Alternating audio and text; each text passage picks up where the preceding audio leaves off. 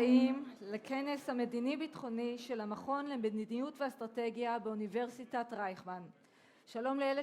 Good morning to everybody who are with us here, those who are on FaceTime and others on the site of IDC.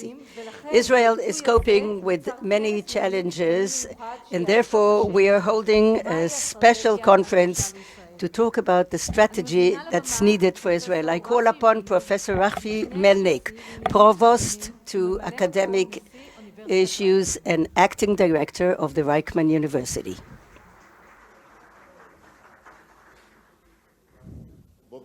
Good morning. Welcome to the Reichman University. The Prime Minister, Mr. Naftali Bennett, Professor Reichman, the chair of the board and the founder of the university, Mr. Fadlon, Mayor of Herzliya, General in Reserves Amos Gilad, the Director of the Institute for Policy and Strategy, ambassadors of Egypt, Finland, the EU, the Czech Republic, Denmark, Russia, Italy, and Greece.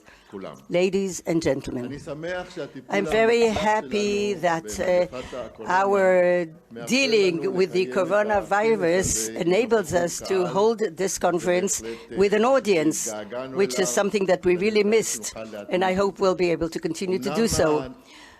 It's true that the participants from abroad are still online and remote listening, but let's hope that next year they'll be able to come and join us without any fear.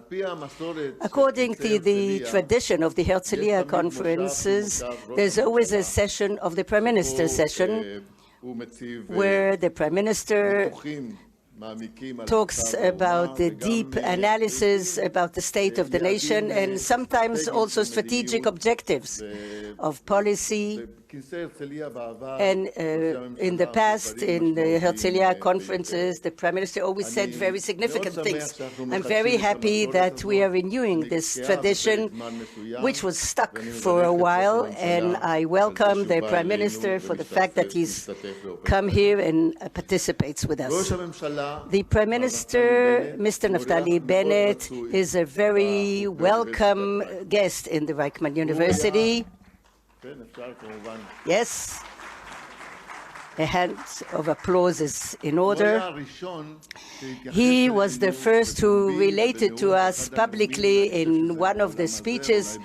I think it was in this hall or another. He related at the time to IDC as a university. And we owe him a vote of thanks for that. I also think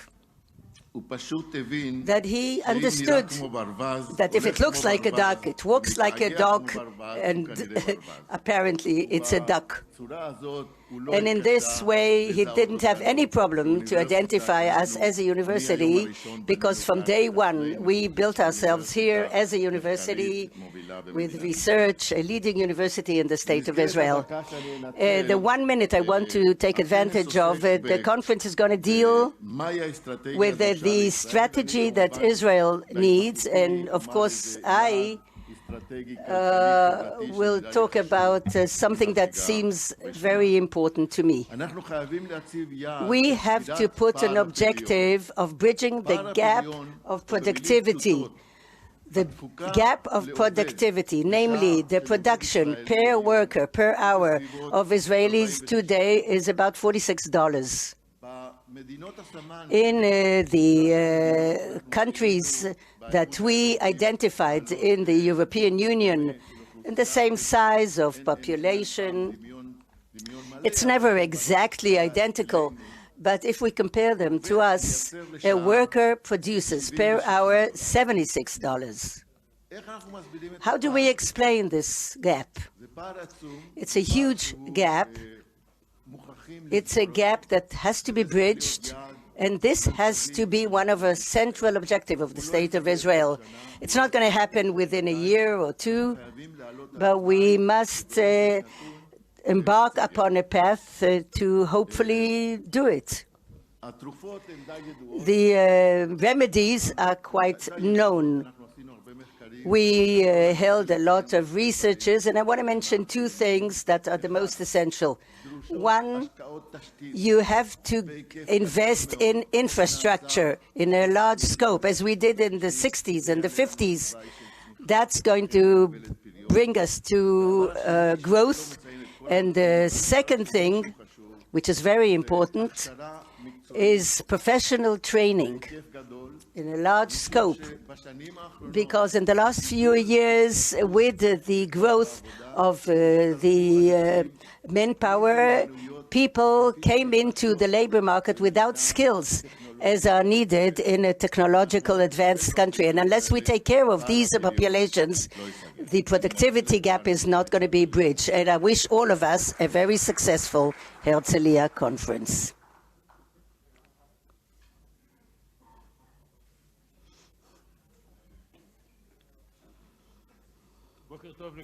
Good morning, everybody. The Prime Minister is already here, so I'm going to be very brief. We decided to hold a conference that will deal with the eternal question, what is the strategy needed? And I'm very happy that the Prime Minister agreed, and we're all very happy. First of all, it's his first historical visit to the Reichman University, but on a national level, I can say something personal. I feel that we're in a different era, and maybe unpleasant things are behind us, and Israel can go on the right path and materialize the right strategy. I have the honor to call upon the Prime Minister, MK Naftali Bennett, to talk to us, to this important and distinguished audience. I'm very excited for the fact that you're all here. I have the honor to call upon the Prime Minister to talk about the future policy. Thank you very much, Prime Minister.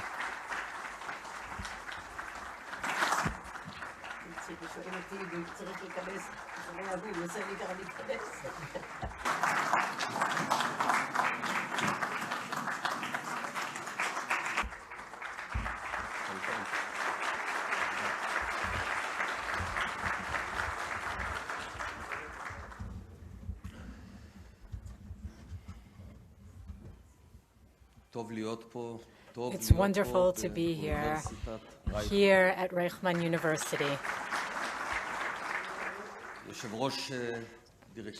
Chair of the board and founding president of Reichman University, my dear friend, Professor Uriel Reichman. Professor Rafi Melnick, acting president and provost of the Institute for Policy and Strategy, Major General Amos Gilad, diplomats, honored guests. For 30 years, the main enemy of the State of Israel has been the Islamic Republic of Iran. The resources that Israel has invested in contending with the Iranian threat, the financial resources, technological resources, covert and overt alike, are enormous. And it seems that after such a long time, we have to look back on what we have achieved and to decide whether we have to recalibrate the enormous effort that we are making. And the answer is that if we look at what is going on from an intellectual perspective, the answer is yes. And let's start with the nuclear program. When I first became Prime Minister, less than 6 months ago, I was amazed by the gap between the rhetorics and the action. I found a very concerning gap between the declarations that we will never allow Iran to become a nuclear superpower and what I inherited in the Prime Minister's office. And to summarize, Iran is in a very advanced state. Its nuclear program is very advanced. Its enrichment machine is extensive and broader than ever before.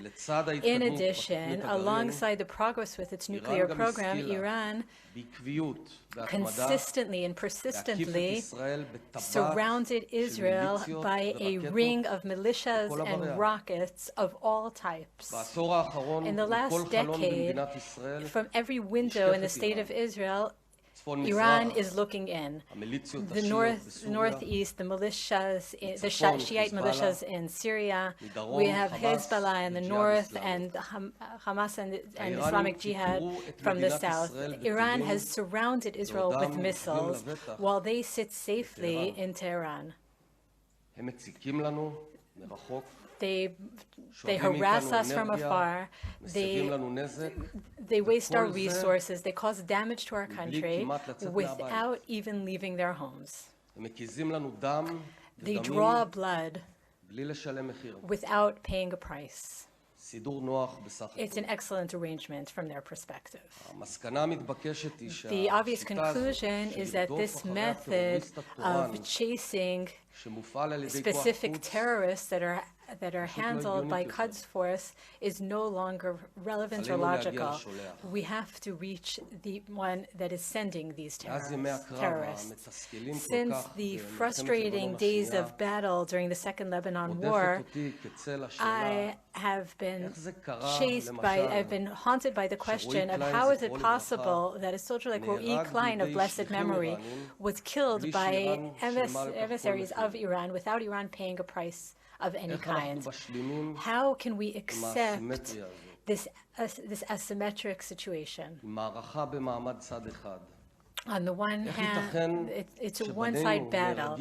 On our side, Tehran, people are being killed here at the orders of Tehran, while the Iranians sit in their homes protected and safe. The Second Lebanon War was what brought me into the world of politics, and today, as Prime Minister, I do not forget Ro'i Klein or my dear friend Emmanuel Moreno of blessed memory, and all of the IDF soldiers that shielded the Israeli citizens from Iranian terror that makes its appearances in different forms. When I became Prime Minister, one of the first things that I did the second week in office was a policy review. I reassessed Israel's policy regarding Iran, with an emphasis, of course, on the nuclear program, but also considering the Cold War that is ongoing between Israel and Iran in the region. It was a long and comprehensive process in which I learned a lot, and it had two aspects. One was to understand the enemy to the best of our ability, and to understand ourselves, what we have done so far, where we went wrong and where we were successful.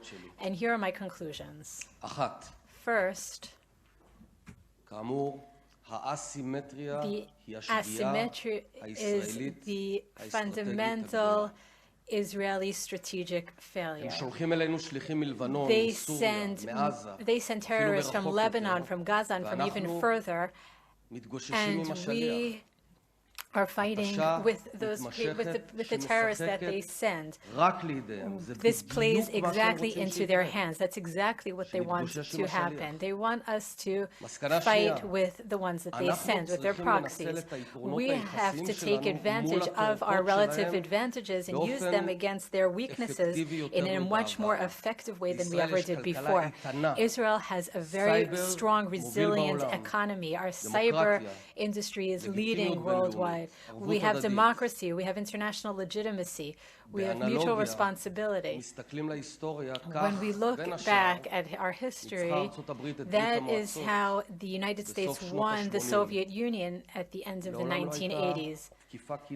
There was never an actual kinetic attack by the U.S. against the Soviet Union. It was using the relative advantages versus the enemy's vulnerabilities. We have to increase the gap with our between us and our enemies, all of them together and each alone. Israel is a very strong country, but it has to become even stronger, much stronger. How can that be done? We need a competitive and growing economy.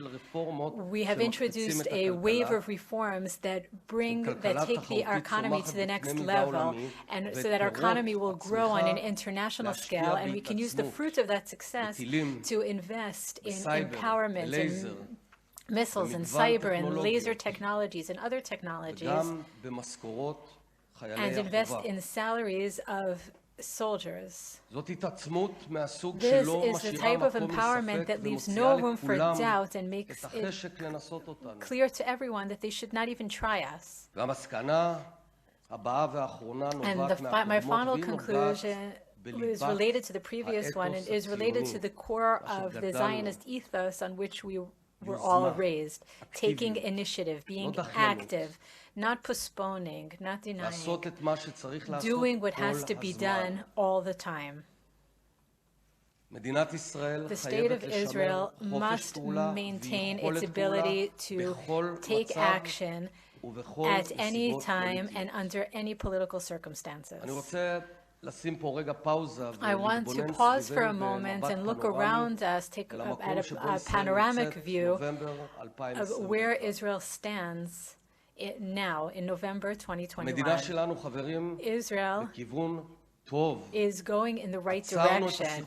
We have stopped the political spiral. We have a budget. We have restored stability in the state of Israel.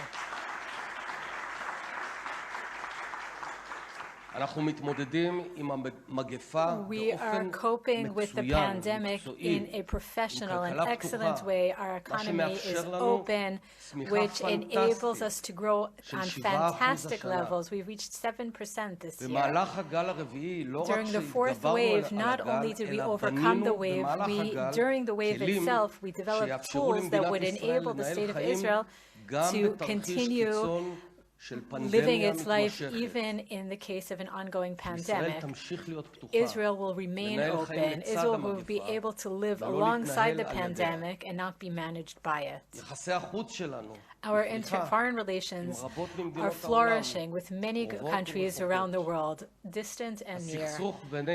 The conflicts between our country and our neighbors who have always defined Israel which defined Israel since its establishment, no longer defines us to the same extent. I have held many consultations over the last few months in which world leaders talked about Israeli innovation. They talked about the booster shots. We talked about collaboration in almost every possible field. Israel is powerful, it's strong, it's successful, and open to the rest of the world. On the other side is the Islamic Republic of Iran, an enemy that we are not interested in, a nation that we have nothing against, a regime that, in order to justify its lack of sustainability, marked the great Satan and the small Satan, and we became the small Satan. But, ladies and gentlemen, Iran is not the giant that we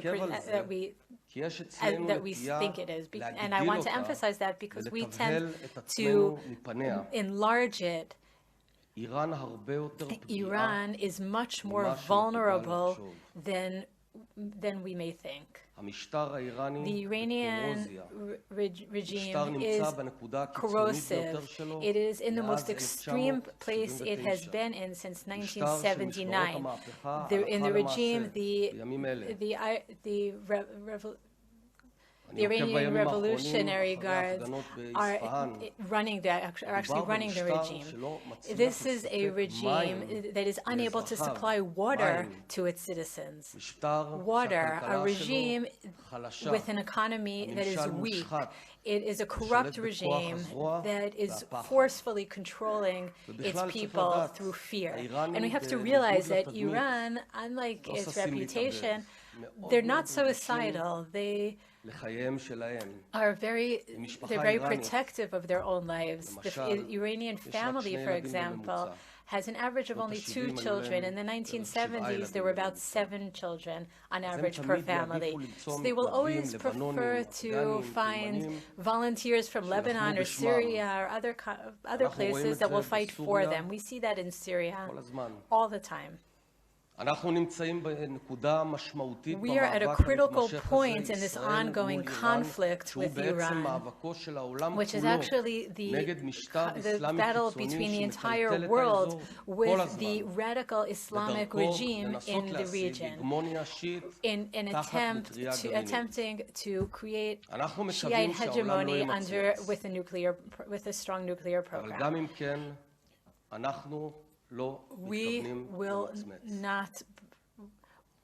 We will not look down. We face a complex time. There may be conflicts. We may argue with our allies, but it will not be the first time. In any case, even if an agreement is renewed, Israel is not a party in the agreement. Israel is not committed and will not be committed to an agreement. The mistake that we made after the previous nuclear agreement in 2015 will not be repeated. At the time, with all the noise beforehand, the moment the agreement was signed, it had an immediate impact on us. Israel fell asleep at the guard post. We focused on other things, and we will learn from that mistake. We will maintain our ability to take action. Honored guests, from the moment Israel was established, it has faced challenge after challenge. Countries change, the names change, but we are never never left alone. But nevertheless, we continue, we thrive from one year to the next, building up and deepening our roots in our land. We have become a small army, from small groups into regional superpower. We are no longer a poor country. We are a thriving economy, a growing economy, one of the most energetic and thriving economies in the world. The challenges have shaped who we are. They have made us stronger, and to some extent, they have made us what we are today. We will overcome this challenge as well. Thank you very much.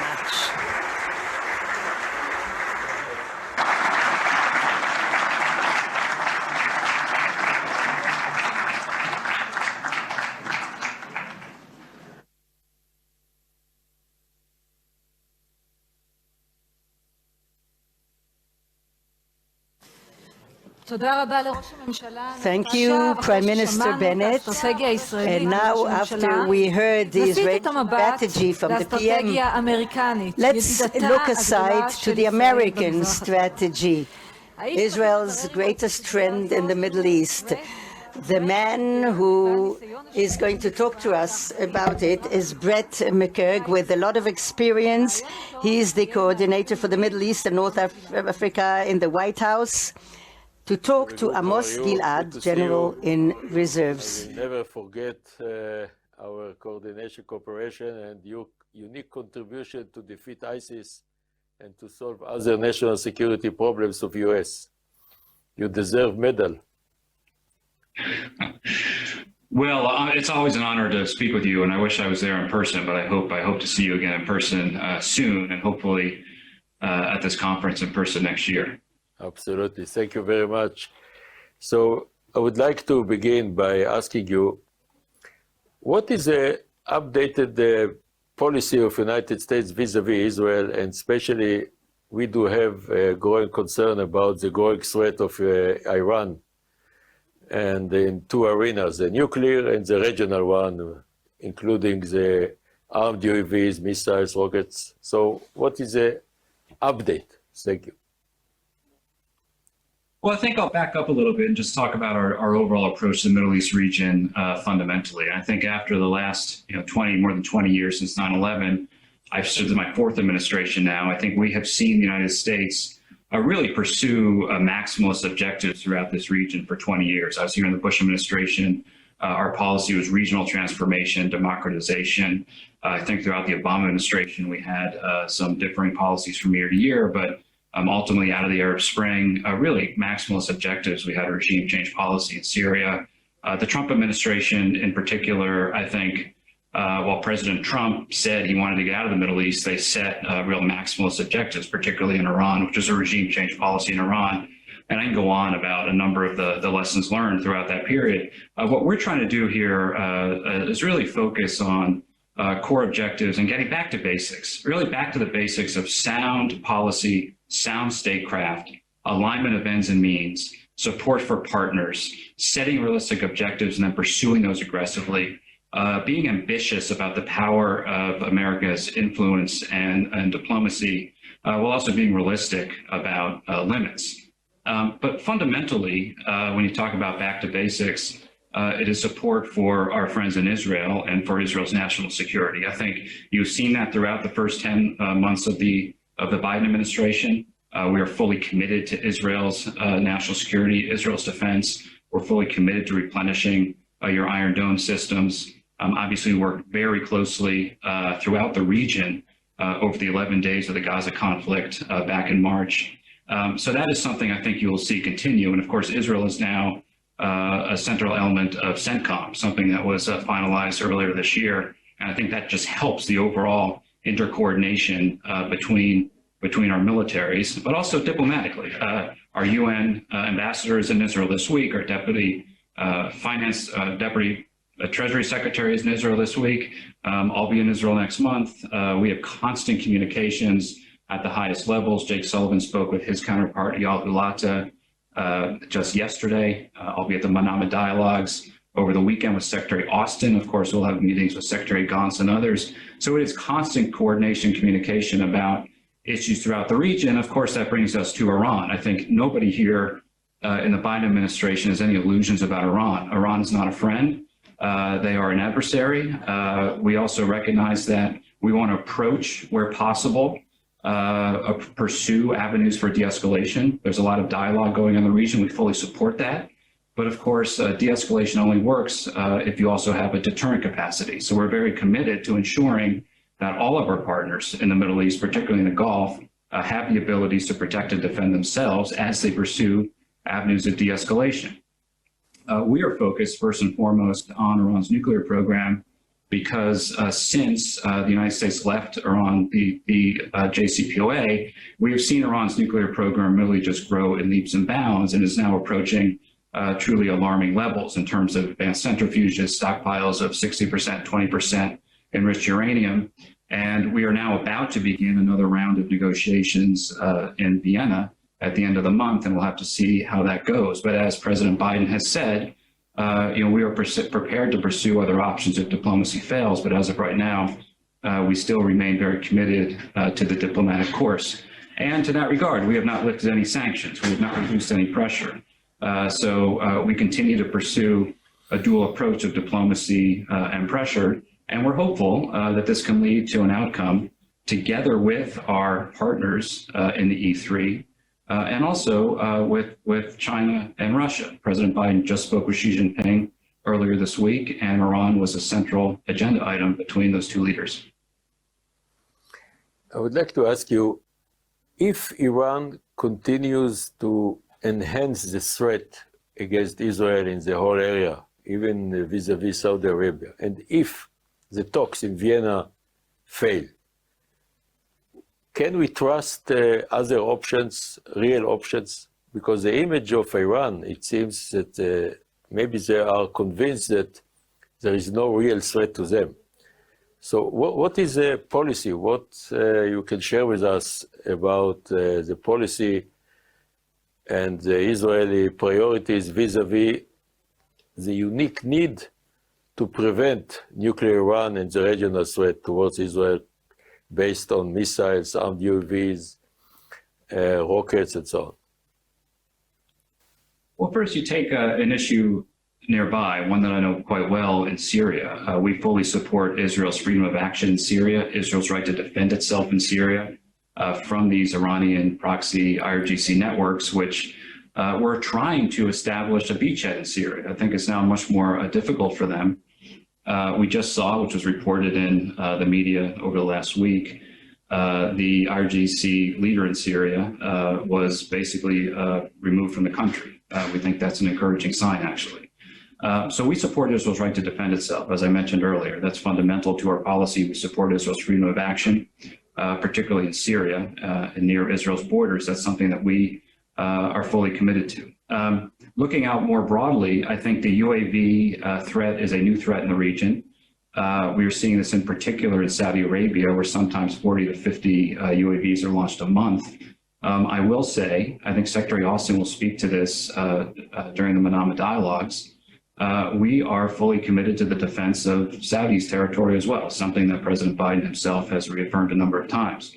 And in that regard, we are helping Saudi Arabia, but Saudi Arabia is really doing it on its own, defeat 90% of those systems. Frankly, that was not the case as of January, February, because this is a relatively new threat. It is the case now. And of course, we will not quit until it's 100%. I will say, Amos, this issue is a topic of conversation between us, the Israelis, and of course, all of our partners throughout the region about how to defeat these systems. They're a threat to us, they're a threat to Israel, they're a threat to our partners. And I think I've seen just dramatic improvements over the last 9 months here. And of course, we're going to continue to make sure we do everything we can to defeat those networks and those threats. You know, the thing about Iran, Amos, as you know better than anyone, they don't spend that much money on these proxy networks. So sanctions are effective at some level. They're not effective at really getting at this problem. I think what is most effective is strengthening the capabilities of partners to ensure that they can defend themselves against these types of threats, closing vacuums, trying to avoid new failed states in the region in which proxy networks, whether from Iran or extremists like ISIS or Al-Qaeda, use as a petri dish to grow their own influence and capabilities. So we're working on improving state capacity, working on improving defense capacity. It is a constant discussion between us and our partners throughout the Middle East. How do you see today our unique developing relationship between Israel and the Arab states? It looks something historic, and U.S. contribution is very important. What is your view based on your experience? Well, I'm glad you asked that. I want to just reaffirm, I'm speaking here from the White House, the Biden administration fully supports 100% the Abraham Accords. We want to strengthen the existing Abraham Accords, and we are pursuing new opportunities, very much behind the scenes. We are pursuing new opportunities. I was just in UAE last weekend, and it is quite extraordinary. I mean, the Abraham Accords are not just, it wasn't just about a new agreements between two capitals. What you really see in terms of the people-to-people exchanges, the private sector exchanges, is really quite extraordinary, and it's growing quite rapidly. And I think it opens up new opportunities for really the entire Middle East region. You know, a lot of challenges in the Middle East, which we're also very mindful of, the security challenges, of course, take up a great deal of our attention, but we're looking over the horizon at climate, at technological change, at migration, the issues that, of course, pandemics, issues that cross borders and that require cooperation between different countries. So, including countries that historically have not had direct open relations. So we think the Abraham Accords are quite important and something we fully support, and we're pursuing and spending a lot of diplomatic capital behind the scenes to strengthen the existing ones and also look for new opportunities. Related to that, if I could dovetail, we've also seen a trend over the last 9 to 10 months, which we also think is encouraging. A number of the kind of polarized divides that we had seen in the region, whether between, say, Qatar and Turkey and UAE and Egypt, we've seen those close up. I just had a meeting with the Crown Prince in Abu Dhabi with Sheikh Mohammed bin Zayed about the kind of new paradigm by which the Emiratis are viewing the world. And we're hearing this from everybody. We're hearing this in Cairo, in Ankara, in Doha, a real desire to work together on shared problems. And that's something we are very much encouraging, lending U.S. diplomatic capital to, facilitating where we can. But this is also a trend that is moving forward. In Iraq earlier this year, we had a Baghdad summit, which brought together nearly every country in the region, which was, I think, quite something. The fact that Iraq, which has been a bit of a proxy battlefield for so long, now bringing countries together, very important. And we see stability in Iraq as also fundamental to the future of the Middle East, and we're fully invested there as well. So there's a lot happening, but on the Abraham Accords, full support from us in the United States. That was reaffirmed when Prime Minister Bennett was here and spent a couple hours with President Biden in the Oval Office. And that's something that we'll be continuing. There is a change of the attitude and policy of Arab country states vis-a-vis Syria. Is there a need to update or to change the policy from the American perspective? Vis-a-vis Assad, of course. Yeah, well, we're not changing our views towards Assad, period. There's no prospect of American normalization. We have not lifted any sanctions on Syria. And we believe that some of these steps are premature. We're also realistic because one thing that we have done, when I talk about getting back to the basics of sound policy, sound strategy, sound statecraft, it requires listening and consulting in the capitals of our friends and partners. And so obviously we have heard throughout the Middle East region that after 10 years of isolation, the results were not what might have been anticipated 10 years ago. We had a caliphate. We had spent a lot of time defeating a caliphate. We had a dramatic increase in Iranian entrenchment and influence. And so there is a desire to have an Arab voice at the table in Damascus. And so we are part of this conversation. I think our position is very clear. We think some of those steps are premature, to say the least. At the same time, if those conversations are going to be had, I think it's very important for Assad to hear directly from these Arab capitals some of the expectations of him. And before anything, in terms of normalization, I think a word that is overused, can go forward, there are steps that the Assad regime would have to take. I just put some of this in context. The Syrian Jordanian border opened, I think 2 years ago. It closed because of COVID, it reopened. That's not particularly a new development. Mohammed bin Zayed spoke with Assad in 2020 before we came into office. So a lot of these steps were moving forward far before we got here. It's an ongoing conversation with our friends in the Arab world. I think we're realistic about the way they are viewing the situation. We want to work with them while also making our views quite clear and trying to ensure that those conversations, if they are had, try to move the process forward. I'll just say almost on Syria, we had a pretty in-depth strategic review on Syria, the situation, and we really focused on 3 trends in the country. Number one, the civil war violence that just tore the country apart is really at the lowest levels in 10 years, and that's a good thing. And that's because of ceasefires that are in place throughout the country. We want to keep those ceasefires in place. And we've had an in-depth discussion with the Russians on that. We believe they are committed to that. And we are ensuring we do all we can that those ceasefires remain in place. Secondly, the humanitarian situation in Syria is about at the worst point that it has been in 10 years, just in terms of basic necessities, food, basic necessities of life. And we have consulted with the ICRC, with the World Food Program, with NGOs that do a lot of important work in Syria and they all came to us and said what Syria needs is more early recovery activity. For example, the ICRC explained to us that they can deliver water bottles to Syrians in regime-held areas, but they can't do operations and maintenance on a water treatment plant because of the chilling effect of U.S. sanctions. U.S. sanctions were never meant to cover those types of activities, and so we've made clear that they do not. But we have not lifted, we have not waived any sanctions, but we do want to ensure that the humanitarian situation can be addressed. One way that manifested itself, Amos, was U.S. diplomacy coming out of the Geneva summit between President Putin and President Biden. We achieved a unanimous UN Security Council resolution to maintain cross-border humanitarian aid into northwest Syria. That's something that we want to see continue over the next 12 months at least. And finally, in Syria, the ISIS al-Qaeda situation remains serious. U.S. forces will remain in Syria. We're committed to that. We think our presence is quite effective, it's sustainable, and it is focused on that core mission of ISIS. So those are really the 3 main objectives: humanitarian, maintaining ceasefires, making sure that we do not have a resurgence of ISIS. And then, of course, we want to pursue the political process through the UN Security Council Resolution 2254. The chairs of the Constitutional Committee between the opposition and the regime met for the first time ever a few months ago. Again, no major breakthroughs are on the horizon, but we continue to support that process.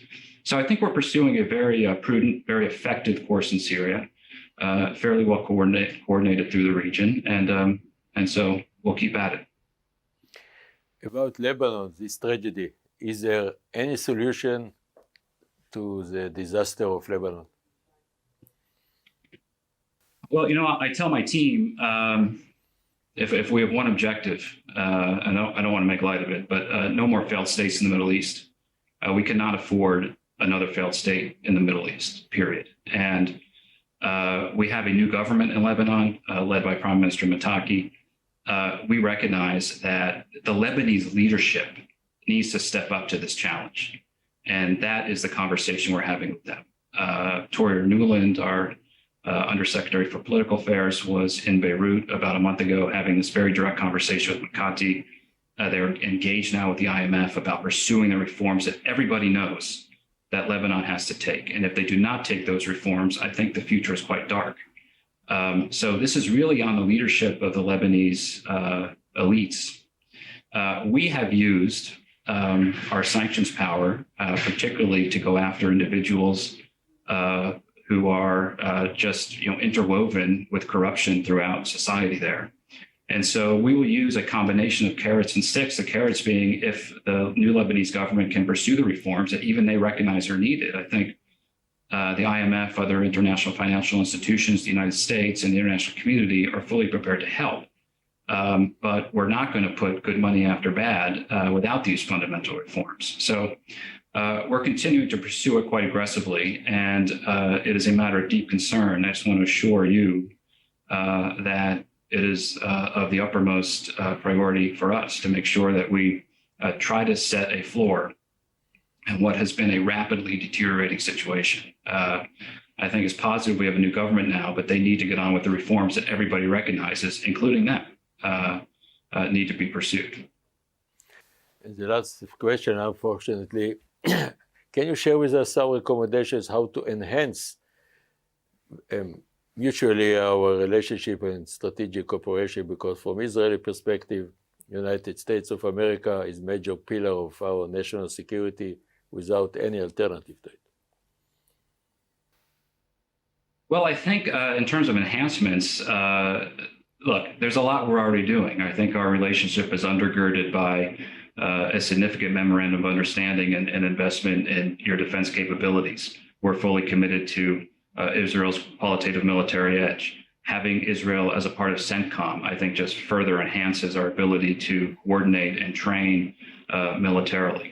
Our political cooperation, I think, is extremely close. We felt that in the Oval Office, again, with Prime Minister Bennett and President Biden. And I think what's most important here is that President Biden, if you ever hear him or see him talk about Israel, this is something that is just deep in ingrained in his soul. It is in his heart. He always says to us and to others that if Israel did not exist, we would have to invent it. And so this is something fundamental to the Biden administration. I feel very good about the Israel-U.S. relationship and where it can go from here. I'll just leave it on a question you asked me before, the Abraham Accords. Again, we are looking for ways to expand those. It's going to take some time, but there are potentially some big developments here over the horizon.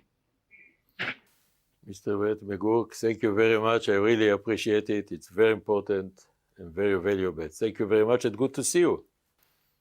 Well, General, it's an honor, and I look forward to seeing you in person again very soon. Absolutely. Thank you very much, and see you soon. Bye-bye. Thank you.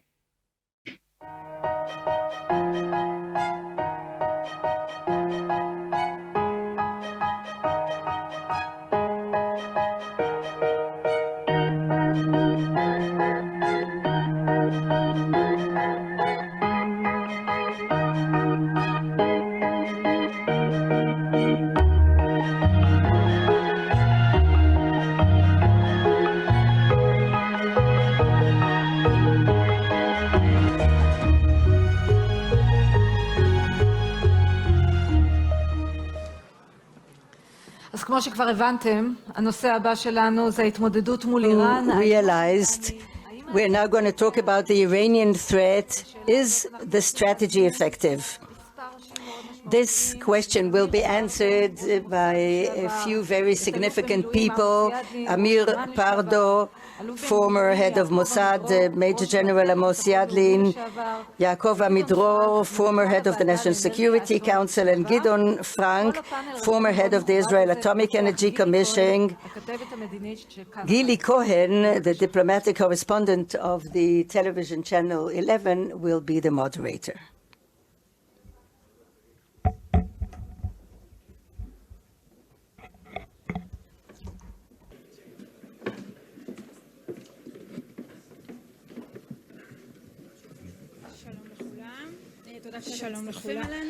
Hello, everybody. Thank you for joining us. It's a great challenge, and the panelists have even a greater challenge because of the timetable.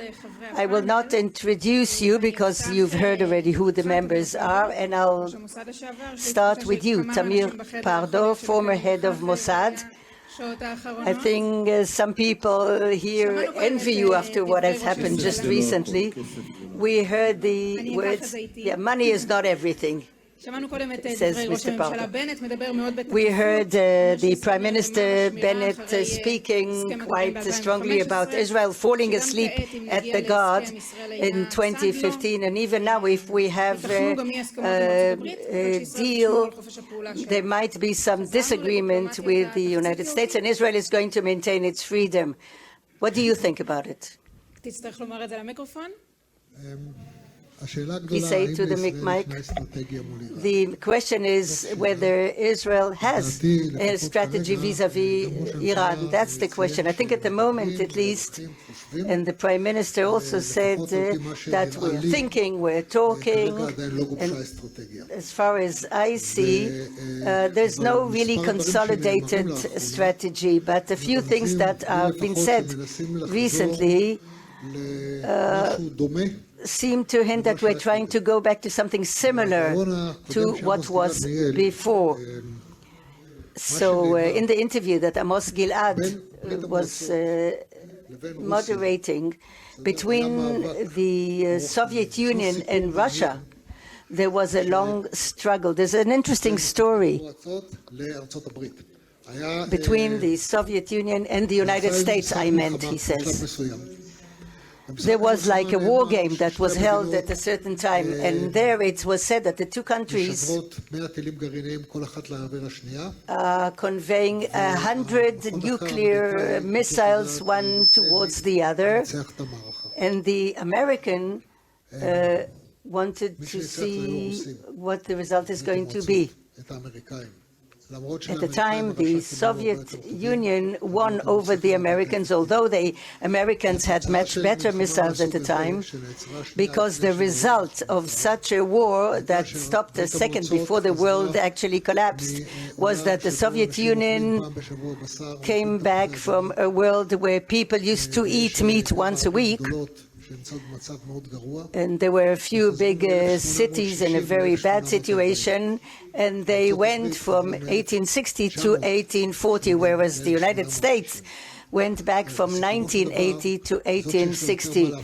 So at the end, the one who really had a lot to lose actually lost the battle, although the weapons were more sophisticated. The PM Bennett said that we are a country with a wonderful industry, wonderful economy, with a health system, education system, with all the criticism, it's very good. The security strategy, in all these things, we are better. The question is whether we can keep threatening every day on waging war. You have to remember one thing, that the IDF or the security system do very well the campaign here and there. They know how to attack the nuclear plant in Syria. They also know how to release the people from Entebbe. Regarding a one-time shot, there's no force in the world that's better than the IDF. Iran is not the same thing. Iran, it's not the same opera. Iran, it's a third circle. This is going to be a war in a third circle. Only one country can do that, and that is the USA. And there as well, they are required also to do things differently. If we cannot finish this in a one-time shot, we have to think twice. You don't think it's possible? I am not exactly familiar with the intelligence of today, but when we talk about multiple targets, as opposed to what Amos did, you have to remember that the Iraqi story and the Syrian narrative were imported capability, because in Syria the plant was Korean, in Iran it was French. Now we're talking about scores of targets in Iran. And unless you can hold Iran in a situation like United States tried to do Ladakh after the first Gulf War, then we can find ourselves in a situation which will be much worse. Thank you, Tamir. And continuation, Gidon, I'd like to ask you the question that will lead us ahead. To what extent is Iran even close to an atomic bomb? In general, we can say that in order to obtain nuclear weapons, there are three components that are necessary. You need fissile material, and you need a launcher. Iran is basically doing whatever it wants about a launcher. It doesn't have everything that it needs, but it is definitely making progress in that direction. Regarding the development of the weapon itself, it seems that stopped a few years ago, but there are many things that they are doing secretly, and you have to realize that the intelligence on this is very minimal. So there are many question marks on this issue. So we know what was going on in 2003, maybe up to 2009 and 10, but not beyond that. So there are a lot of questions in that regard. But when we're talking about the amount of fissile material, we know that you need 25 kilos for one bomb. Enriched to 90%, uranium enriched to 90%. We knew that they had. We know that, and we know that how far they were from that, and that is really the only thing that can be measured to determine what they have. And the easiest way to do so is what the Americans call the breakout time. In order to answer your question, I would say that the breakout time gives the minimal necessary amount of time that they will need to obtain a bomb. Developing everything else, that we have a lot less knowledge about where they stand. The breakout time now is 3 weeks, which is the general, that's the common assumption. In 2013, before the agreement, it was about 1 month. The breakout time was about 1 month. Because of the agreement, it was increased to 9-10 months. And once we withdrew from the agreement, when Trump withdrew from the agreement, the breakout time was dropped to the current situation. So this index, this measure, is very important for understanding where Iran stands. And just a word about the value of this agreement. This agreement has many disadvantages and a few advantages.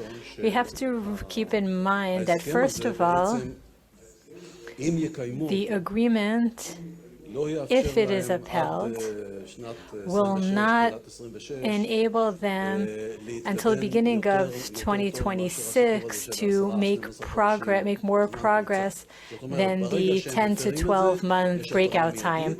Once that is violated, there'll be an instant alert, and then it'll take about 10 months until they're able to obtain nuclear weapons. Because of the current situation and everything that happened, their technological knowledge is much better. And even if they're able to restore themselves, to restore the initial situation, they will shorten the breakout time by developing more advanced centrifuges. It'll be reduced to 6 to 7 months. Another thing that we have to remember regarding the agreement is that until 31, say about 9-10 years from now, they will not be allowed to have more than 300 kilo of highly enriched uranium. So as long as they uphold the agreement, they will not have the ability, and if they violate the agreement, then sanctions can be imposed very quickly without any option for veto, not only U.S. sanctions, but sanctions imposed by many other countries around the world as well. So there is an opportunity if the agreement is similar to the previous one, and that's a question. If it is similar to the previous agreement, then we have a time frame in which it's quite clear what will happen. We have about 9-10 years in which they will not have the ability to make progress towards obtaining nuclear weapons. And after that period of time, the breakout time will be about a month like today. But if they violate the agreement along the way, then there will be an instant alert and instant sanctions. And that's the advantage of this agreement. It buys time. Is it important to buy time? We heard all different things about what's happening in Iran. The water crisis in Iran is so severe that I'm not sure if it'll take 1 decade or 2, but they're facing a major catastrophe there, and that has implications for our ability to prepare as well. That's the advantage of buying time. I would like to ask the two of you the same question. Next week, the nuclear talks between the superpowers and Iran will be resumed.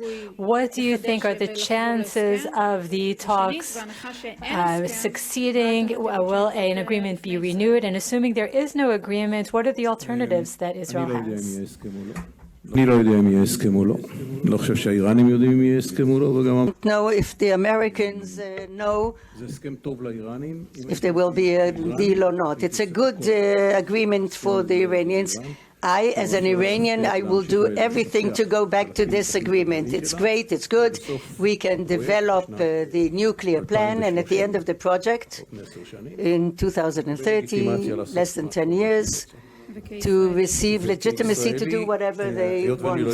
And as an Israeli, because I don't know, I have to ask myself, what are the possibilities? I have 3 possibilities at the moment: to continue the diplomatic effort and to try to convince the United States that without a military threat and pressure on Iran, nothing's going to happen. You have to remember that the Iranians negotiated with the Europeans. We forget it. They called it a critical negotiation because they were criticizing the U.S. Nothing came out of it. But we brought the Americans to pressure the Iranians, and at the end of the day, we even took them out of the SWIFT. They couldn't transfer money from one person to the other, and that was brought Iran to the negotiation table, and Obama was preparing a military option and said it's on the table.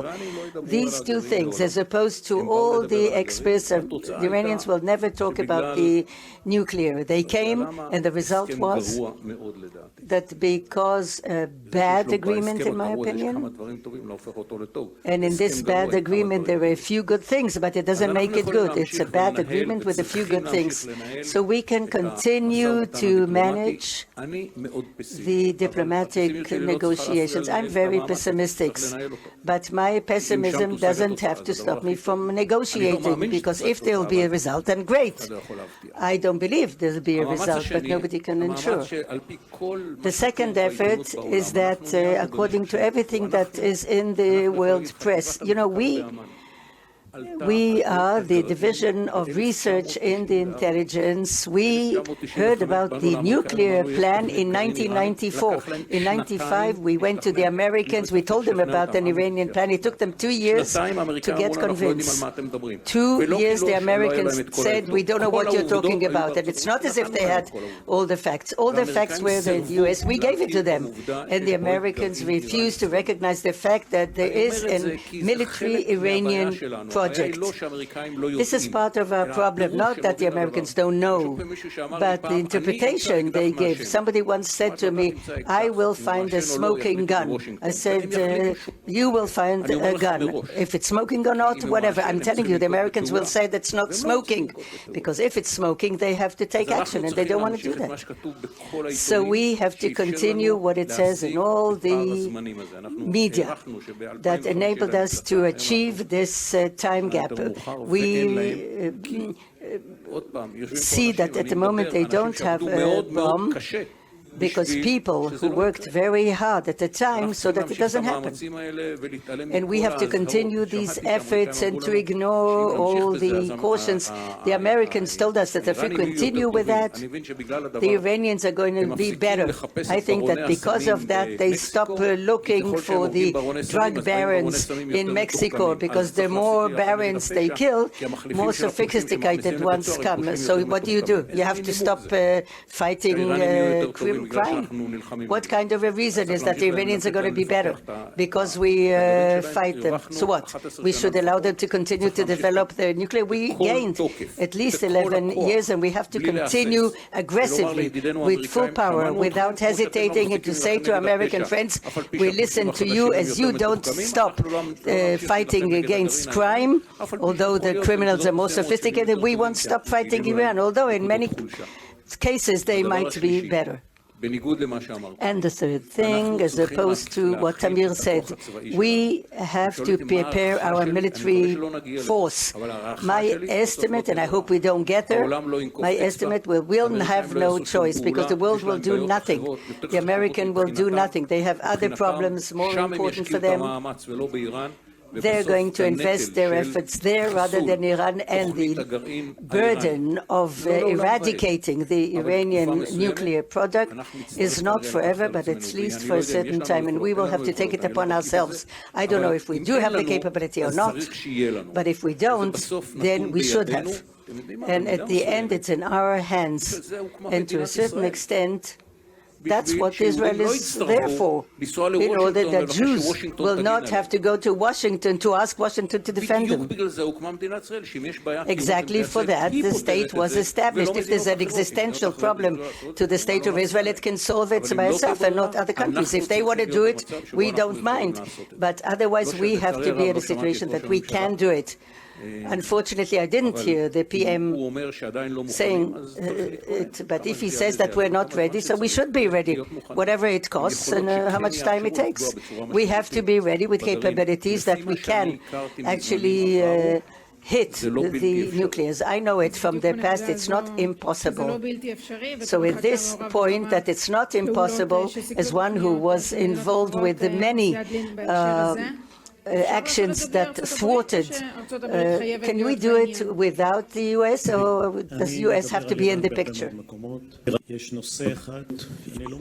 I talk about Iran on many platforms, but there's one issue that I don't talk about in open forums, and that is Israel's operational policy. We'll keep that in closed rooms where this issue is actually dealt with. I want to talk about strategy. Does the State of Israel have a strategy?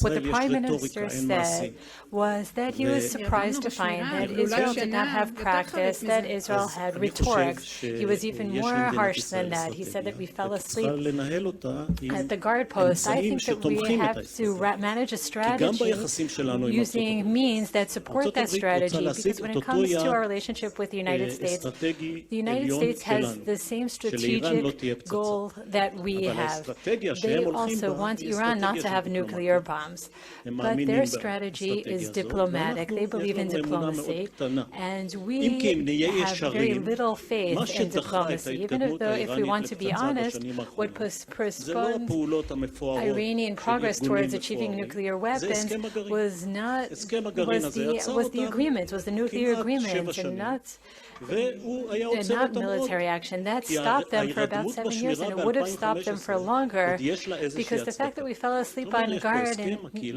several years ago was somewhat justified. There was an agreement. The international community had signed an agreement for 15 years. If they had listened to me, I would have said that the agreement isn't terrible for the first 7 to 10 years, as Gideon Frank explained why. But it was a terrible agreement in the past few years, and we should never have reached that point. So it makes sense to sit back for a while for the first few years and plan for the last year. So you're saying that the maximal pressure on Trump was a mistake. The mistake was not in 2015. The mistake was in 2018, when, after the withdrawal from the agreement, during its good years, we had to withdraw in 2028, not in 2018. So if you withdrew from the agreement agreement because, like Amidor said, you think it's a terrible agreement, and you don't agree with me, with my assessment that it was a good agreement for the first few years. The Iranians maintained that agreement, and they didn't violate that. We have to realize that they were stuck where they were. They were 2 months away from a bomb. They became a year away from a bomb. They sent the enriched uranium to Russia. They were left with just a few hundred kilos, and they were years away from achieving nuclear weapons. And that is much better achievement than we would have been able to make with military actions. But in 2018, after the withdrawal from the agreement without a plan B, because if there's anything you should know about the Iranians, they are smart, they are intelligent, they believe in strategy, they invented chess, they understand the details, they make incredible rugs, and we can't underestimate them. And they were even smarter than we think, because they didn't withdraw from the agreement. They wanted to reach the end point, because at the end, the agreement is excellent for them, as Amidor said. So all they did was violate it and continue to make progress. And now, regarding your question, will the agreement be renewed or not? The Iranians are going back to negotiations, and they're strong. They're strong and facing an enemy that is passionate about renewing the agreement, but the Iranians are strong. They're reading the picture, and they're demanding much more than before. They're demanding the removal of sanctions that are not related to the nuclear program. They're insisting that the president and the next president of the United States will not withdraw from the agreement. Biden can't give them that guarantee. It depends on Congress. Congress needs 2/3 to approve that. Biden can't make that promise. The Iranians are very stringent. So the chances of renewing the agreement from before are low. And we have to realize that the agreement that we'll reach now is much worse than the previous one, because the fact that we put them a year back, they have already made progress. They have advanced centrifuges, and they have knowledge that can't be taken away. You can't move their knowledge, take their knowledge away and move it to Russia. The Iranians are very strong. I believe that we will not renew the agreement at this point. I don't think they'll be longer and stronger either, which is in agreement, the next agreement that's being discussed. That's another stage. The longer and stronger, which is a better agreement, a longer-term agreement, and a stronger agreement, was not invented here in Israel. It was invented, it was presented by the Secretary of State of the United States. We had to embrace that idea, but all we said was there is no way that we'll sign an agreement with Iran. So the Americans gradually withdraw back from that excellent idea. So I think that what will end up happening, because since it'll be difficult to go back to 2015 and longer and stronger, it will be impossible, and the United States and the Iranians are not interested in a crisis. They will continue to drag their feet, just as they have done since the Biden administration began about 10 months ago. There'll be long negotiations. There'll be freeze and unfreeze, freezing the sanctions less for less, and the Iranians will stay where they are, which is very close to nuclear weapons, closer than ever before since we started dealing with this issue. They're closer now than they have ever been before, and that is because of the very wrong policy taken by the State of Israel. So why was the Prime Minister surprised? Does that say something about the decision-making processes in the State of Israel on the most important issues in Israel? He was a cabinet member. He was the Minister of Defense. The Iranian issue was handled by a single person, maybe with 1 or 2 other people. But the strategic discussions that Tamir was talking about never happened, because at the time it was clear that withdrawing from the agreement in 2018 was wrong without having a plan B. If the Iranians make progress, then Trump would attack them, Israel would attack them. No one dealt with it, no one did that. And that was the problem, not signing the agreement in 2015. I'd like to go back to, I see that you're nodding, Mr. Vardo. First of all, everything that Amos said is precise. I just want to say that what happened in 2018 was a tragedy. It was It was an unforgivable strategy. The fact that Israel pushed the United States to withdraw from the agreement 10 years too early. I'm not saying it's a crisis. I'm saying that it's a mistake, a strategic mistake. I think a crisis is too harsh.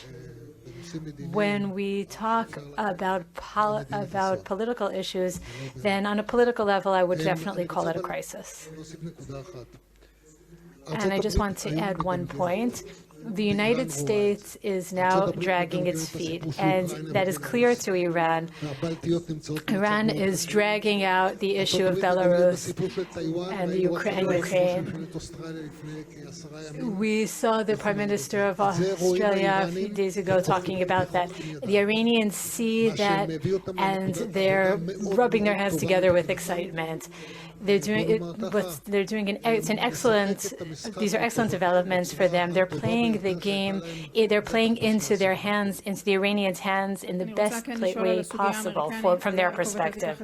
I'd like to ask about the U.S. perspective. Maybe Yaakov can take it from there. We see the beginning of hostility between Israel and the United States, rhetorics, as we heard from before, but also a statement, like you said, in the New York Times. Israel may be successful in the operations, but it's failing in strategy. What do we do about that? First of all, I want to make a comment. There's a panel here, I think, that we can be proud of. We're all friends. We have discussions, but always polite. Things are difficult. I don't think that the withdrawal in 2018 was wrong. I think it was right. It's not you can get out, find the American president that he will withdraw when you feel like it. We could have had presidents that nothing would have happened. I think the mistake was that there was no plan B prepared. We should have withdrawn from the deal, and it's good that we convinced the president of the United States that we should withdraw. What's wrong was that we did not prepare Plan B. The mistake was not the exit. Exit was good, smart, in the right place, because you cannot select a president. This president agreed, another may have not. The second thing is, historically, if I'm not mistaken, the chess was not invented in Iran. It was invented in India. It's true regarding everything we say about the Iranians and then praising them. You have to remember, in Iran, they went to a nuclear plant and they thought they would have a bomb 11 years ago, but they don't have it. And I'm not sure they have better ways to deal with some of the challenges that we pose to them, and we can continue to do so.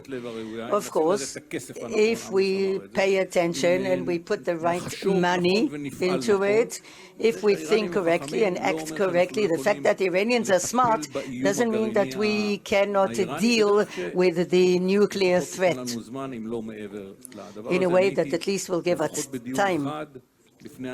I was in Thyssen, one discussion before the bombing of the nuclear plant in Iraq, and they said maximum 5 years. Think how many years have passed since then. Time in the Middle East is nothing objective. It depends how you take advantage of it. And from 2018, we did not take advantage correctly. Regarding the Americans, look, the problem in America is our problem vis-à-vis America is that in the eyes of the Americans, some of them in an extreme way, Iran is no problem at all. In the Middle East, there are much more difficult problems. Human rights, the Palestinian issue. Iran, you have to cover it with a Band-Aid. But this is not one of the real problems of the Middle East. If you heard Turki al-Faisal just 2 days ago in Manama, these are the real problems of the Middle East, Palestinians. Yaakov, you talked about time in the Middle East that is running out, and so is our panel.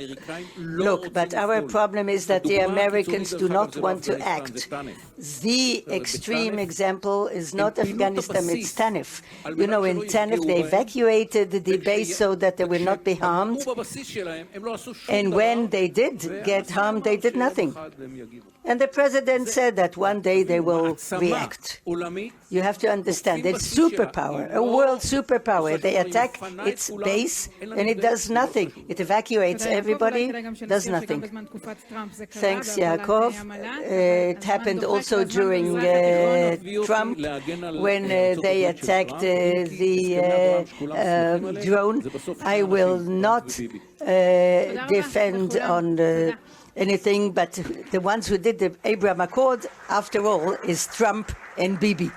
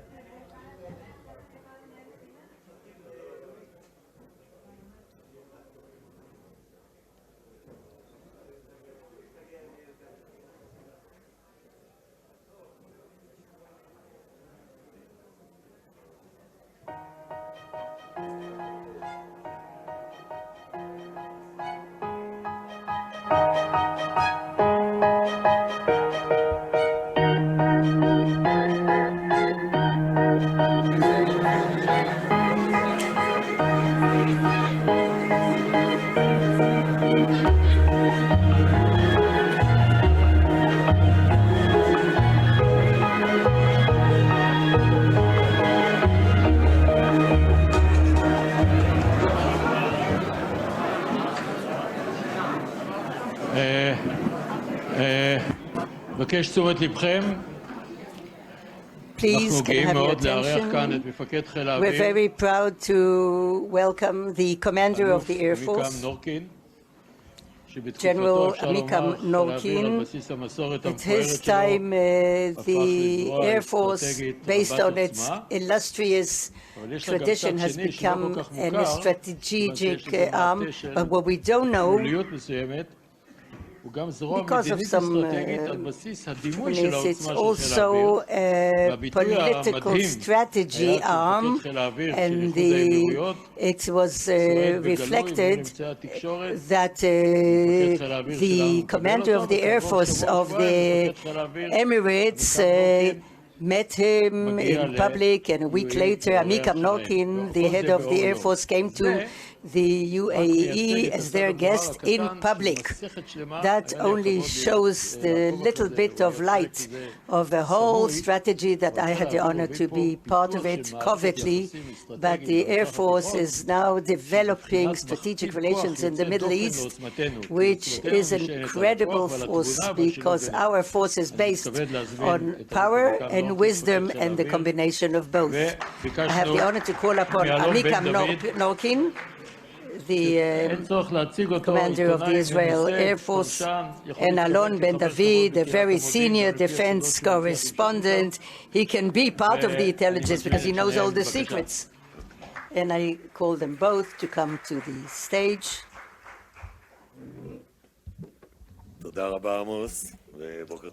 Thank you, Amos. Good morning, Amikam Norkin, General. Maybe more than everybody else here, the one who is really in the front of our conflict with Iran. I sat behind you during the former panel. I saw that you were moving here and there in some of the statement. I understand that it's because the questions that we're going to, I understand you're in uniform, but nevertheless, you know the title of the conference is what's the strategy that Israel needs? But you heard from almost everybody, the question mark is, does Israel have a strategy at all? Can you formulate maybe the directive, the strategy of the Air Force in this struggle when we talk about Iran? Good morning, everybody. Thank you for the opportunity. It's a great honor for me. Many, many people sitting there who were my mentors throughout the years. As a commander of the Air Force, I don't ask what the strategy of Israel is, but how does the Air Force contribute to the strategy of Israel. And due to the activity for 70 years, the Air Force today has become more and more, and I mean the Air Force. That's a global trend. It's not just in Israel, but the aerial trend is more relevant and contributes more and more to the strategy of Israel. The strategy is required to rely on military force and deterrence, but the Air Force, apart from the deterrence, today managed to develop activities that are very significant. I think with the intelligence and the area command, with the Israeli interests, without dragging Israel to war. You have to build a force based on a certain directive. When you understand the big picture, what Israel wants to achieve, when you look at these two challenges of Iran, developing nuclear plan and regional impact, what is the directive? What kind of force do you have to build in order to realize this strategy? I'll get to that, but at the end of the day, a state that has the economic capability and the military power is a state that has an impact of a regional and global player. We see more and more countries who go back to this place. In the past, they were not there. It's not in vain that countries came here. After 73 years, the Royal Air Force came here the first time. What are the British looking for here? They want to be a player that has an impact in the global arena. Therefore, we are using our Air Force in attacking and defending in order to deter and to create aerial diplomacy. In one of the opportunities, I said that on one wing we have the weapons, and on the other wing we have the regional cooperation with air forces in the region and in the world. This collaboration, the air diplomacy, is a bridge to regional stability. And on that bridge, Israel can, together with its intelligence, so that the state of Israel will do things nationally. And the example that Amos spoke about, the connection with the AEA, I think there are many things that are still covered. We saw you last year, you took off your new diplomatic hat in the Emirates, but I want to understand, again, what about building force? The Chief of Staff spoke a few weeks ago about preparing the military option against Iran. What does it mean? The IDF determines target on a yearly basis, and the statement of the Chief of Staff for us changes our kind of modus operandi and puts Iran at the head. And that, of course, from that derives the training and the resources, and it's more in the focuses in order to develop the skills, and that will be reflected in the work plan. So in the next 2 years, we're going to hear about longer flights, more than we did 10 years ago. I suppose yes. I suppose we will be required, maybe some of the acquisition plans are going to change. We have to get to a situation to have capabilities to fly longer distances, but there's no question that the military system that is estimating the situation and creates the objectives, that happens in the Chief of Staff's office, and the Chief of Staff tells us about the order of priorities. So people talked about former 2 deals with Iran, and of course the situation today is different. I understand you cannot elaborate, of course, but is the Air Force capable of giving a real response to the Iranian threat? I'm not going to go into operational issues, but I think that there is one thing thing that I suppose everybody will agree upon, and that is that on the table there should be a military alternative. Whether we operate it or not, our responsibility is to prepare this alternative. And that's what we're going to see in the next few years. The Army is building the plan in the Chief of Staff office, coordinated with the government, and will see us and the various bodies in the IDF accordingly. When we see what until a few years ago was the end of times, doomsday, we now see you in the Emirates, and we have Navy Israeli ships in the Red Sea. So what's going to be? We'll see the Israeli Air Force landing in the Emirates and training there. You know, they ask me very often, do you train with other forces? What, they'll come to the next war and help us? No, that's not the goal. We have, of course, collaboration with the American Air Force, and the connection that we have today, in general, I allow myself today, with the military in the U.S. and also the Air Force in the U.S. is the best, the closest and deepest that I ever remember in all my years of office on a daily basis. These connections, but in general, our connections, our training do not serve only the immediate military aid. The fact that Germany, the German Air Force, they acquire military equipment from the Israeli army industry. The fact that commanders come here and train with us, learn from us, we learn from them, that creates legitimacy in the world. These generals go back to their countries.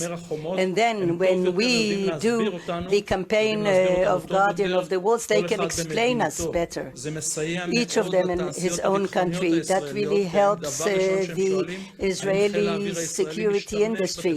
The first thing they ask is, does the Israeli Air Force use these technologies? So these collaborations are very, very important. But the military industries, we saw guns going to Morocco. And, are you in favor of these technologies? When I was in Dubai, there were commanders there from the entire region and the world.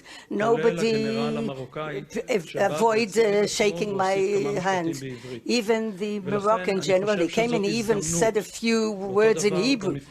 So I think this is an opportunity. The same in the Gulf area, and I can tell you that in 10 days' time, I'm going to visit for the first time, I think ever, that an Israeli high officer visits Japan. I go to Japan for 48 hours. You ask, why Japan? What, they're going to come and help us? No, but I think that in our connection, we can, through this, create some of that strategy that Israel needs in developing connections, legitimacy, new areas to build force, and that's a great opportunity. And therefore, we have to do these things cleverly. It is in the Ministry of Defense. What do we sell? Who do we sell to? How do we do things? And as usual, there's more than one channel, but we have to play all the time in order that at the end of the day, short-term and long-term, to look at the challenges of the future to make the right selection to the strategy of Israel. And we make so much progress with the new partners. As commander of the Air Force, which direction do you think this can go? First of all, our main advantage is our professional level. It's not just rapping. What we have, our advantage is our professional, is our high level of proficiency. So we have to make sure that what we do the right way. I think that we will soon send observers to the Emirates. I see that I can picture the Emirates doing aerial exercises with us. We have a planned exercise in Greece, and the Emirates and the Israelis will fly together in this drill in Greece, and we are gradually laying the stones and paving the road towards a better future. Do you envision other neighbors joining the agreements? I hope that the neighbors that are less public will gradually come into the light. I think that these relations are important and they strengthen Israel's interests. The entire region is concerned by the different types of Iranian threats, the cruise missiles, the different attacks, and of course we're concerned by this as well. We have partners between here and the Persian Gulf. Will there be any type of shared system, defensive system that we develop with the countries with which we have agreements? I'm glad you asked me that question, and I would like to begin by saying that the cruise missiles and the attack drones, these are trends that will continue over the next few years. So we will see less tanks and combat soldiers attacking Israel's borders. We will see missiles and rockets and UAVs that attempt to infiltrate Israel's borders. We intercepted one on the eastern border and on the northern border and from the Gaza Strip as well, meaning that Hamas in the Gaza Strip also has capabilities to use UAVs with a good level of precision to attack us. We intercepted them with combat planes and others with the Iron Dome missiles. As the Prime Minister mentioned before, and as the Minister of Defense talked about at other opportunities, the White House also talks about regional defense. And my answer to you is that this is an excellent opportunity to develop relations and build a defensive program and plan for all of the countries that have a shared interest to protect themselves from the Iranian threat. We can contribute quite a bit to intelligence, detection, and interception. Even though these UAVs are small and considered almost harmless, it's not true. It's difficult to detect them.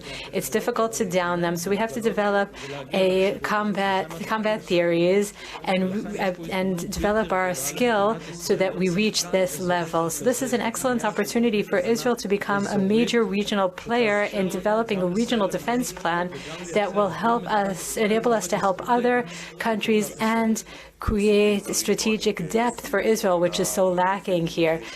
Some say that you persistently down UAVs in Syria, on the ground in Syria, and I want to ask you, what is Iran's capability to launch an attack of this kind, like the one that we saw in Aramco in 2019, a precise attack against a strategic target? Any defense player or goalie would say that it's always best to be on the defense side. So our defense task our defensive activities have been prioritized, and we're trying to reach a state of zero infiltration into Israel. We're looking at that from the systemic perspective. I think that this is something that will threaten us over the next few years. The scenario that you talked about is one that I'm preparing for. We have to be prepared and not be surprised if it happens one day. Just in the last month, the 7 attacks were attributed to the Israeli Air Force. Are you measuring the accumulated effect of this campaign? It seems like you're attacking and acting, going on over and over again, but the Iranians are still there. I won't talk specifically about an attack or a specific week, but the campaign that since 2013 we have not only been managing a strategy of ongoing security or of war. We want to create an impact during routine, and that was later called the campaign between the wars, and this changed our perspective. And since 2013, the Israeli Air Force has been working based on this strategic idea. I think that the strategic goals that the government has set for the Army and that the Army has been implementing over the last few years is undoubtedly having unprecedented achievements. This is not activity that we don't want it to lead to war, and therefore we keep one foot on the gas and one foot on the brake brakes to make sure that we are not moving too fast or taking measures that are not necessary. But we also can't be on zero, disrupting, preventing, reducing, and causing capabilities to and interfering with capabilities. We're talking about systems, UAVs, and missiles and rockets. These are things that we will not accept. We're not willing to tolerate on Israel's borders. And that is clearly having unprecedented and exceptional achievements. There's certain discomfort among the Syrians towards its Iranian guests. Do you see any change in the Syrian trends and a tendency to want to push Iran out? I don't think that's something that's going to happen anytime soon. I think we have to continue to work persistently and determinedly. It's going to be a long battle. We have to defend our interests. But when there is discourse on on the political scale with the Russians, for example, we don't have any direct interest in causing harm to the Syrian regime, but rather only to the sponsorship that it gives to the Iranians. I think that over time the Syrian regime will also realize that Iranian presence is harmful for it. It will prefer to push them out of Syria. A lot of the efforts that you're investing in the campaign between the wars is to prevent Hezbollah from obtaining precision weapons. But this campaign is limited to Syria. Since 2019, Israel has avoided attacking inside Lebanon. The previous prime minister also talked about Hezbollah efforts to develop precision weapons inside Lebanon. Where do we stand with that situation right now? The issue of precision missiles is something that we've been dealing with for quite a few years, and the distribution of precision capabilities is expanding because all of the civilian technology is becoming precision-based. So we're surrounded by precision from all directions, and we have to develop our strategy for dealing with it. It's not only warheads, it's also the ability to collect intelligence, the time management of advanced weapon systems. So we realize that since Israel is a small country with very few strategic sites, we will not be able to tolerate many attacks by precision weapons. So our goal is to prevent these strikes, and this is reflected not only in the kinetic perspective, it is also related to the intelligence perspective and defense. We are improving our defensive capabilities and also related to offensive issues. The Lebanese issue is something that the army is dealing with on a regular basis. So you're saying that you're constantly measuring the temperature and comparing the other side's capability and our capabilities in the defense and offense perspective so that we know exactly where we stand when the temperature rises too high and action is needed. This is done as part of the assessment, the situation assessments done by the Army, and we are still very far from the point where we will have to take action. In conclusion, I would like to ask you something that we talked about before, even though we didn't discuss this in advance. You published a book. A book was published about the function of the Air Force. I know many people didn't like the book that said that the Air Force hadn't cashed the deposit that it had left. When the state of Israel is facing a multi-arena scenario that is plausible, it is not unrealistic that we'll deal with multiple arenas, multiple fronts in the near future. Will the Air Force be able to cope with that? And that's a question that I think about every night before I fall asleep, and it keeps me up at night. It's something that I think all commanders of the Air Force were troubled by. We will do everything possible, of course, I think the Air Force is always preparing itself for future challenges. And I want to say a final word. The wars that my generation and people who served in the IDF during different wars, they're very different from the ones that we experienced 50 years ago. They usually don't end with sticking a flag on a hill or signing different agreements, since these are sub-national organizations and their interests are different than national interests. The wars are based on shooting missiles and rockets. The question is, if they're shooting missiles on the last day of the war, does that mean that we lost?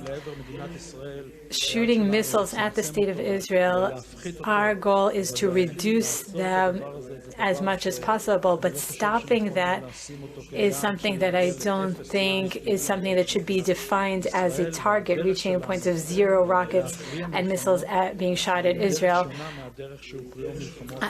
Our way of deciding, of resolving wars today are different than 50 years ago. And if you're interested in depth in the details of what the Air Force did during the Yom Kippur War, which is something that I learn new things about every month, and I want to refer you to a lecture given by David Ivri. You can find it on YouTube. Spend that hour and a half and listen to slightly different data. And I think that can teach quite a bit about what the Air Force did during the Yom Kippur War. We learned a lot from that war. And thanks to Benny Pellet, after the Yom Kippur War, he developed the Air Force strength correctly in the best way possible. We saw those benefits during the first Lebanon War, and we see those advantages today as well. The ability to maintain the aerial advantage, no matter which war we're fighting. This is a proven capability and it's a top priority. Unfortunately, our time is up, but I do want to take this rare opportunity to ask you one last question. This conference talks a lot about strategic challenges. And if you read, people who read this survey about the stance of Israeli society towards the IDF, people wonder if there's a crack in the confidence that the people of Israel have in the IDF. Can this become a strategic challenge to the IDF capabilities? Public confidence, the confidence of our families. I have 3 daughters. The youngest is doing her army service now. I think that is what supports us, what backs us as the Israeli army. I say the following. As a commander of the Air Force, 2/3 of our human resources are people aged 18 to 21. People don't believe that 2/3 of the Air Force soldiers are between age 18 and 21 doing their mandatory service. Those who man our simulators are 19-year-old girls. Those who are sitting in who are operating the Iron Dome are young adults, 18 and 19-year-olds. Our technicians, male and female, are all very young. So we attribute very, very much importance to the mandatory soldiers. And we realize that everyone in the region uses similar equipment. What was true over the last 70 years, the human capital, the ability of the IDF soldiers to bring that added benefit that guarantees our victory has not changed. So we have to keep the best people in the army in service. We have to give them a sense of meaning, of significance, of empathy. It's not just on a few hundred shekels. It's a matter of sensitivity, the big ability to look into their eyes, to improve the terms of service. And it's something that the commanders in the Air Force are very aware of. They put a lot of effort into that. I think that we have the Iranian threat on one side and Israeli society on the other. And I think that both are very, very much within the awareness of the IDF commanders. Thank you very much.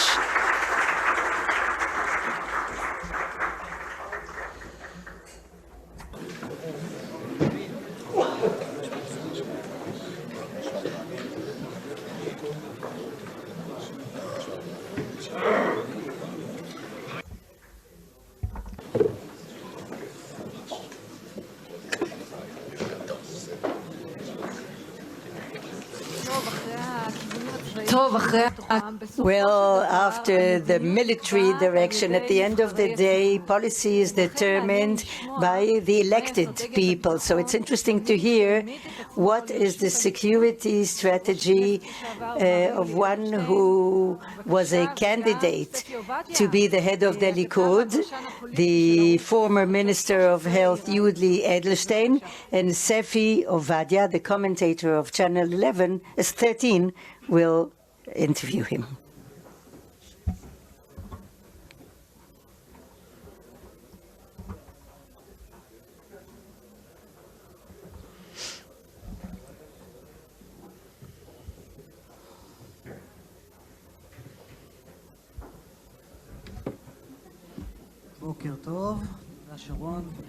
Good morning. Good morning, MK Edelstein. Before we begin talking about security and strategy, some of the national security is also internal resilience. You were a Minister of Health, but you were the Speaker of the Knesset as well. Are you proud of the discourse in the Israeli parliament in the last few months? For 7 years, I tried to improve the discourse. As a Speaker of the Knesset, I succeeded here and there, but I think it's much easier to destroy than to build. And we've seen it in the last year. Obviously, what is happening in the Knesset, it's not just an issue that I am now the national kindergarten teacher to explain how bad it is. But you were very accurate. When I see a headline about security strategy of the State of Israel, it starts from some sort of a social resilience. We're in a bad place. And I've said it for years that the Knesset is not an entity in itself. Members of Knesset want to live and they want to continue with their political life. So had they known that this behavior does not bring any results, and when they go back to their party, forget the other side, to their own party, and the people scold them for their behavior, they would behave differently. Unfortunately, this is not the case. So tell me, I could have asked you, MK Edelstein, do you think that we need to put in attorney generals into cages and forget about justice? I'm not going to ask you, it's so self-evident. People have been talking like that. I'm sure you do not side with this style. But what you just said as well, when Amsalem, a member of Knesset, and additional MKs of your party, this is the style they speak. They go back to the Likud party. Do they get some support for that? Is that popular among the voters to express themselves in this way? Look, the Likud is a very large party. It has everybody, everything, yes, including also some black sheeps, maybe more than one. There are circles that really like this style of speech, others like another. I can just want to remind you, there is a collective. Okay, the collective. We see more and more MKs walking this path. Yes, but others take the opposite path. I don't think this is the interesting question, but some MKs, they go the other way. But I want to tell you regarding the collective, and I want to remind you who was elected first in the former primaries, not somebody who cursed. So when you were running to be the head of Likud, that means that you also think about being a prime minister, unless people are saying that this is a tactical move only. That's not the situation.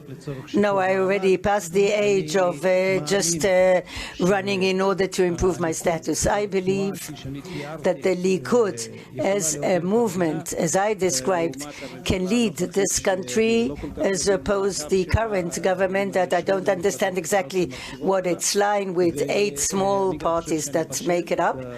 And I also think that I'm mature enough in various areas. I've got the experience of leading people and to also relate to the issue that you spoke about, because I think that as a speaker I have a record. And also, you know, last year I was thinking about the fact that when there was a panel of experts, I came early because I wanted to listen to them. This year I really realized the understanding. What does it mean to work with experts? I worked with the best experts in health. I understand Dr. Fauci is going to speak in a minute. I worked with people no less good. What does it mean to work with professionals? Not to say yes, sir, to anything that the expert says to you. Maybe it's not pleasant for me to tell you, but a few great experts, and I mean it. Even some people who are speakers in this conference told me in intimate, closed discussions just 2 years ago that there will never be an agreement with any Arab countries before there is a comprehensive agreement with the Palestinians. It wasn't to the media, it was just in strategic discussions. Yes, as a professional stand, unequivocal. And therefore, I'm saying to work with experts is to give them a feeling that they can express any opinion, to work and process things together with them later, what's possible, what's not, what will the public agree to or believe in. So that when I think about this entire experiment together, and when I think about the fact that the government of a wide, serious, stable government is actually achievable, that I think I should run, not for tactical reasons, but in order to win. And maybe even in this Knesset still to establish a wide government, serious, that will be able to respond to all the challenges. So in that, you think that you're really mature enough, sorry for the cliches, but to sit by the red phone to deal with security issues, that wasn't exactly your expertise. Also, as a speaker of a Knesset and as a member of the Security Cabinet, I think I participated in quite a few discussions. But let me tell you, apropos as a continuation to work with experts, I made very harsh decisions in life, even on life and death, without any expert next to me. I saw 4 walls and me, nothing more. And if I sit now with you on a stage and you are going to interview me as a candidate to be Prime Minister, I knew how to make the right decisions without experts. And when they talk about the isolation of a Prime Minister, who at the end, he is alone, I understand the responsibility, the weight. To tell you that I'm scared and I'm going to run away? No. So let's talk about the burning issues, and that is Iran, especially when we look ahead to the next week when they talk about the deal again. It's a fact that this government, and now it's its responsibility, but I'm asking you because you were part of the former government. The fact that Iran today is closest to threshold capability, the international community is not really interested. Whose fault is it? We're talking about results. I don't think you can find anybody to blame. Let me tell you, first of all, when we started to talk about this in Israel, it really didn't interest people. It didn't interest them because they are priorities. I'll tell you just as an anecdote, I was always a responsible person. I was a member of Knesset in the opposition. I think it was 2007. I went abroad to some Jewish business. There was some Jewish event, but I knew that I have contacts in the parliament. I'm going to meet a few people. I got some training here from the Security Committee, what to say, what not to say, 2007. And I met met everybody, and it was very good. Nobody understood what I wanted from their life. When I said we have to talk a little bit about Iran, there's an Iran issue, really good people, including the head of their own security cabinet. They didn't know what I wanted. What problem? What are you talking about? So apparently we managed to change the discourse.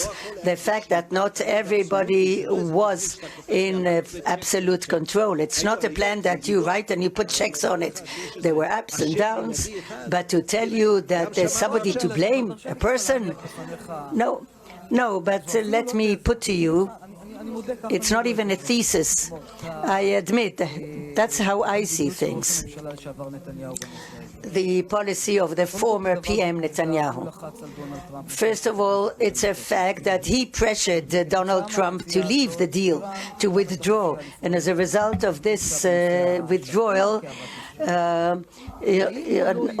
did exactly what it wanted. Did he not gamble on the victory of Trump in the last elections when he went to convince him in his first term of office to withdraw from the deal, and he failed, and now we pay the price? First of all, it's very easy to analyze things in hindsight. How did you know that there's no second term of office? In the American statistics, it happens very, very rarely. Is it true for that moment to continue with the deal? So you say that it was probable to believe that he's going to go to a second term, so this was a gamble. Yeah, that's statistics. I didn't ask Netanyahu if he gambled or not. But you can create a policy that is based a little bit on statistics. Another thing is that the nuclear deal is not just the nuclear itself, it's everything around it. And Iran, without sanctions, that puts weapons wherever it can in the Middle East, and the evaluation of the IDF because of the change of reality in the north, in Lebanon, and a certain slowdown in what's happening there with the precision missiles. So apparently there's more than one component of what happens with the Iranians in the last year. And the last thing I would say to this, it's not a question of up and down. I miss in this entire discussion one basic thing. To my mind, the most dangerous is that Iran is much more determined in its wish to obtain a nuclear weapon, maybe in a longer way, than the international community is determined to prevent it. And this equation had to be changed. Tactical issues, what the IDF has to do, options, political effort to convince the Americans about the military option, all these things, yeah, that's obvious. But I'm saying that that's exactly where the difference lies, because Netanyahu is saying, I wasn't hesitant to confront the American administration. I went to the Congress despite Obama, and Bennett has a different approach. We saw today that he underscores a little bit the differences between us. If you were the Prime Minister today, are you going to go with Netanyahu's approach and you're going to make a differentiation between us and the Americans, or the approach of Bennett? I think it's ridiculous to even answer this question. I'm not Netanyahu, I'm not Bennett. If you ask me, Yuli Edelstein, as a candidate to be a PM, I think that with the political experience that I have during the year, and there are very few leaders of the world that I never sat for a conversation with. I never turned corners. I sat once with the president of Colombia, Santos, very educated person. He sat in front of me after he met Shimon Peres and Netanyahu, and he said, And I wanted to meet you, especially, he said to me. I said, oh, that's very flattering. Why is that? He said, because my whole life I thought that there's only one solution to the conflict with the Palestinians, 2 states for 2 people. And I was told when they prepared me that there's an Israeli leader who thinks otherwise.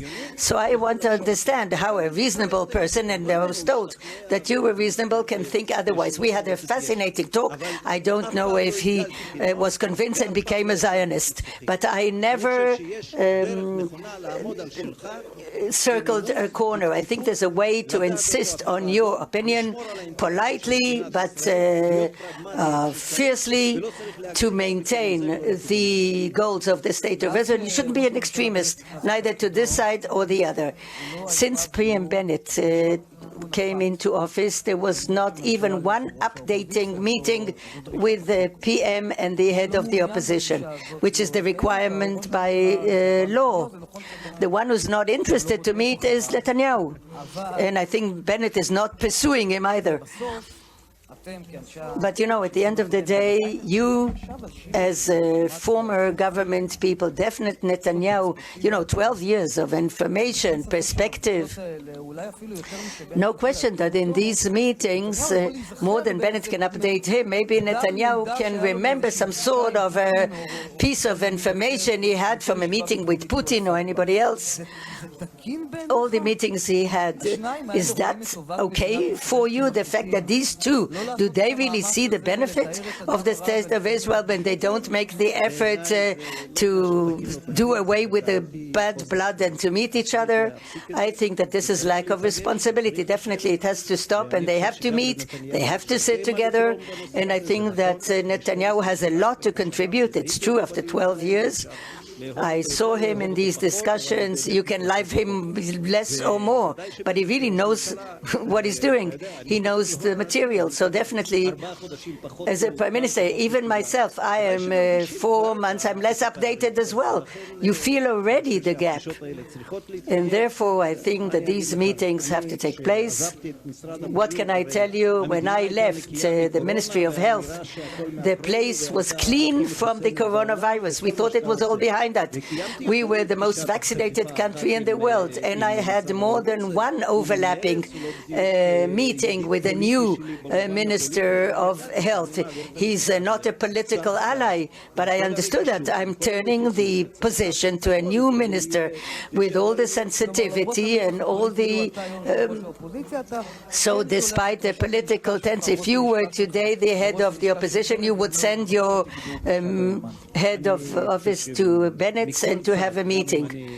I think that both sides, even if I'm PM or head of opposition, I would do everything possible so that these meetings take place. This is a national interest.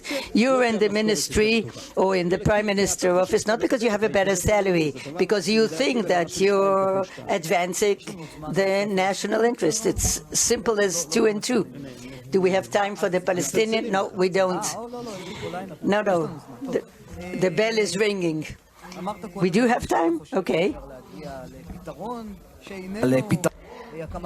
You said that you thought it would be possible to reach a solution other than establishing a Palestinian state, and that's de facto what is happening. Israel didn't want to establish a Palestinian state. There wasn't a partner. It doesn't matter what the reason was. The fact of the matter is that the Palestinian Authority, the moderate Palestinian Authority, is losing popularity. Hamas is gaining strength. Abu Mazen may die tomorrow. He's not young and he's not healthy.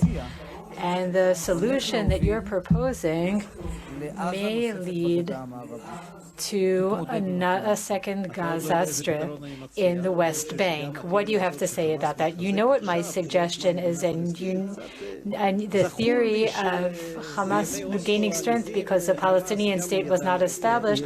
I don't agree with that, because I remember that way back during the Oslo times of the Oslo Accord, Hamas was able to mount severe attacks. During the visit of the Vice President of the United States, Mike Pence, in the Knesset, I spoke at the plenary and I said that, in my opinion, in any industrial zone in Judea and Samaria, there is more peace than in any agreement that had been signed up till then, meaning that practical cooperation that is win-win, that both sides can gain from, that is what we have to deal with. That is what we have to focus on. In the academia, I hear talks about the three-state solution, and that's the difference between the academia, which is very interesting to have a seminar on the topic of a three-state solution, and the practical people in the field. First of all, the political leadership of the State of Israel, and sitting back and doing nothing is not an option. We have to promote cooperation, and from my experience from the past year, you have to externalize as little as possible, at least in the initial stages. When I vaccinated the workers, the Palestinian workers, no one talked about it, but when they tried to bring in a shipment of 1 million vaccines for the Palestinian people, when it was on the media, suddenly the leaders didn't like it, they disapproved, they had a problem with it. Not the civilians, but the leadership didn't like it. So we have to move slowly, we have to continue making progress with practical cooperation and talk less about general encompassing agreements, because no one is ready for that. Thank you, Mr. Edelson, former Speaker, candidate for head of Likud and Prime Minister. Thank you very much. And thank you all.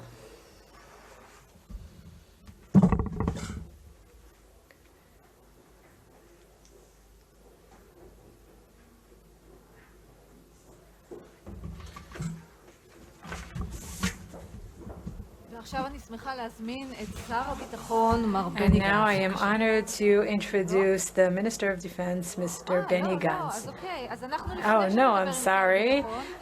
Before we talk to the Minister of Defense, we will talk about the coronavirus. We talked to Knesset member Yuli Edelstein, former health minister. One of the major global challenges of the last 2 years is the coronavirus, which demonstrated the most clear way possible the connection between healthcare and strategies. There have been a lot of headlines in the media.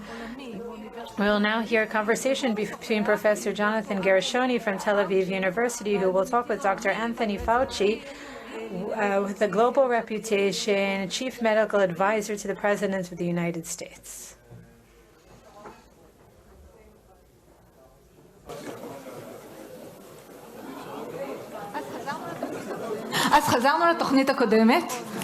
I'm sorry, we're back to the original plan. We will now hear the Defense Minister, Benny Gantz, Major General Benny Gantz, and we will hear the interview afterwards.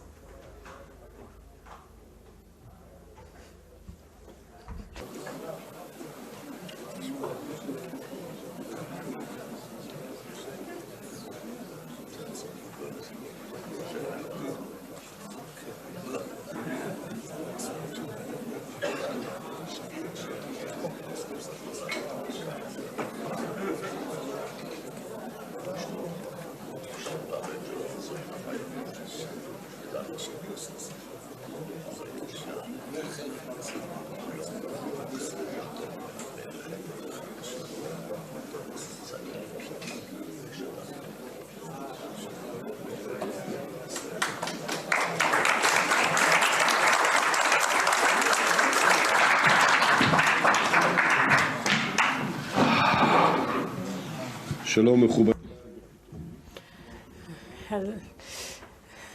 everyone. I guess it seems that I surprised you. Honored guests, directors of the university, my friend Amos Gilad. Hello, everyone. Since the State of Israel was established, it has been surrounded by threats and enemies. During its early years, it was threatened by the Arab armies, that Israel overcame by maintaining its military supremacy, making the state of Israel a fact for the region and for the rest of the world. Over the years, the threats have changed. Their intensity has changed, but Israel was always able to respond, to plan, to develop from the operational and technological perspectives, to adapt itself to guarantee safety and security for its citizens. This conference, entitled what is the necessary strategy for Israel from the security perspective. In order to answer that question, I would like to consider the threats with which we are faced. And the answer is clear. In addition to many other threats, we are currently faced with one significant strategic threat that faces the entire region, and that is the Iranian desire and action to become a regional hegemony and to obtain nuclear weapons. Regarding the strategy for coping with this threat, I would like to begin by saying that Israel does not stand alone. And the Iranian threat and the Iranian challenge is shared by other countries, not only Israel. And therefore, the strategy that we take against this threat must take into account that our allies and friends in the free world, especially the United States and other countries in the region, have the need to take action to eliminate this threat, and they have the ability to do so. The conflict between Iran and Israel is not related to territory or resources like other challenges and threats that we've faced in the past. This is an ideological conflict. While Israel is the only strong democracy in the region, Iran strives to put a radical regime in place that tramples human rights. Gays are hung in the streets. Women are excluded from the public. The regime controls all resources based on its own needs and not on the needs of its citizens. Israel must realize that must emphasize that we have no conflict with the Iranian people. Our conflict is with the Iranian regime that sees the battle with Israel as a milestone for achieving regional hegemony. First we take Damascus, then we take Berlin. As the song goes, first we take Damascus, then we take Berlin. The Iranian goal to become a regional and global hegemony is not solely an Israeli problem. The Iranian objective of destroying Israel is something that requires us to develop our own solutions. In other words, Iran has intentions, but it does not have the capabilities and must not have those capabilities, and that must be neutralized at the current stage. The responsibility for coping with the Iranian challenge is first and foremost that of the world that may find itself faced with an unstoppable, extreme and radical regional hegemony. Because how does Iran work? Iran uses economic influence to realize its political and security goals. Not only do we see the Iranian influence in Yemen, which is a country that is one of the most vulnerable and fragile of countries worldwide. Just last week, 14 UAVs attacked attacked Saudi Arabia from Iran, apparently harming the airport and oil sites in the country. In Lebanon, which is experiencing severe crisis and severe shortages of food and fuel, Iran is funding Hezbollah with millions of dollars per year that goes mainly to the Shiites, thus tearing the country into pieces and destroying the ability to rule there. It funded the civil war in Syria, which is in order to plant its militias there to serve Iranian interests. We recently saw an attempt to assassinate the Prime Minister of Iraq that was also done using Iranian explosives. Iran transformed the marine areas into a war zone. Over the past few years, it has launched many attacks from its territories into to targets at sea, many using explosive UAV drones. Two main bases were attacked in the Jabahar region in southern Iran, from which attacks were launched at maritime targets. We're using advanced explosive drones. But the Iranian influence is felt on the political level as well and causes diplomatic and security crises. Iran is trying to create islands of terror around the world, not only in the Middle East. It is involved in drug trafficking and money laundering all over the world. Iran, for example, transports weapons and oil to Venezuela and operates Quds Force operatives in the country. It created the political crisis in Venezuela in order to remove the U.S. from its areas of interest.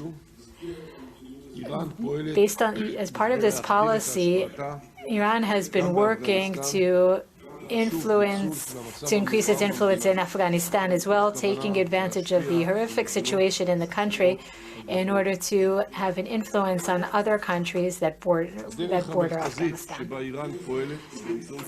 The main methods that Iran uses is to undermine security and stability, damaging the national security of the countries in which it operates and that of their neighbors. Iranian terror is pursued throughout the Middle East and around the world with the approval of Khamenei, the leader. 2 months ago, I exposed that Iran is not only manufacturing hundreds of drones and exporting them to their partners, but is also funding their development at different bases. Israel is feeling the influence of these actions, and it is felt in the entire region and worldwide. We saw the drones that were launched from Syria and the Iranian attempts to develop Hezbollah capabilities to launch precise attacks against Israel. And I would like to emphasize that drones are precision weapons that can target strategic targets in the region and worldwide. Most of the drones that we've seen so far came from south and southeast Iran that were shot at maritime targets. Shahed missiles can travel hundreds of kilometers, as we saw when they were launched towards Yemen. This Iranian capability is already endangering the Sunni countries and international forces in the region, and is also endangering countries in Africa and Europe. We often think of drones as devices used to attack or collect intelligence, but Iran is developing additional capabilities using these drones that have not yet been exposed, but they make their capabilities more diverse and more extensive. Iran shot a Shahed 141 from Syria to Israel. At the time, Iran used the drone for a purpose that we had never seen before, and that was to transfer weapons to its proxies in order to mount attacks. The drone carried TNT explosives destined for terror operatives in Judea and Samaria, and it was intercepted by Israel near Beit Shean. In other words, Iran is not using drones only to attack, but also to deliver weapons to its proxies. Israel was able to intercept this capability last time, and we will continue to take action against any attempt by Iran to transfer weapons to its proxies. There are serious people here who are familiar with the international threats and those facing the region and Israel. As I said, Iran is not only a threat to Israel. It is a threat to the entire world, and that is why it is now time for the world to take action. Iran must not gain nuclear capabilities because that will cause the unrestrained spread of its terror capabilities and a race of arms in the region. It will export weapons to its proxy countries and give them additional capabilities, making the Middle Eastern countries nuclear capabilities as well. This will make the region and the world more dangerous. We must not allow nuclear weapons to reach the hands of unstable regimes, and or to allow terror activity to develop in the weakened countries that Iran is taking control over. The world has many tools for contending with this threat, and it must implement Plan B based on diplomacy, economical, and military methods, in addition to the political and diplomatic channels. We are working today in full cooperation with our friends in the United States and other countries, and it is important that we continue to do so. We remember that the world has the tools and the interest to stop Iran that is fighting against the United States and the rest of the world. The tools involve foreign policy and finances, and attempting and focusing on its stability and political level. Collecting the intelligence we collect is presented to our partners in secret. Last week I met with the U.S. ambassador to the UN, who said to me and said publicly that she prefers a diplomatic solution to a military solution, but the different solutions have to be on the table, including use of force to support the diplomatic process. Sometimes demonstrating force can eliminate the need for applying even more force in the future. So the work that the United States has been doing and the sanctions it has imposed help us achieve our common goal. But it is important to emphasize that after saying that Iran is a global problem and a regional problem, we must not ignore the fact that it is a challenge for the State of Israel. And alongside the support of the United States and other countries, we ourselves will continue to take action to protect the security of the State of Israel. We will not be able to stand aside as they gain strength. We will build our own strength against them so that Iran will not obtain nuclear weapons. We will prioritize the security consideration and integrate it into our political processes and policies, allowing the IDF to carry out its main responsibility and role to protect the State of Israel and its citizens. With our friends and our capabilities, we will achieve our goals. Thank you very much.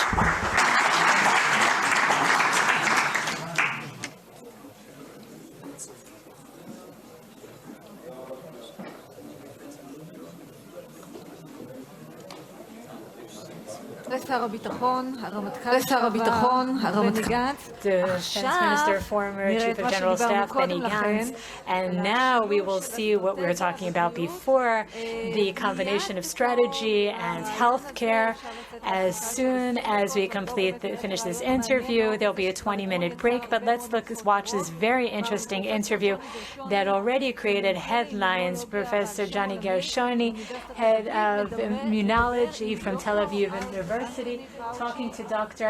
Anthony Fauci, Chief Medical Advisor to the President of the United States, who we know very well. It's amazing. It's wonderful to have you here today and that you can share some of your time so that we can ask you a few questions.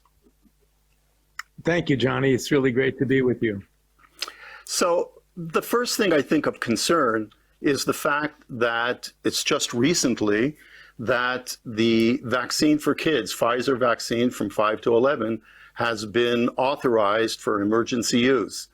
But, you know, there's a lot of concern about that. Why is this vaccine raising so much opposition, so much suspicion? Is it basically any different than all the other vaccines we give our kids? No, not really at all. As a matter of fact, we give children a lot of vaccines, even for diseases that have less of an impact on children than COVID-19 does. There is a considerable amount of anti-vax approach, and with people who might just be fundamentally against vaccines for a variety of reasons. But there are also legitimate questions that parents have about the safety and the advisability of getting their children vaccinated. And often, if you extend yourself out, usually by trusted messengers, such as a family pediatrician, and answer the appropriate and relevant questions that parents have, you can convince a substantial proportion of the parents about why it's important to get the children vaccinated. But we must be realistic, in an era of pushback for anything that comes from authority, like scientists or physicians or government. People are very suspicious of that. We certainly have a considerable amount of that here in the United States. I see. So the question is, are there any cases in which there are indeed long-term effects? Are there any vaccines? Obviously, with COVID-19, there hasn't been enough time. But can you think of any examples of vaccines, any vaccine, that has long-term effects months and possibly years later? To my knowledge, Johnny, there have not been. In fact, that's the reason why when the FDA makes an approval, for example, with an emergency use authorization, they usually wait about 60 days from the time that half the people have received their last dose. And the reason they do that is that if you look statistically at what are called long-term effects, not the reactogenicity that you get a day or two later with a sore arm or muscle aches or maybe a little fever, but things that are more late, almost all of them, in fact, virtually all of them occur within 45 days. I see. And we've had plenty of time to observe that. So the idea that all of a sudden 5, 6, 10, 15 years later, you're going to see an adverse event, we've just not seen that with vaccines.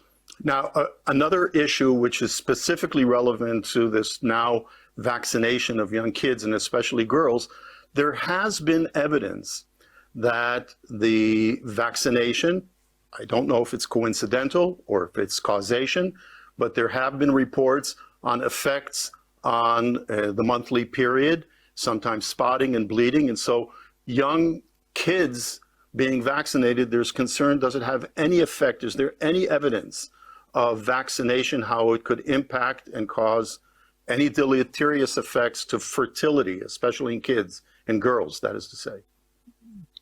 No, actually, obviously you have to look at what we've seen with adults. For example, even young adults who've been vaccinated, there is no indication whatsoever that it has anything to do with fertility of women or the ability of men to procreate children with their sexual partner. So there's no evidence of that. I mean, obviously, when you're dealing with kids, we haven't seen any effects because we have not had the opportunity when you're dealing with young children by the time they get to the age when they can procreate. But what you've got to look at, Johnny, there's no mechanistic, plausible reason why that should be the case. I mean, if you could think of some possible mechanism, but when you look at the vaccines we're dealing with, not only has there been no experience that this has happened, but you can't even conjure up a mechanism of why it would happen.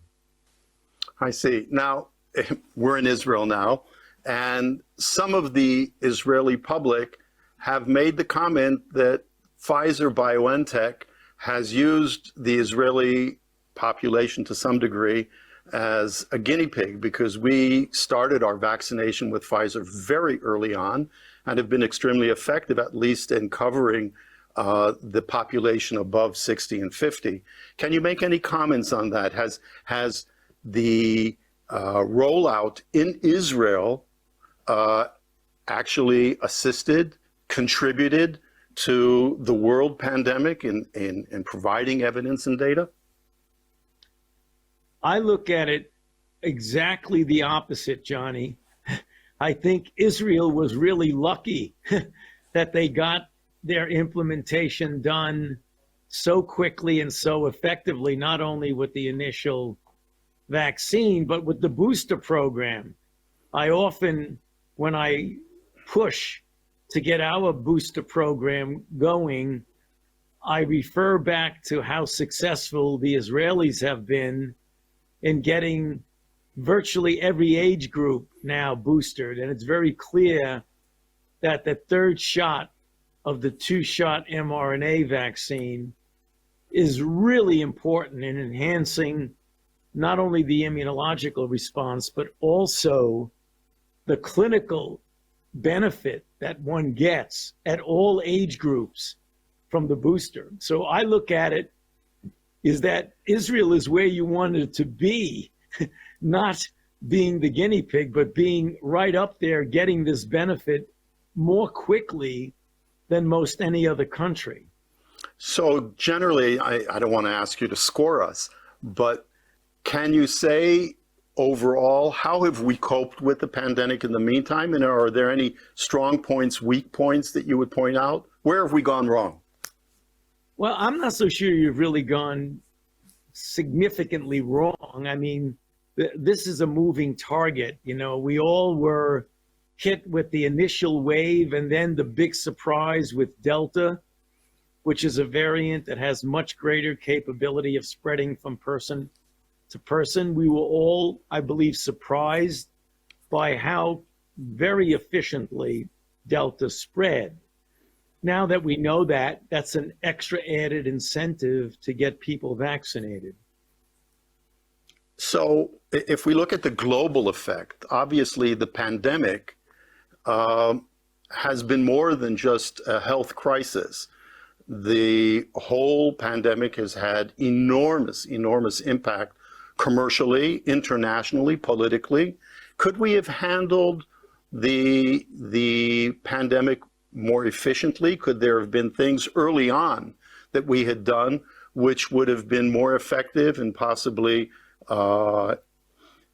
made it easier and restricted the spread of the pandemic? The answer is obviously yes. When you're dealing with such a difficult situation as we are now, I think it would be foolish to think we could not possibly have done things better than we did. But very often that relates to, if we knew then what we know now, would we have done things differently? Obviously, because the outbreak has been a moving target. When we were dealing with this in the very, very early stage, I think the whole world, if we had quickly done very dramatic mitigation methods, like shutting down more quickly, making sure people were wearing masks and not doing indoor things. But people, in many respects, understandably felt, well, maybe it's not going to be as bad as we think. You know, we had SARS-CoV-1 in 2002, and that was very well controlled by just common public health measures of identification, isolation, contact tracing. But what we didn't know was the major difference, and that is the incredible capability of transmitting from person to person, but particularly the fact that 50 to 60% of the transmissions occur from someone who has no symptoms. That was very, very different from the original SARS-CoV-1. And that's the thing that fooled many of us in the beginning. We didn't realize how insidiously this could spread. Excuse me. So let me then ask, as far as the early stages in trying to deal with the pandemic, there have been accusations, comments that the Chinese could have been more effective. Personally, if the initial observations, the first cases were somewhere in the middle of December 2019, and the Chinese already published the complete genome of the virus in the middle of January, I think, if I'm not mistaken, January 10. How could have they been more efficient, more open, quicker?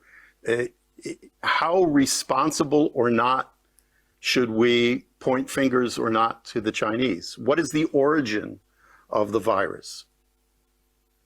Well, I mean, we don't know precisely the origin, but it almost very, very likely was a natural occurrence similar to SARS-CoV-1, similar to Ebola, similar to MERS, where you have a reservoir in an animal species that jumps species and goes to human and then takes off in an outbreak. Again, you don't know definitively, but most of the people who understand viral phylogeny and molecular virology feel that it is very likely have been a natural outcome. But again, you need to leave an open mind.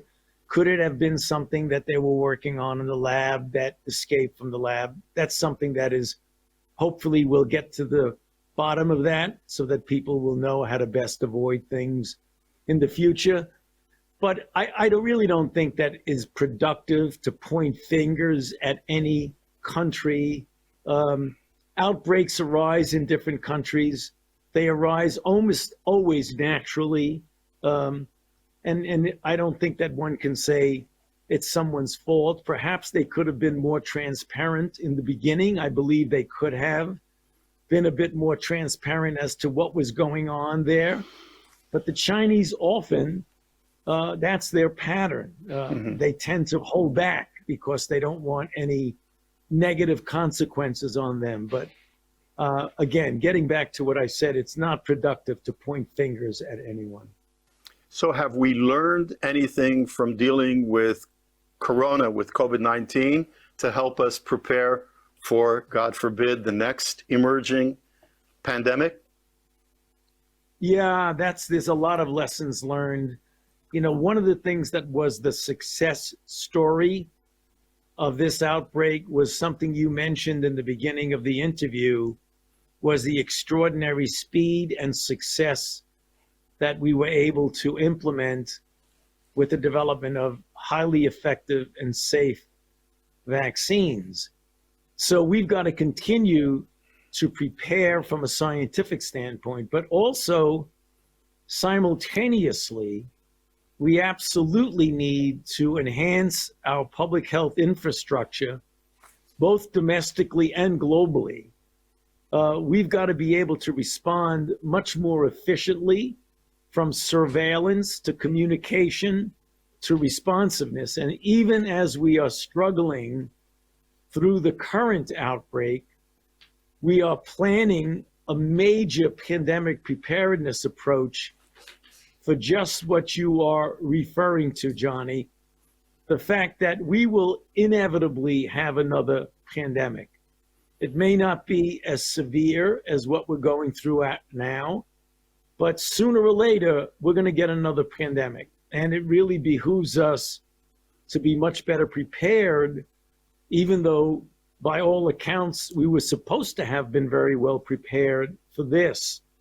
Obviously, when you have 750,000 deaths in your country, that doesn't really reflect a great deal of effective preparedness. Sure. So you're saying with regard to the vaccine, is this the new paradigm? Are we going to see the US government or other governments pitching in, assuming the financial risk and dangers, speeding things up, running things in parallel with the new vaccines to come? I think when you're talking about vaccines for pandemic diseases, Johnny, I think this is the paradigm that is going to be repeated because of the extraordinary success. We took a big chance financially with Operation Warp Speed, and it proved to be highly successful. So I believe that at the next time we get a pandemic, not only will we be better prepared with the prototype pathogen approach, but I believe you're going to see the same sort of upfront investment in order to get things moving quickly. So if we are optimistic, are we just about out of the woods? Do we see an end to the current corona pandemic? Well, no doubt it's going to end, and I believe how soon it ends is really going to depend on how successful we are in getting the world vaccinated. And that's the reason why, even though we're doing very well, Israel is doing extremely well in getting an overwhelming proportion of their population vaccinated. I very, very much am in favor of the booster program that Israeli is doing.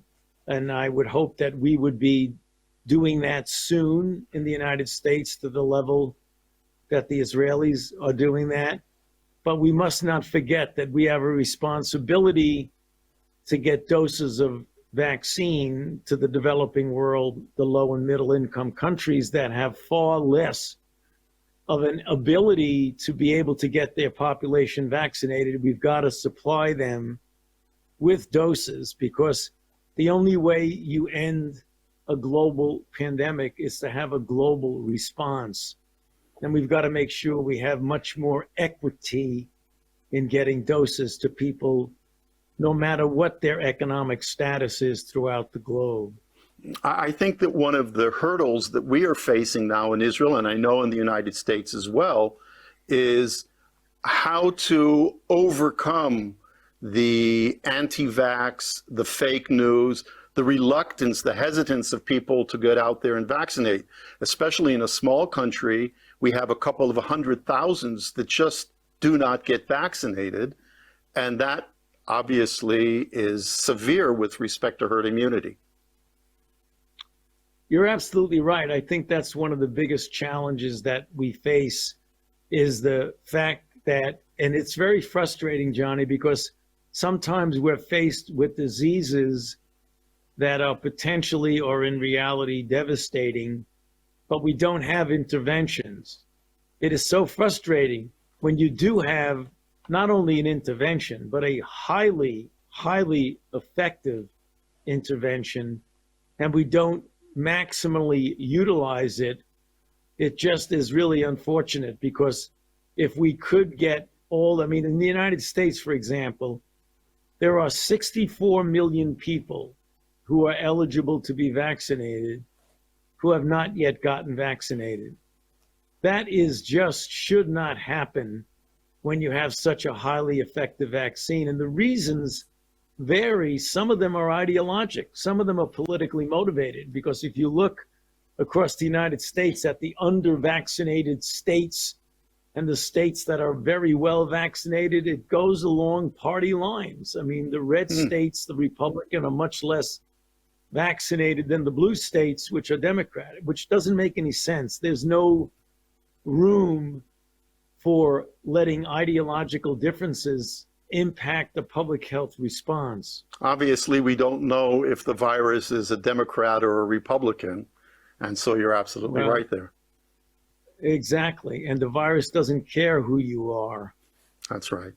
Well, Tony, I see we're running out of time, so I really, really want to thank you so very much for taking time to speak with us here We certainly appreciate the knowledge, the answers, the questions. They help us better understand our past and when we're going in the future. So thanks again very, very much. Thank you very much, Johnny. It's a pleasure to be with you. Thank you for having me. It's always a pleasure. Thank you, Johnny. Good Cheers. to be with you. Yep. Take Okay. care of Hopefully we'll see you. yourself. Bye-bye.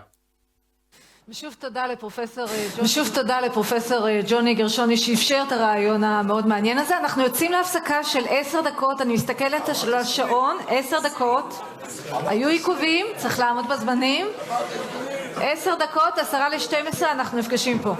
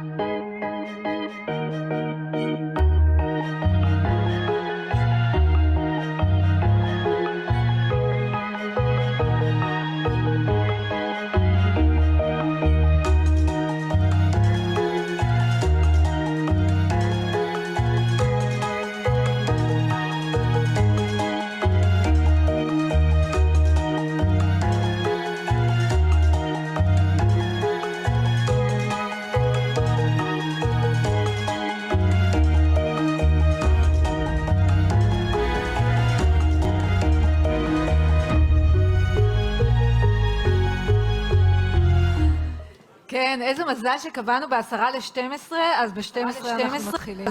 We were very clever to say 10 to 12, so now we start at noon. We have on the stage the two people to give us a very interesting discourse. Former Chief of Staff Eisenkot. He's the best. People said about him that he is the best. Tali Lipkin-Shachak will speak to him, a journalist for many years, television anchor person. The floor is yours. Behind the scenes, many people came to me and say, he's a strategic asset, Eisenkot. And we're talking about strategy, so great expectations from you. We heard the Minister of Defense, Benny Gantz. He spoke about the challenges and the activities in the last few months or years, especially around Iran. He spoke mainly about Iran. He spoke about a few new things that he elaborated on. And the question is, when we talk about what is the strategy needed for Israel, do you find in what Benny Gantz said, or the efforts that the government is making today, does it correspond to a document that you wrote in August 2015? You worked on it for almost a year, where as a chief of staff, you actually spoke about the strategy of Israel. Of course, there's a tension between politics and the military strategy, but to what extent what the Minister of Defense said, does it resonate your article from 2015? National security is a major subject since the beginning of the state until today. Threats and challenges, they were, they are, and they will be. When I look back at 2015, where there was a strategic turnaround in the signing of the 6 countries on the nuclear deal, I'm asking myself what has changed. No question that the situation is more severe today. First of all, the Iranian nuclear threat, the fact that the United States withdrew in 2018 and released them from their chains and brought Iran today to the advanced stage in their nuclear plan. The second component was a threat from the last few years, and that is the precision. We're talking about UVAs, and the third threat, which has been enhanced in the last few years, and I think it will continue, and that is the cyber threat, the capability to attack. In cyber, you don't need borders. You just need capability, and we've been experiencing it lately in the fact that Israel doesn't have a national perception, and we never had a real security formal perception.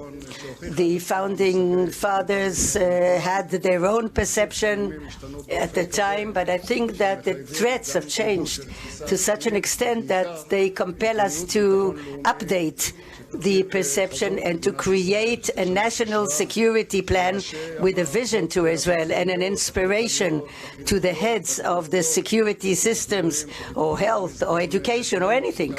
We see that national security is also health and education and economy. And therefore we have a half full glass and a half empty glass. I didn't hear what the Minister of Defense said, but the threats are expanding, they're changing. Some of them, they changed for the worse, and others have changed for the better. So the question is then, by the way, that document of 2015 was updated in 2018, and part of the DNA of this document is the need to change it. Namely, it's going to change from time to time, but still, if we talk about method, what came first? You create some sort of a perception. You say that today they're missing it. A security perception into which you put in the activities, the actions according to threats and the situation at that time. Namely, you need some sort of a framework. How does it work? And what is the final objective or the ultimate objective to your security perception? The fact that the heads of organizations, and after me, additional people came to write the strategy of the organization. I think it's not a good idea, because the Israeli leadership should consolidate a national security perception and define the order of priorities and how you build not just on security. When we created it, we assumed what were the national interests of Israel, and from that derived many subjects to have such a compass to what we do, like how to exert force of the army, building the force, and also something very sensitive of the relations between army and society, which states that the most important thing for the IDF to actually realize its force is trust of the Israeli society. But today I'm quite concerned about the fact that only 67% of the young people are recruited to the army, and only 70% end their service. And I think the most important component is the national resilience of the Israeli society, solidarity. And when you look back 30 years and you see what were the data and where we are today and where it can get to, unless there's a real change in their wish to create a new social contract among all the populations in Israel, I think we should be concerned. And it's not instead of relating to all those external threats that we heard this morning. The logical challenges is that when you approach the political echelon to formulate it, they're political, and of course then the definition of objectives changes accordingly. And I don't want to say that the tail wags the dog, but the military should go in a different way to change its perceptions from time to time. I think that it puts the responsibility on the heads of organizations. They act according to the government and according to the law. That compels a great responsibility. I just saw Ephraim Halevi, the former head of Mossad. I met him in 1999. I was appointed the military secretary of the PM, and the first meeting in the bureau of the head of the Mossad was to talk about the Iranian threat. It came from grassroots. This was way before, but it brought about a discussion and allocation of resources, and since then all the prime ministers contributed to prevent an Iranian nuclear. But I think that the heads of the organizations have a real responsibility and also a contribution. But still, in the good order of things, it should be under a definite strategy which is dictated from top to bottom. So how do you define strategy? How can you implement it in the tension between the government, which is political, and the operational, which are the organizations? And we're talking, of course, about Mossad, Shabak, etc. How can we define the strategic evaluation if we talk about the need for security perception, but this is a strategic experiment when you have to cope with it? What do you think is, what is it, the battlefield or the political field? Where do we fight? When you talk about strategic decisiveness, it's usually tactical and operative, but this is already a concept that is already rooted in the security perception. And there were greater people than me, and I go back to Jabotinsky, who wrote in 1923, The Iron Curtain. He said that the environment will accept us and will despair from where they call the problem of Jews and the state of Israel, when they understand that they don't have the capability to do it through war or weapons. And there are two additional theories. One, that the state of Israel cannot prevail with military power over the Arab world. But the second one is, without a strong army, there'll be no redemption to the state of Israel. It was said today, in the past, and it's said today. When we look at the modern wars of the last 2 decades, we see the complexity. The comprehensive war between two fronts was the Yom Kippur War. And the pattern of fighting in the last 20 years is in one front vis-à-vis a relatively weak enemy. From 2008 and 12 and 14, war in the Gaza Strip. The issue is whether we prevailed in these wars, yes or no. And if we think about 67, and we see today that the reality has changed. We are still required to end wars with great advantage in order to push away the next war and to enable Israel to breathe normally. But when we go back to the Gaza Strip, we see the same problem time and again of defining the goals of the war, and that's the government. The government tends not to define the goals, so they call it in different names, but it's difficult to judge, but it's a question of a decision. What do you require from an army? And the difference between decisiveness and victory, I think that the decisiveness is tactical and victory is strategic. Did the army actually materialize the goals of the government?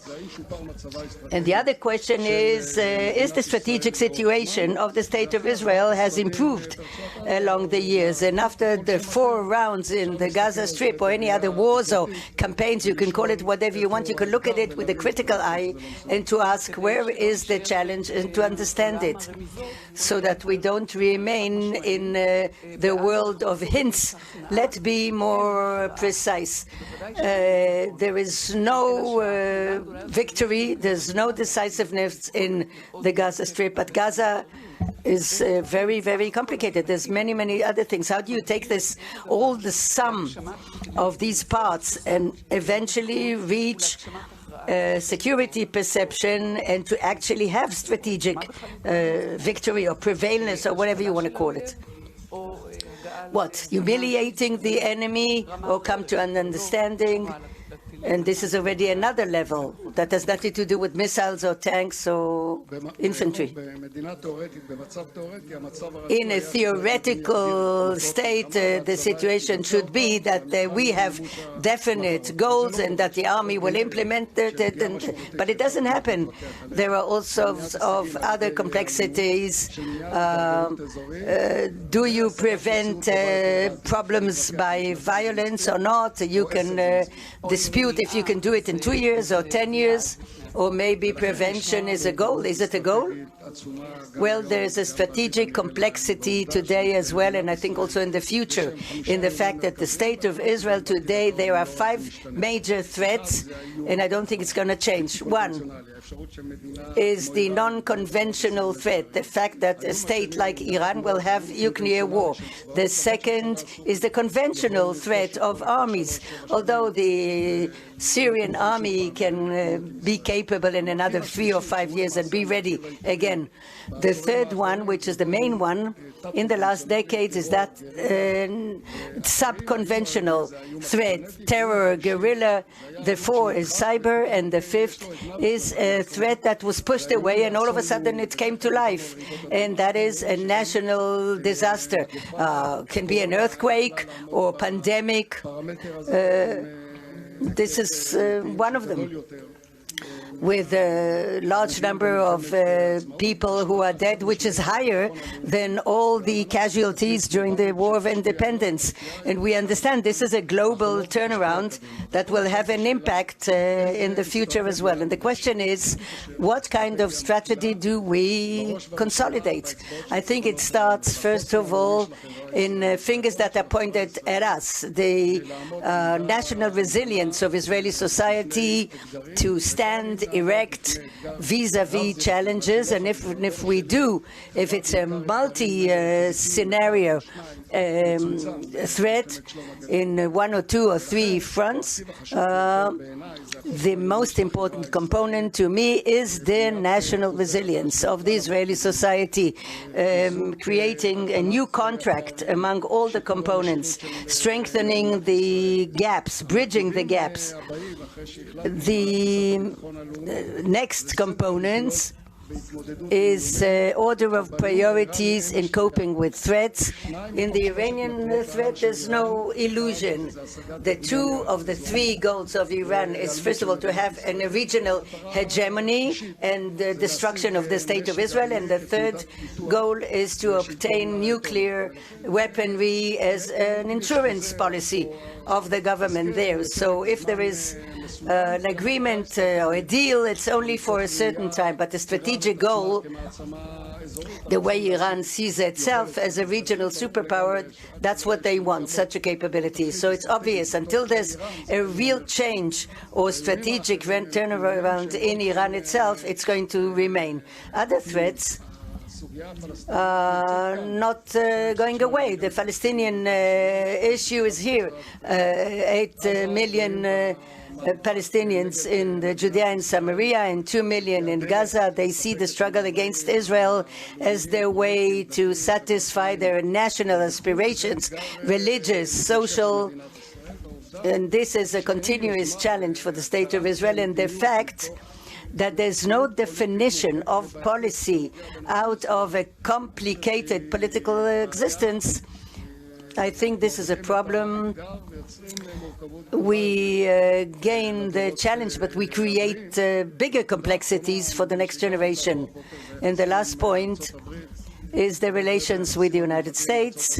I see in this special relations, I see that as a huge strategic asset to the State of Israel. You can have controversies, and I can tell you from my point of view as a chief of staff what huge benefits to exert force and the image of the State of Israel, and of course the advanced capabilities that give us the advantage in this area.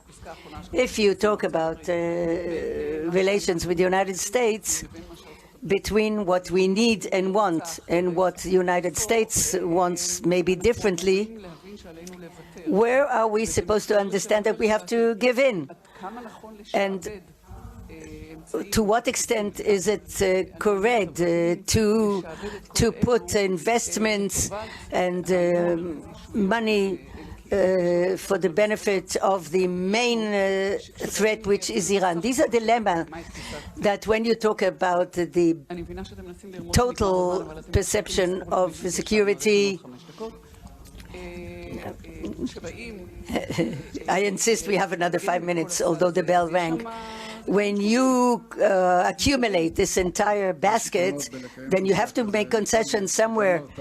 Yeah, you see, with talking to Tali, she looks after our interests. The best answer is to the discourse that took place a year and a half ago.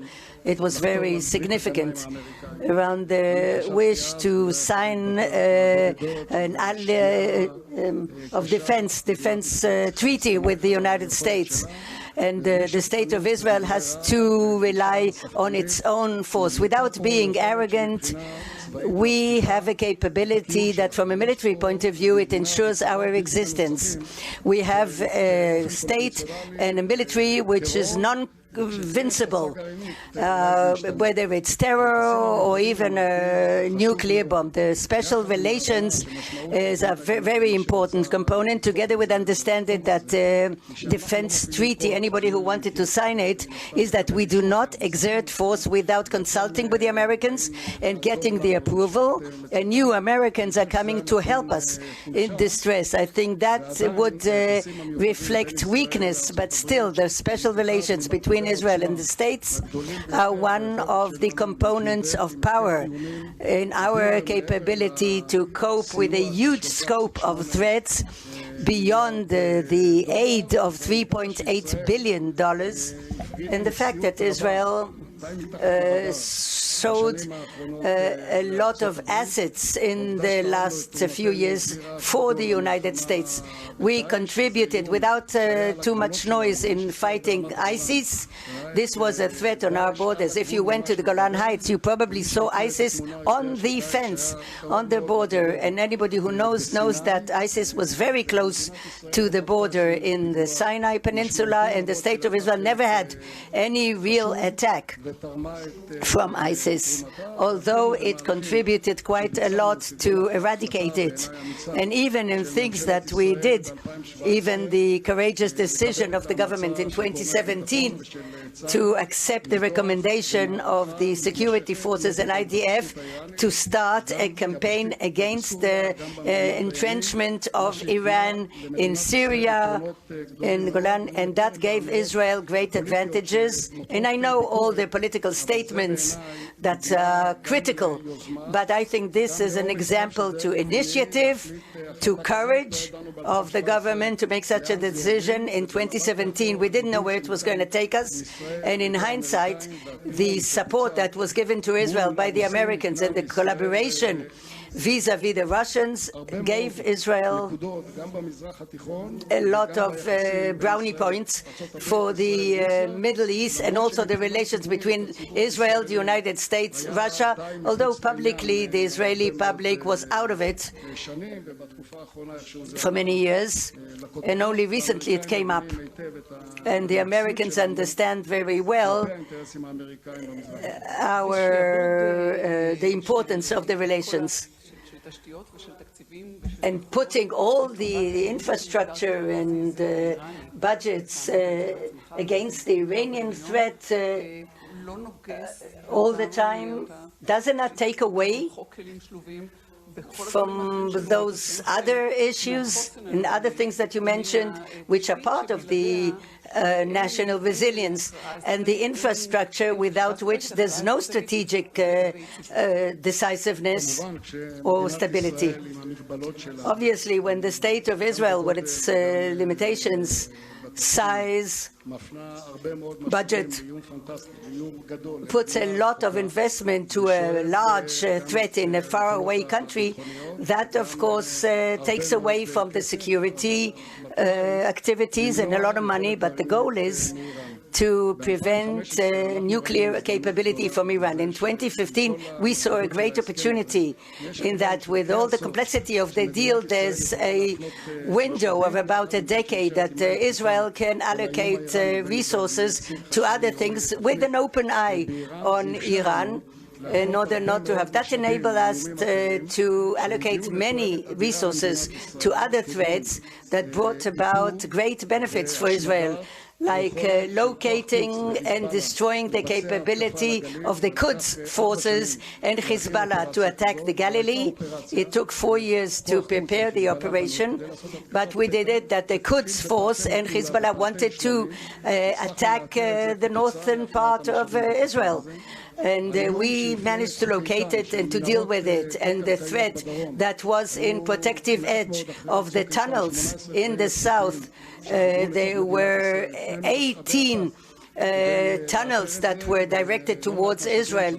We had to locate it and a lot of resources, 3.5 billion shekels, in order to create the barrier. And this threat that was very severe on the communities in the southern Gaza, and also the capability to allocate a lot of resources against the Iranian entrenchment and to really attack very important points. And Israel did not pay a price for that, including taking a major part in the fighting of a white coalition against ISIS, and actually jeopardizing this organization from Iraq and Syria, and was really on our borders. It was obvious what the next stage is going to be, but still we have huge challenges in the first circle and also in a further circle as well. Now we really have to conclude. So what are you most concerned about? Tell us.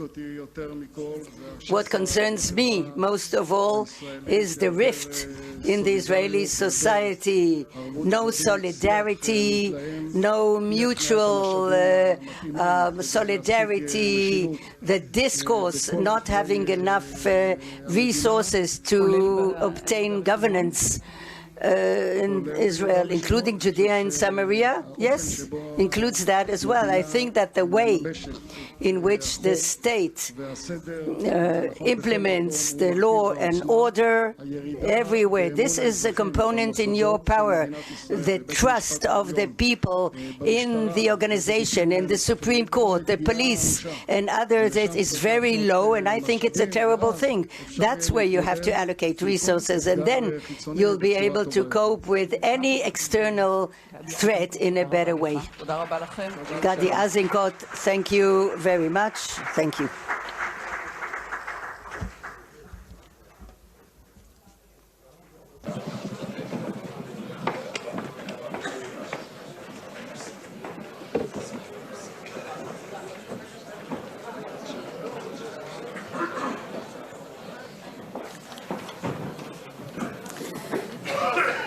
תמיד כיף שיש שיחות שאומרים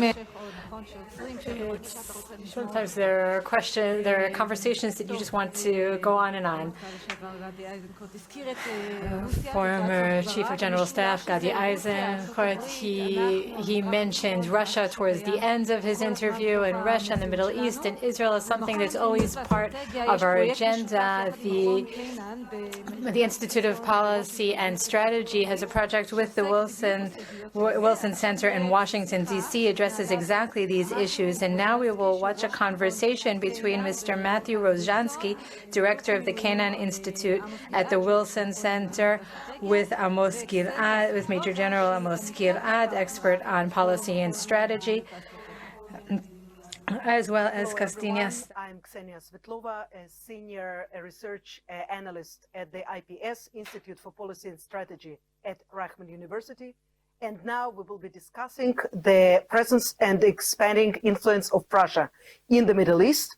I'm very happy to present my co-panelist, Mr. Matthew Rozhansky, Director of Kennan Institute, Woodrow Wilson Center, Washington, D.C. Hi, Matt.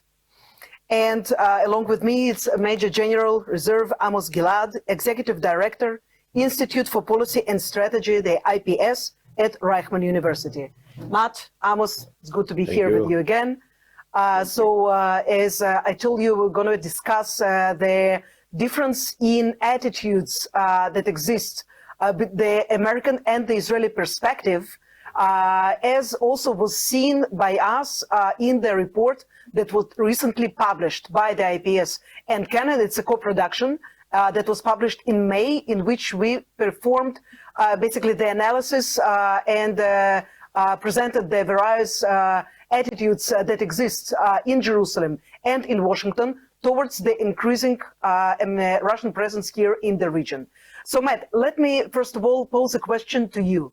With everything that is going on right now in the region, starting from the fall of Lebanon and the Arab attempt to change the intergame right now in Syria, how do you see in Washington the place of Russia in the Middle East? What are the challenges? And how do you believe things will be developed during the next few months?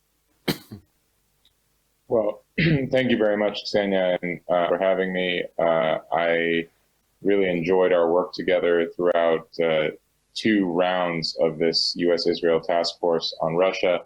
I think the report, which you can find on the Kennan Institute and the IDC website, really speaks for itself.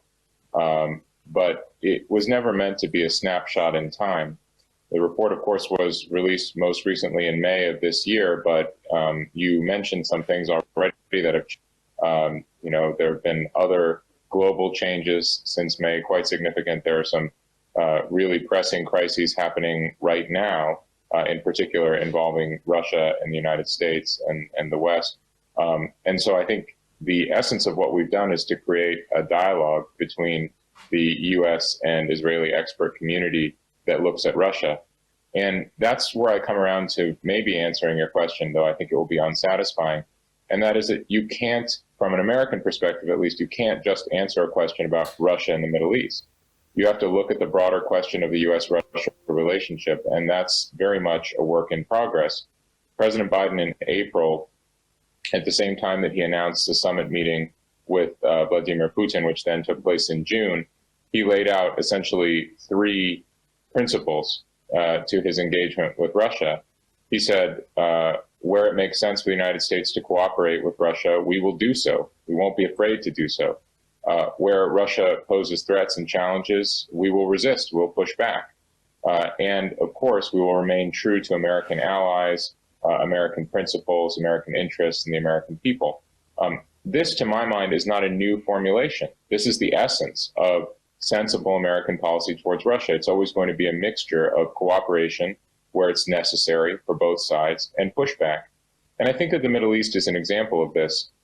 You saw the necessity for cooperation and dialogue over the last several years. It was dubbed deconfliction in Syria so as to avoid, certain unacceptable terms. But essentially, this was at quite a serious level within the uniformed military, the United States and Russia agreeing that they would not work at cross purposes and that they would not risk provoking one another in Syria.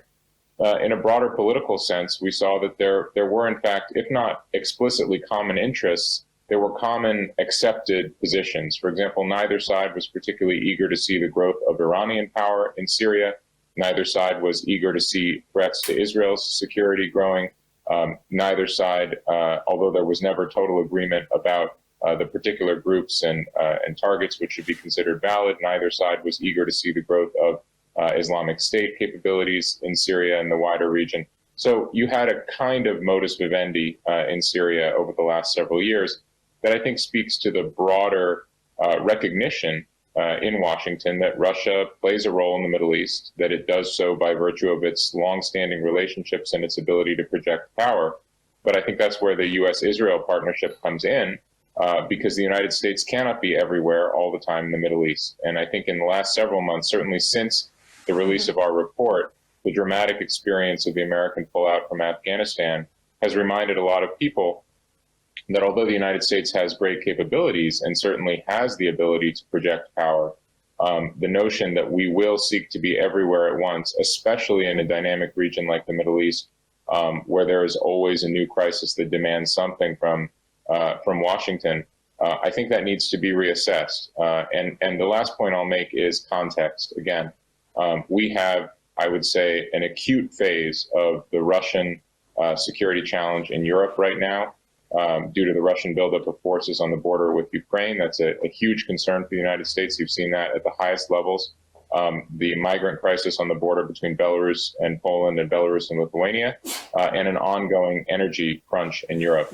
I think those factors combine to really focus American attention on Russia in Europe, which has historically been the central front in this very difficult relationship, and not the Middle East. Thank you very much, Matt. And I absolutely agree. The United States cannot be everywhere. And more so, we see that America is, its focus, it's elsewhere during the last at least 3 administrations. It seems that America wants to focus on China, on Southeast Asia, on Russia, and less on the Middle East. But when America is looking at the Middle East, it's looking for afar. While Amos, we here in Israel, we are looking at Russia's presence in Syria, and it's actually beyond the border. It's just right here around the corner. Amos, I would like to ask you, given your rich experience here in the Middle Eastern affairs and also direct contacts also that you had during your job at the Ministry of Defense, with the Russian side, how should Israel, keep working and manipulating, basically maneuvering between U.S., its only strategic ally, and between Russia, that a few years ago became its immediate neighbor here in the north, in Syria? Thank you, Ksenia. From Israeli point of view, Iran is the main threat, strategic threat to Israel. And if Iran gets a military nuclear bomb or capabilities, it might become even existential threat in 2 arenas, the nuclear and the regional arena. Syria is very important. Now in Syria, thanks God, we are enjoying common ground with Russia. It's not official policy of Russia, but if we analyze the situation there, the Russians are not happy. At least this is my judgment from the growing presence of Iran in Syria. It seems that Iran wants to take over Syria, and Golan Heights might become a hostile front against Israel. And the Russians don't like the growing Iranian presence in Syria. So unofficially, of course, it's not official policy, we do have free hand to, according to international press, we are intensifying our military operational activities in Syria against the Iranian presence, I think with great and significant success. And for that, because of the Russian presence in Syria, we need their consent or at least silent coordination. And that's why the visit of our Prime Minister, Mr. Naftali Bennett, was uniquely important, because I don't know the details haven't been published, but it seems that the coordination is very solid and powerful. It enables Israel to concentrate on the efforts to prevent the growing presence. Growing presence, it means that they want to establish a powerful military hostile presence against Israel with revolutionary guards, with Shiite militias, and so on, with armed UAVs, missiles, rockets, and so on, and we need to prevent it. And I think in Syria, we enjoy unique success, and that's why we need to continue our cooperation and coordination with Russia, in spite of all other dimensions that are so typical to the Russian, EU, and US relationships that are characterized by tension and others conflicts of interest. Thank you very much, Amos. And I would just like to add that we are right now find ourselves in the unique period of time in which there is a convergence of interests between Russia, the Arab countries, the Sunni Arab countries, and Israel, because all of the players in more or lesser degree are interested in pushing Iran, if not away, but then maybe a little bit far away from the centers of power in Syria. And it seems that the UAE leader, Sheikh Mohammed bin Zayed, also the Jordanian king, King Abdullah, they are working very hard in order to bring back Syria to the Arab fold and basically to take it away from the arms of the Iranians. The question is whether it's actually, something that can be achieved, whether, the Arabs will indeed enter Syria and put their money on Syrian infrastructure. For now, it seems, very unlikely and very far-fetched, because we are talking about unstable country where the situation is going from bad to worse.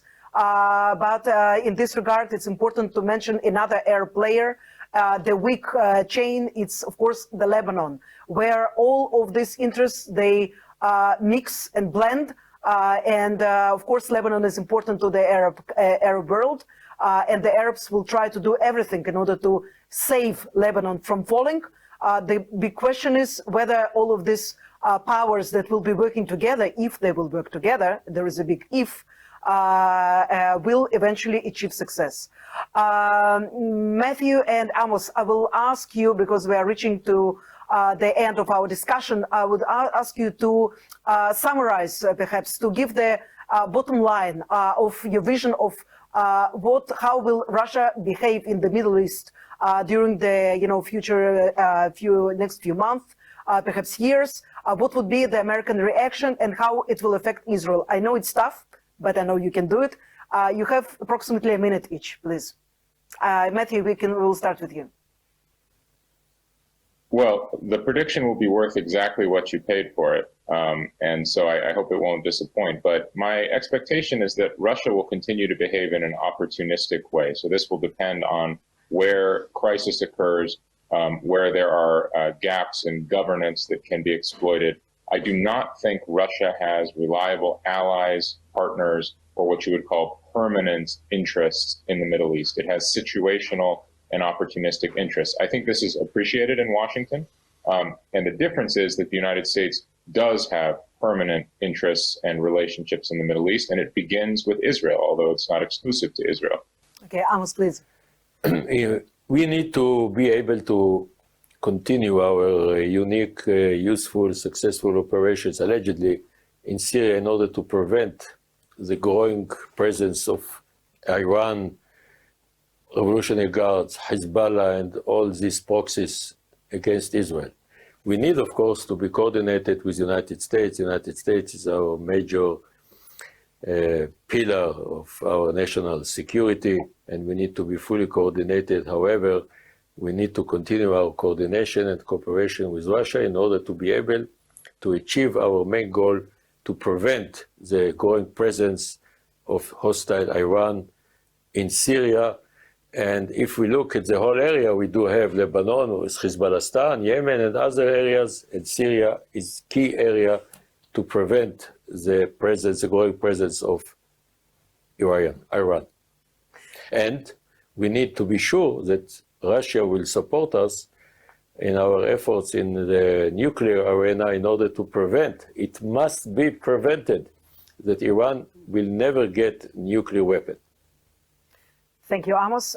We are almost finished. I'll just add briefly that in the era of uncertainty, when the Arab states and also Israel fears the US departure from the Middle East and disengagement from the Middle Eastern many conflicts, it seems that it's almost inevitable that Russia will gain more opportunities. It will be seen as the second superpower that will be working here for quite amount of time, that it will be staying here and building its bases here, military bases, but also civilian power of base, all across the Middle East.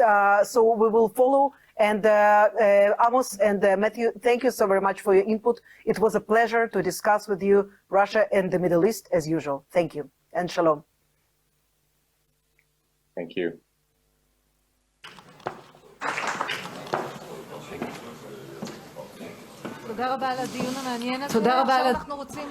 Thank you very much for that fascinating discussion. And now we would like to welcome former Mayor of Jerusalem, Knesset member Nir Barkat, who is building himself up as the future leader of the Likud party and maybe even the prime minister.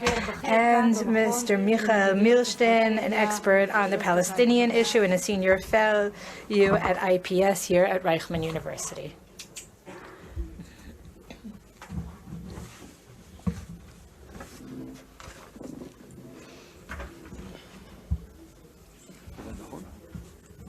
Good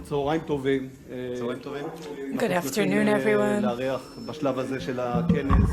We are honored to welcome Knesset member Nir Barkat, former mayor of Jerusalem. The topic of this conference is to clarify not only what Israel's strategy is, but rather what the recommended strategy would be. Over the last few months, Mr. Barkat, you've formulated a vision that attempts to address Israel's strategy. It's a multidimensional strategy that talks about defense and economy and science and other things. So I want to talk about your perspectives as the main issues on the agenda, looking at the bigger issues and talking about existential issues like the Palestinian issue and Israeli society. Let's start with the topic that has been addressed in most of the issues mentioned in the speeches today, which is the Iranian issue. What is your perception of the Iranian issue? Do you think that when looking back on the type of strategies that were implemented, what could have been changed, what could have been done differently? Good afternoon, everyone, and thank you for this opportunity. I think that we are not estimating the Iranian threat correctly. Iran is attempting to attack us from 6 different directions, from Lebanon, Gaza, the long-range missiles, Syria, Judea and Samaria, of course, and a new threat that is facing many parts of Israeli society, trying to use all of these together. And the most dangerous threat, in my opinion, that I think we have to focus on is missiles fired against central Israel by Hezbollah, by Nasrallah. Nasrallah is planning a missile attack, thousands of missiles. We're talking about hundreds of targets, and think about how many casualties we're talking about. I'm talking about a conventional attack on a scale that Israel has never encountered before on the home front. And I think that the next attack from Lebanon will not be the third Lebanon war. It will be the first Iranian war.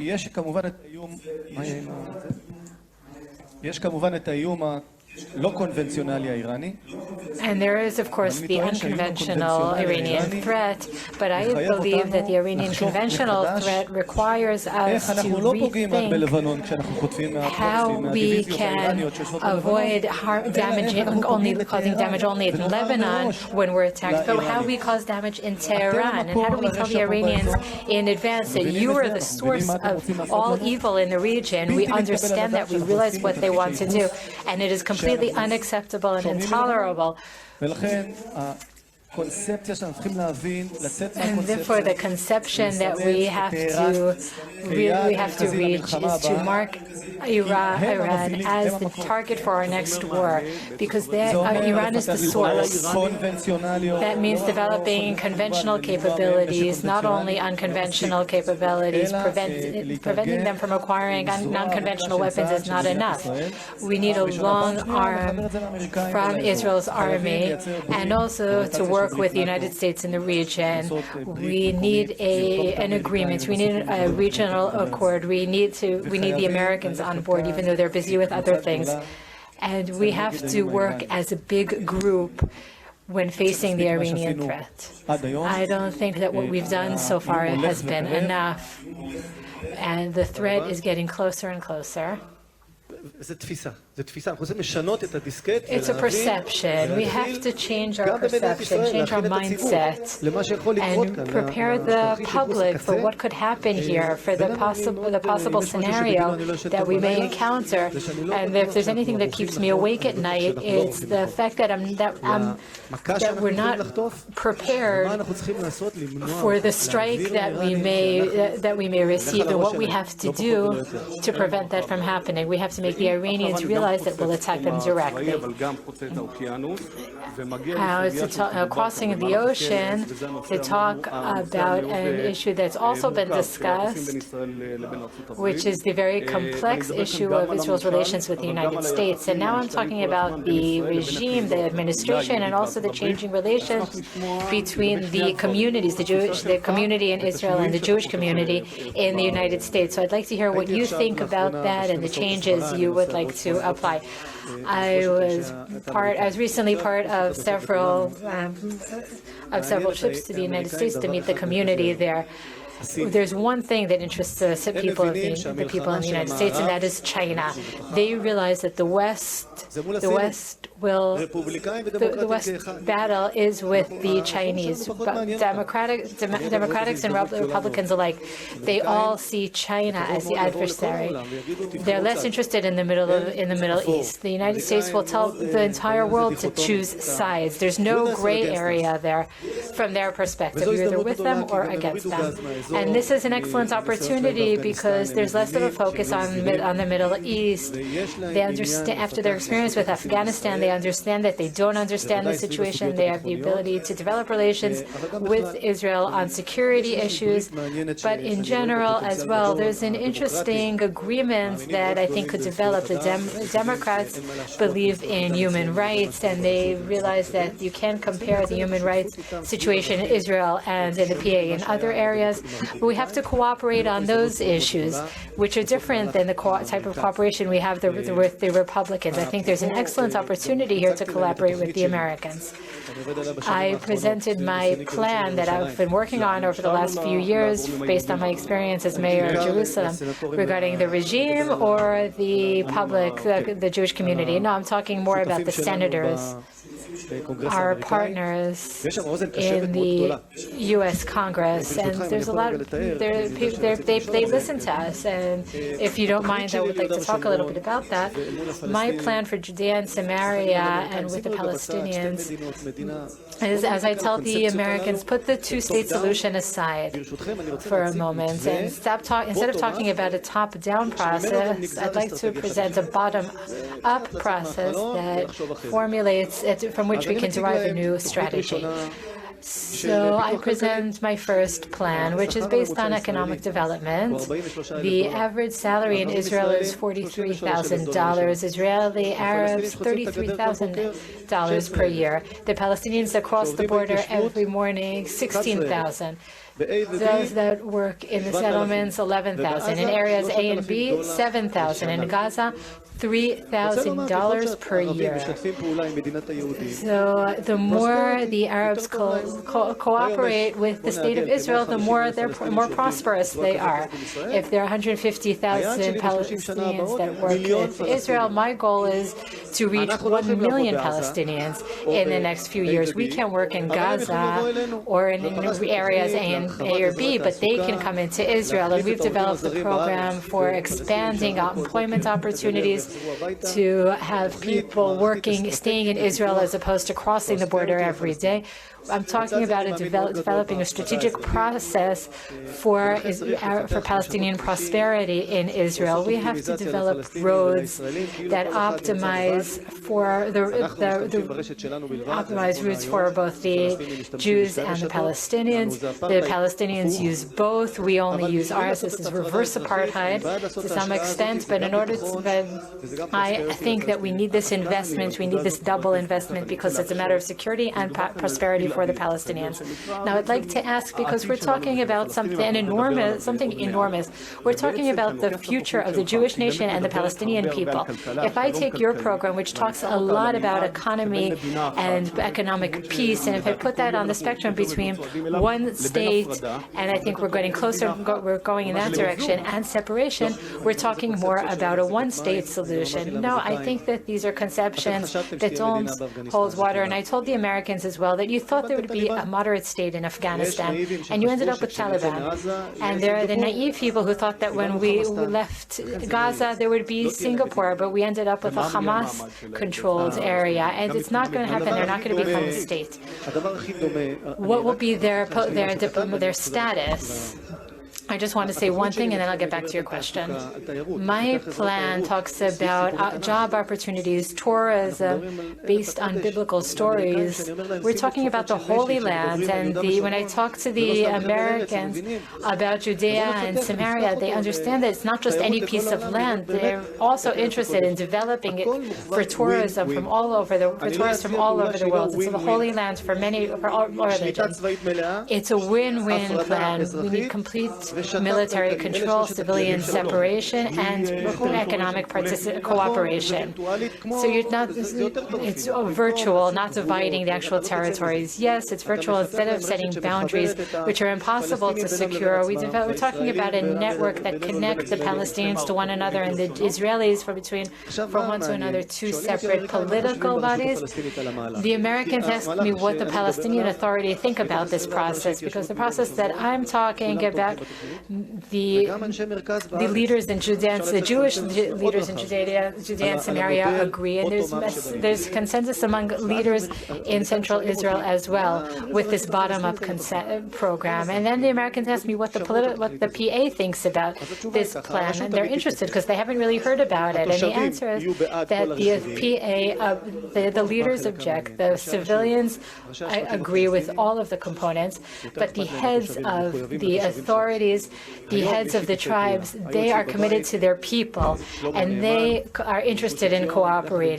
Shlomo Ne'eman from Gush Etzion, and Jabri from Hebron, leader of one of the leading tribes there, they met together with me, and they have a lot of ideas. They're interested in the joint strategy because they want prosperity for their people.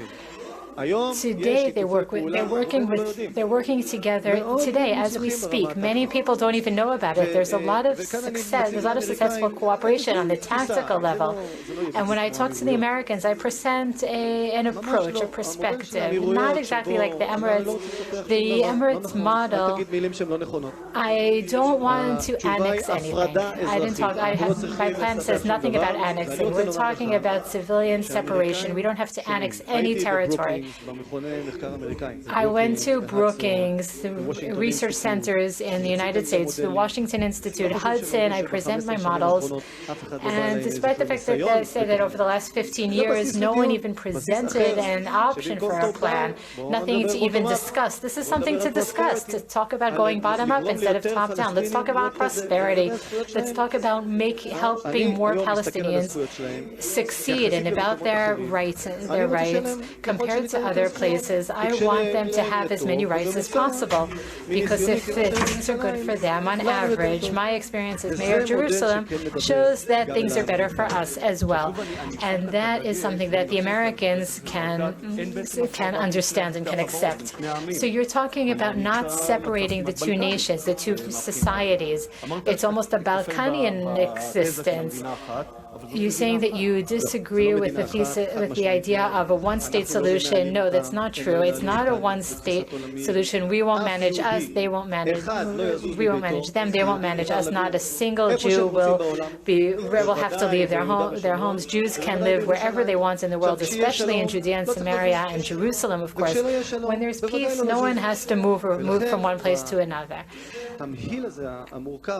So in this complex situation has been created in the field, we have to think virtually. We need virtual connections so that people can live as if there's one single autonomous region. I want them to be able to manage their own lives. Economics, I believe in cooperation because I think it'll be better for them and ultimately better for us.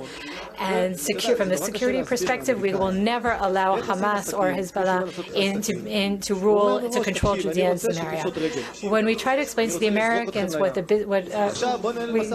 to use analogies of businesses, You can't have one side saying we want to get rid of you or throw you in the sea, and now let's try to find a compromise. It doesn't work that way. After their experiences in Afghanistan, the Americans realized that they don't understand the mentality. This is an excellent opportunity to work with the Americans. They will appreciate our assistance much more than we realize when it comes to China. And if we work correctly, and if we show them that we have shared values, that we want prosperity with our neighbors, but on the other hand, we will be rigid and harsh when necessary to contend with our enemies, I think that this is a model that can create significant hope looking forward.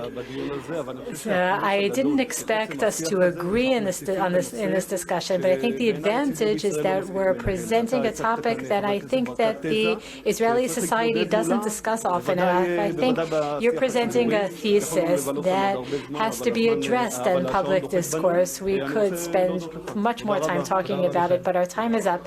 Thank you very much. Thank you, Michael.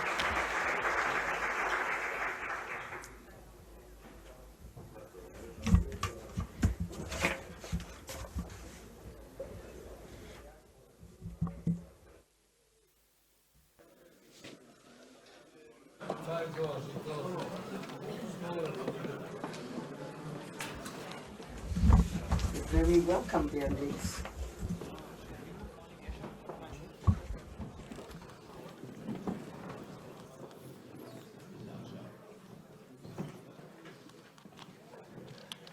זה לא איתי, אה? מה? כן, כן. טוב, עכשיו אנחנו שוב חוזרים. And now we're back to Washington. We're constantly looking in that direction. And now we're talking about involving IDF in CENTCOM in the United States. This will be an interesting conversation between General Joseph Votel, former commander of the Central Command, and Professor Boaz Menor, founder and CEO of the ICT in Reichman. To host at the IPS conference, General retired Joseph Votel, who's the former commander of the United States Central Command, known as CENTCOM.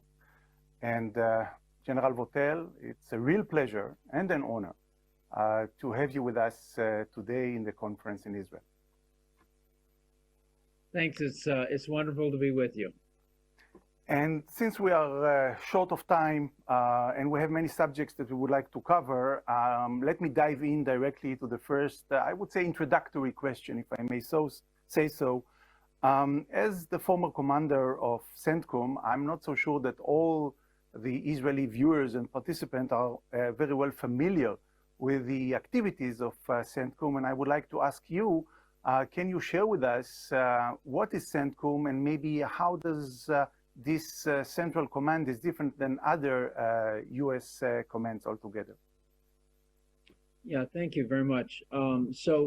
United States Central Command, CENTCOM, as we refer to it for kind of a short abbreviation, is one of 11 combatant commands that the United States has that cover our regional responsibilities and cover some of our functional responsibilities within the Department of Defense. Each of them are led by 4-star officers from one of our services, and in that capacity as the commander, we answer directly to the Secretary of Defense and to the President. And we are responsible for the conduct of all military activities, all joint military activities that occur within those areas of responsibility.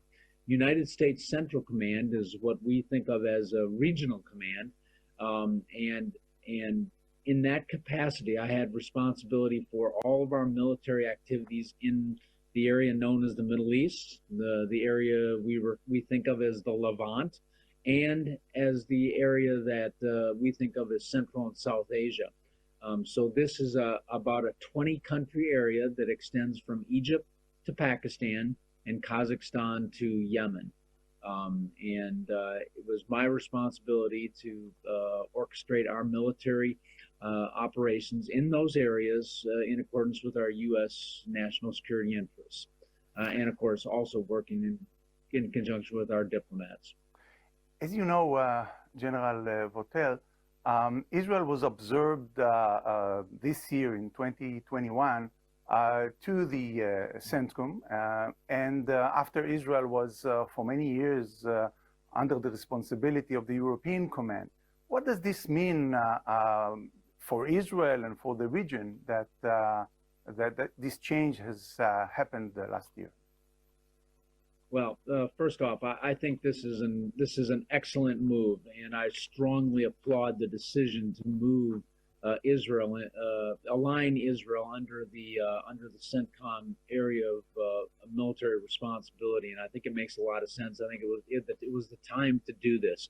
I think what it means is I think it provides, I think, the most important opportunity that we have had, the United States has had, to bring the Gulf states into a more coherent approach to security in the region, and particularly security as we think about our challenges with the country of Iran. Normalizing relationships between Israel and countries in the region is a pathway to building on improved security cooperation and presenting a more coherent message and security approach to the region. And I think this is the big opportunity that we that this transition provides us right now. And that leads me to ask about the American policy. And I would like to play here the devil advocate, if I may say so. You know, we are living, and you know very well, we are living in a rough neighborhood. And in the rough neighborhood, you need to be seen as strong, and you need to have the protection of the big brother, i.e. United States. But many people in Israel and outside Israel would argue that in the recent decade or so, United States deterrence in the region and maybe outside the region have declined. To name a few incidents, one would say that even the war against ISIS, that was very successful at the end of the day. ISIS lost his territory in Iraq and in Syria, but many would argue that this is the success of the axis of evil led by Russia and not the success of United States that didn't succeed to achieve this goal. Take, for example, under Trump administration, the clashes with Iran after the decision to step out of the nuclear deal, the attack against Aramco oil facilities that didn't get any American answer or regional answer, even shooting down the drone. So many instances and cases like that can be shown. And it seems for some in the region that whoever is betting on the alliance with United States is betting on the wrong horse. What can you say about that? Well, I think the United States, it's my view here is that the United States has a lot of interests around the world. And as you've seen in our national defense strategy put together under the Trump administration and really at under the leadership of Secretary Mattis, a key focus of our national security is maintaining our competitive edge against countries like China, and being able to continue to be the influential driving force in the world. But that doesn't mean that we cannot continue to look after our interests in the Middle East as well. And we have a number of them there, and they have been in place for a long period of time, and they will continue to be interest to us in the future. For example, containing Iran's adventurism in the region and preventing them from obtaining a nuclear weapon is a national security interest for the United States. Continuing to combat terrorism is another one. Making sure that instability in this area doesn't bleed out into other areas affecting our interests or the interests of our allies.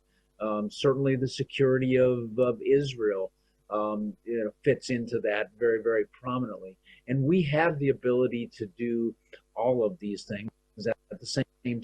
Our competitive advantage with China while we continue to protect our interests. But what it requires is it requires a very careful review of our posture and strategy in the Middle East to make sure that we have a sustainable presence, that we are using the tools that are available to us, like security assistance, to the very best of our abilities. And we are helping lead the partnerships in the region. And so, I know there are concerns about the United States, but I think we have enduring interests here, and these interests will always come back to roost, and we will have to make sure that we balance them in our overall security approach. Thank you. You know that we are living now in a very sensitive time, I would say, when, as we speak, there are discussions between American representatives and Iranian representatives trying to see if they can reach some kind of a new deal, a new nuclear deal altogether. But as a military commander and as a thinker, do you believe that facing this outstanding Iranian negotiators, and we know the negotiating skills of the Iranians, would there be any merit and any success for such negotiation without putting the military activity, military operation on the table as well?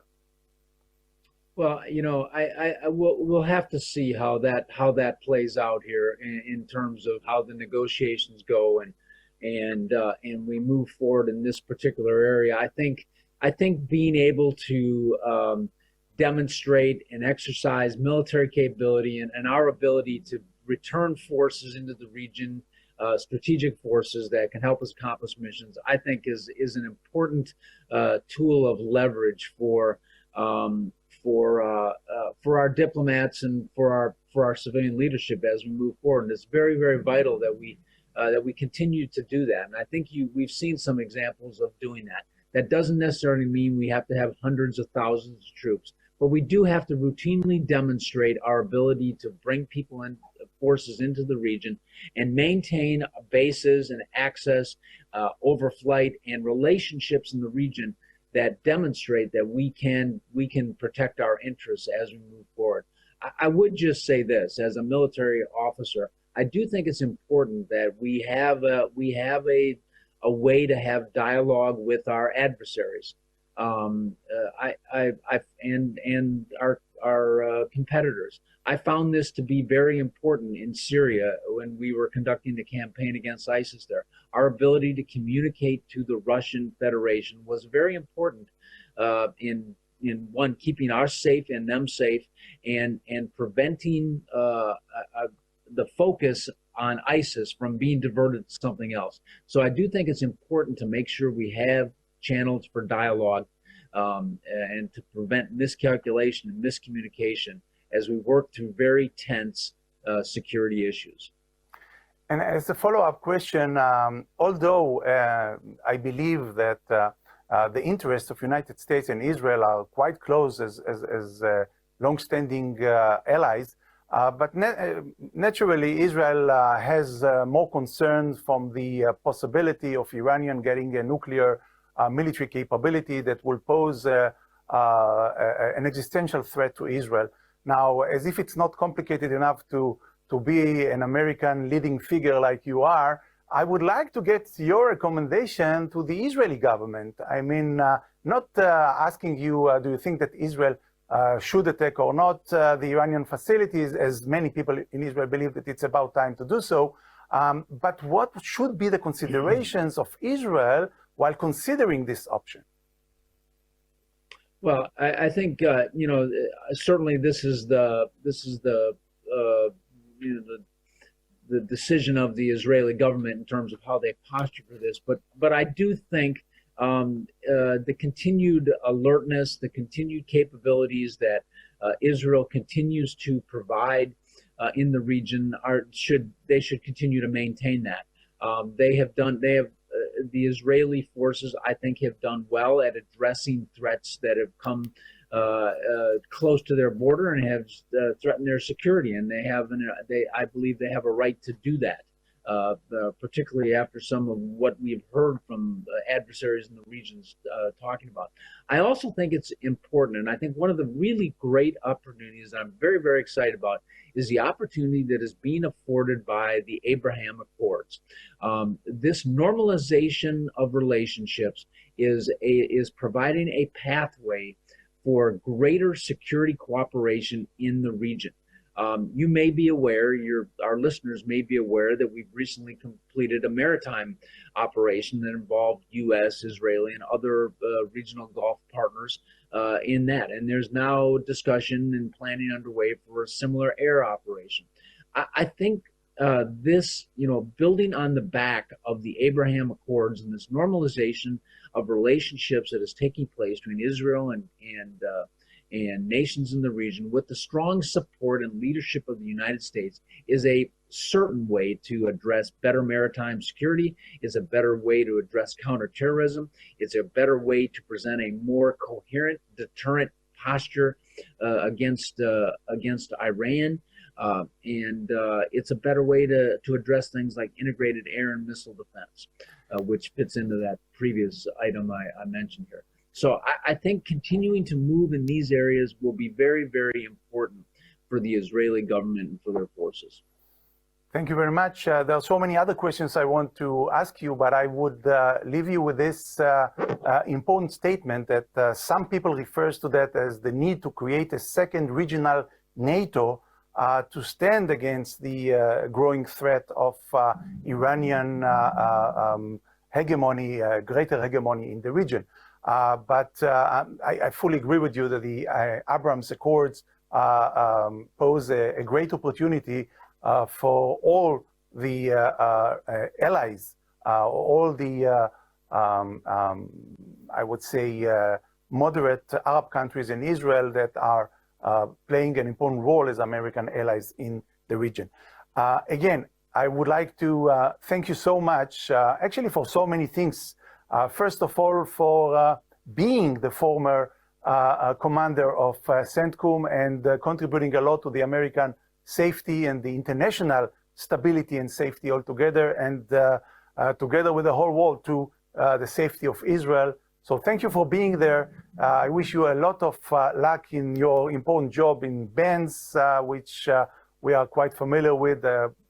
Your predecessor, the late General Monty Meigs, was also a friend of ours, and I know how important that job is. So once again, thank you very much. Thank you. It's been wonderful to be with you.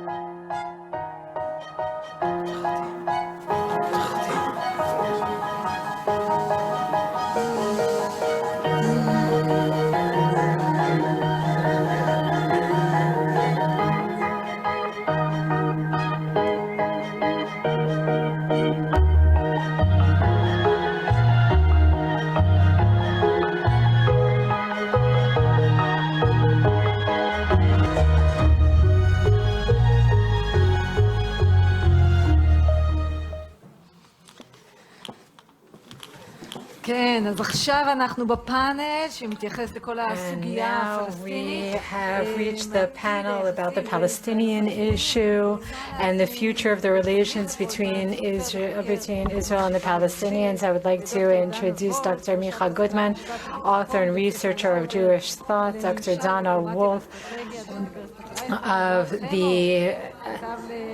the Diplomacy and Strategy School at Reichman University, and Ohad Chamo, all directed by Dr. Michael Milstein, a senior fellow here at the IPS in Reichman University.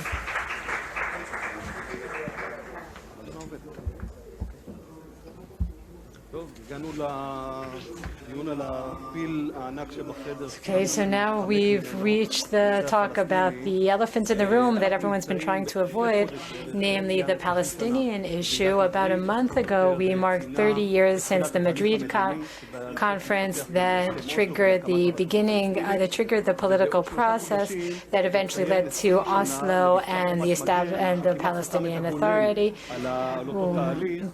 And there was the processes that brought us back to the beat, that turned things backwards and took us back to the starting point, creating a dilemma that Israel is facing regarding where Israel and the Palestinians currently stand and where we are going. And this is a little bit, it's a frustrating story that involves a lack of confidence among Israeli society, among the Palestinians, and among the international community about the possibility of launching a process like the one that was launched 30 years ago. And we also see lack of interest among many different parties when it comes to the Palestinian issue, and it being pushed aside in favor of other more pressing issues. So we decided to dive into this issue and look into the future of the issue of Israel and the Palestinian people. This is an issue that many Israelis prefer to avoid because it's frustrating and because there are other things to talk about. And, it's very difficult to examine it in depth and until it blows up in our faces. So we'd like to hold a discussion with these three panelists. Each will present their perspective of this issue. Dr. Micha Goodman, who has been presented, he's an author, he's written several books. He is a researcher of Jewish thought over the years. Micha, you recently wrote Catch 67 and the Attention Revolution. Dr. Wolf, head of governance and law here at the Reichman University, who deals with international legal perspectives of the Palestinian people, and Ohad Chamo, journalist from Channel 12, winner of the Sokolov Award, who for many years has been presenting deep insights from the Palestinian region. So let's begin our discussion. The first question that I would like to ask you all is about the present. What is happening today? It's now 20 years since the beginning of the Al-Aqsa Intifada and 30 years since Oslo, and it's clear that the plans for Oslo are difficult or impossible to implement today because of the situation in the Palestinian society and because there's increased integration between the authorities. You studied this difficult situation in the occupied territories over the past years. I want to go beyond the book to the moment when you said, Michael, Israel lost interest in the conflict. The situation in Israel is that there's a lack of curiosity, a lack of interest in the conflict. So how did that happen? After the Six-Day War, the Israelis were not at all, were very, very interested. The right was off topic. There was a utopia. They were thinking that if we settle the territories, then the redemption would come. And on the other hand, the opposite approach was that if we leave the territories, then the entire Middle East will recover, will be repaired. Israel will become part of the international community thanks to an agreement of this kind. There was a situation of utopia for many, many years on both sides, but these utopias collapsed, and these dreams were replaced with apocalypse. The right, in most cases, don't say that if we settle the territories, Messiah will come. They say something different. They say if we leave the territories, then there will be missiles against Tel Aviv. It'll be catastrophic. The left, and it's interesting to note that the left went through a similar process. They don't talk about peace. They talk about occupation. They don't say that if we leave the territories, there'll be a peace process. They say that if we stay there, then it'll be an ethical and a political and economical catastrophe. They went from utopia to doomsday, meaning that the approach today is that it will be catastrophic to implement the plans of the opposite side. So what happened on the right and on the left? It happened on both sides over the last 20 years, moving from peace to occupation. That's where the center appeared. And when I talk to the center, I'm not talking about the people who vote for the center factions. I'm talking about the sentiment that's very popular among Israeli society which says the following. First of all, when the right and left talked about utopia, the center says I'm not on either extreme. Well, when both sides choose anxiety and strength, the center is in both, takes some of both. And that's what happens with anxiety. When people are anxious, people are scared of heights, they'll become scared of closed places as well.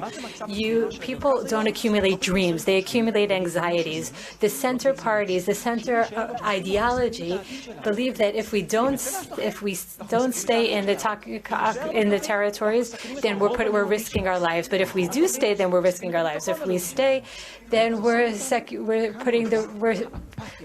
endangering the demographics, and if we don't, then we're endangering our security. So the result is that no matter what we do, we're in trouble. So they decide not to even talk about it and focus on other issues. Why don't the ultra-Orthodox serve in the army? With the prices of cheeses in the supermarkets, since there are no good ideas about the conflict, they stop talking about the conflict. There's a transition from dreams to anxiety to indifference, and that is tragic. And I think, and we might talk about this later on, I think that the healthier solution for Israeli society, when we're confused, I think that we've transitioned from confusion to indifference, and I would like to transition it into pragmatism. Now we're going to zoom in on the Palestinians. As many people have been following you for many years, and you've been sounding a voice that's not heard often enough in Israeli society, and that is the acceptance of the Palestinian people of the one-state solution. You're right, and thank you for this opportunity to raise such an important issue, an issue that is so important for Israel as a Jewish and democratic country. We keep talking about Iran as the existential threat, but the Palestinian threat issue is no less of a risk. I would like to talk about one specific incident. In August 2020, two places at the separation gate near Kalkilia and near the West Bank. During the weekend, those points were breached, on the fence were breached. 200,000 Palestinians entered Israel. We're talking about an enormous number of Palestinians. I received calls from excited people saying that we're here in Jaffa, people that were released in the Gilad Shalit agreement, saying that they're in Israel for the first time. That weekend, there were 200,000 Palestinians, and that was the erasing of the Green Line. It was very, very dramatic. I wrote a book that I called Returning to 87. Called On the Surface. And why 87? First of all, returning, that we talked about, the returning of the 60s and the 70s, there's a new return that they're talking about. When I talk to the Palestinians, they don't talk about destroying the state of Israel. They're not there anymore. But the issue of returning, not at the expense of the state of Israel, but alongside the state of Israel, 87 is the beginning of the first Intifada. At the time, the situation was utopian. There was one single geographic, almost political entity. It was incredible. The Green Line was irrelevant at the time. The distinction between our political opinions, right and left, was all related to the Green Line, and that was the MO at the time, the deciding factor that almost didn't exist at the time. If you talk to young Palestinians, and I do so often, 42%, according to surveys done a year ago, 42% of young Palestinians talk about a one-state solution.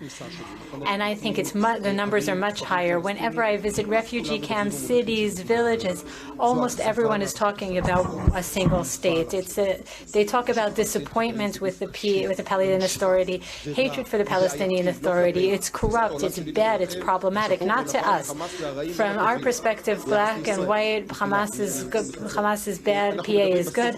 When it comes to Israel, I'm being very brief, I'm sorry, but from the Palestinian perspective, the PA is bad for them. And suddenly there's Israel. Israel is like the Americans, for what the Americans were to us in the 1960s. We're speaking a universal language. Those Palestinians Palestinian youth their parents talked about Palestinian sovereignty. They talked about the Palestinian flag, but the young people are less interested in that. What they want is an income. They want jobs. They want financial security. They want physical security. They want to get to the beach. That's as a code, and they can't. They can't achieve that. And the discourse today, what you hear today all over the territories, is disappointment with the two-state solution. They realize that Israel is not going to let that happen. The PA is not going to let that happen. They say they want one state. They say let's get rid of the separation fence. And I wanted to talk about an example of a conversation I had with a Hamas person who said that he feels like an Israeli citizen. He says, I'm a second-class citizen, but in 20, 30 years, the two of us will be equal. Remember that sentence. Everything you said is unbelievable, because when you look at the one-state solution, it's been around for 50 years among the Palestinian people. It was on the margins, but it's become mainstream, and that's something that the Israeli society should be aware of. Now let's cross the ocean, Dana. 2021, approaching 2022, looking at the international community, especially Washington and the Europeans. Are they interested? Are we and the Palestinians something that are on their agenda? I must say that they are interested, but less than before, because the world is changing and because of other global challenges that concern them more. But there's also the anomaly of reality. We're talking about the distinction between a one-state and a two-state solution when we actually have three sovereign entities. Israel, of course, is an independent country, the Palestinian Authority that was established by Oslo, and then there is Gaza. And Gaza has more characteristics of a state than the PA. It has an army, and it takes action against the state of Israel. The fact that the discourse is about a two-state solution is problematic, considering the fact that the situation has changed. So how can we continue having this discussion about an international agreement that talks about a two-state solution when, in fact, it is no longer realistic because there are three entities? So the international community is experiencing an anomaly with reality. And I think the state of Israel has an excellent opportunity now to take this reality and take it forward. Israel's arguments are very good. Let's put things on the table. In 2005, Israel took a step in the direction of a two-state solution. You can object to it or accept it, but the military disengagement, the military and civilian disengagement that it did was a significant step. The world should have applauded us. We had taken a step in the direction of a two-state solution, but what we got instead was missiles, nonstop terror, attacks against the civilian population, prisoners were taken, and claimed that we have ongoing responsibility, which does not exist in the international law, for the Gaza Strip. We are not there neither from the civilian or military perspective. So now expecting Israel to progress with a two-state solution when Gaza is an entity in itself, that's unrealistic, because what type of entity would pursue an idea that is so unrealistic?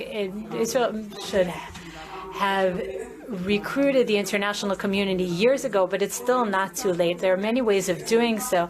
The international community must be recruited in order to regulate the Gaza Strip in ways that have been talked about here at Reichman University.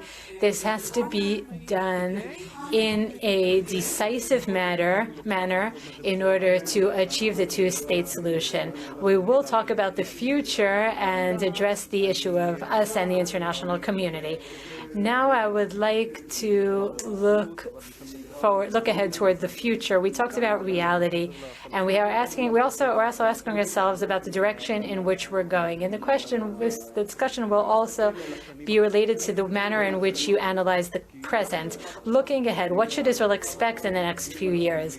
We're talking about a third intifada, Palestinian Spring, all these catastrophes that aren't happening, but maybe we should expect some type of peace and quiet.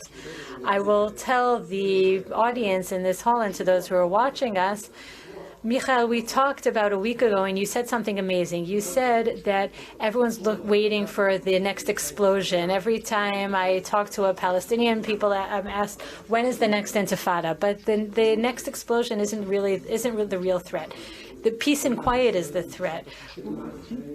Are we approaching a third intifada? I don't think so. And I must say that I haven't seen energies or signs of a third intifada. In the book that I wrote, I wrote that in '93, the Palestinians made a strategic decision to choose peace. In the year 2000, they made a strategic decision to choose war. And in 2005, the strategic decision was not to decide. And I think that's our story as well.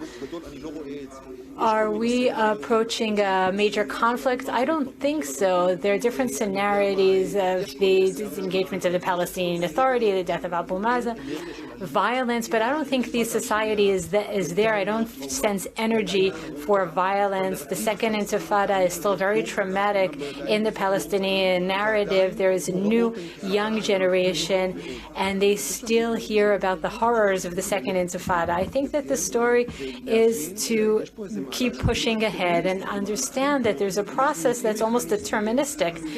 We know where it's going to, we know where we are, we know where it's going to end. And someone once said about once every 7 or 8 years, there's a cycle. Since 2000, every 7 to 8 years, there's an intifada.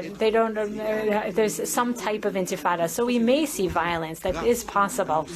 But looking at the graph, if we look at the aircraft carrier that we call the Palestinian-Israel conflict, is going in that direction. And I'm sorry, I don't have anything better to say, but I think that's the reality. Now we go back to the international arena. How do you see the Europeans, the Americans, the international community in our issue? The motivation is not low, unless a catastrophe happens. But I can tell you that the international community doesn't want to intervene in the Gaza Strip. Americans have a bitter experience with Afghanistan, again, an organization of terror, not even a hybrid. The motivation is not high. It requires a lot of efforts. But I think that the first time in a Guardian of the Walls campaign, we saw recognition, at least in the situation where Gaza is separated from Judea and Samaria. That's the advantage of international law. When you look at facts objectively, the two entities are separate. They were also separate before '67 because Gaza was under Egyptian regime. That's the reality. The international community should have a lot of motivation to deal with it, and it doesn't have it. So I think that in the campaign there was a recognition that maybe without the solution of Gaza, we cannot go to two-state solution.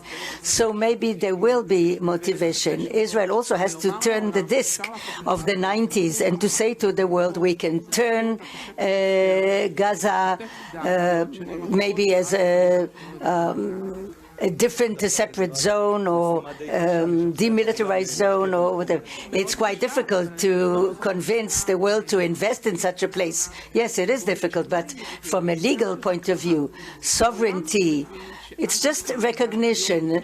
The world understands now that Gaza is not part of the Palestinian Authority. And this is a strategic insight which is not part of the discourse.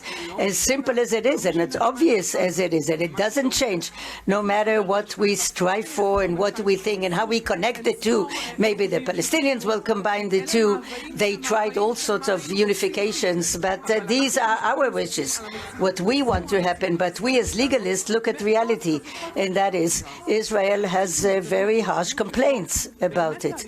So this is an opportunity whereby big global moves of threats, the Iranian threats and internal threats of pandemic and collapse. Israel has an edge. It's a strong economy, technology.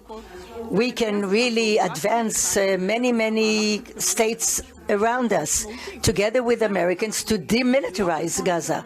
Otherwise, we don't have a solution of the three sovereignties, and then we come to a situation that really we're going to have another intifada. Micha, the future and us, Israel. You developed the term of solution of the conflict. You hear it also in the Palestinian discourse. Do you think this is a kind of something that we can live with for a while? Maybe a decade. Maybe a decade. Look, I listened very carefully to the two speakers. Thank you. Both of you put Gaza on the table. Dana says, after we left Gaza and it's a terror state, the world cannot allow us to build a state there. It's going to be a terror state. It's going to threaten most of the Israelis. Ohad says, what happens if we leave Gaza as is? This is going towards one state. So if we do nothing, we're going to go to a catastrophe of one state, and this is the end of Israel as a Jewish democratic state. If we want to restore Gaza, then we are replacing one catastrophe with another. So what do we do? How do we prevent the catastrophe of Ohad without replacing it with Dana's catastrophe? This is failing cities not to create a Hamastan in Judea and Samaria. Maybe we should do some unilateral steps by Israel. We're not talking about the state, which is binary. Either yes or the autonomy. Autonomy, it's a category that enables you to think maybe there'll be more autonomy or less. How do we double the number of people in the Palestinian areas without jeopardizing the Israeli security? That neutralizes, postpones a one-state solution, but it doesn't prevent it altogether. I don't know if it's going to prevent. At the moment, we have a deterministic process of crawling annexation. Let's stop the catastrophe that Ohad was speaking about of one state, not by radical means that will bring about another catastrophe, Gaza and Judea and Samaria. I think that's how it's going to maybe reduce the conflict. It's not a solution, but this is a maneuver that will prevent catastrophes. Yes, it's a challenging idea, Micha. I think we should have this discussion for many, many hours with many, many people, but of course we are short in time. But one advantage that we have from this discussion and the interview before, at least we opened it up, this discourse. It's not trivial, and we should have the people of Israel deal with it. And apart from the hope to develop this discourse, I hope our next discussion will be much more optimistic. Here it's a bit despairing, but that's why we have to do things, not just to hope for them. So I thank you. I thank you, all of you.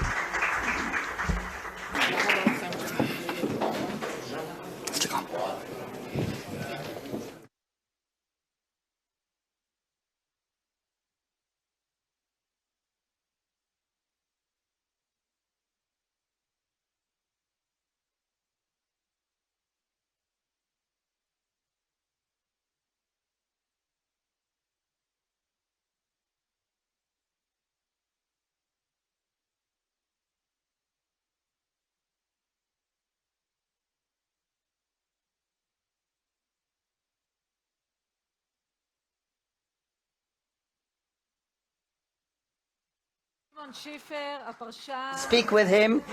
Shimon Schiffer, the veteran commentator, is going to lead the discussion.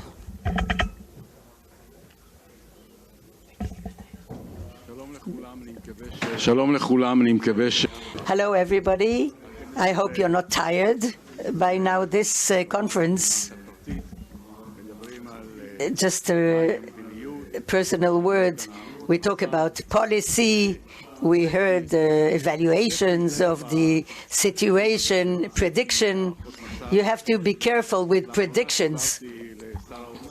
Recently, I told the Minister of Finance, Avigdor Lieberman, that in the beginning of the 90s, when I would meet Netanyahu, he would explain to me that there are three figures that are Ariel Sharon, the other was Saddam Hussein, and the third was Avigdor Lieberman. Netanyahu always said, listen, these three have finished. They're out. They're gone. So, and that's why I'm saying you have to be very cautious with predictions and all sorts of estimates. Avigdor Lieberman, Minister of Finance. The first question I want to ask you is, what is the basis? What are the basic assumptions that you thought about when you came to shape the budget?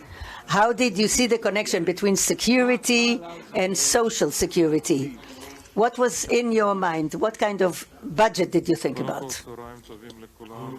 First of all, good afternoon, everybody. Thank you, Shimon.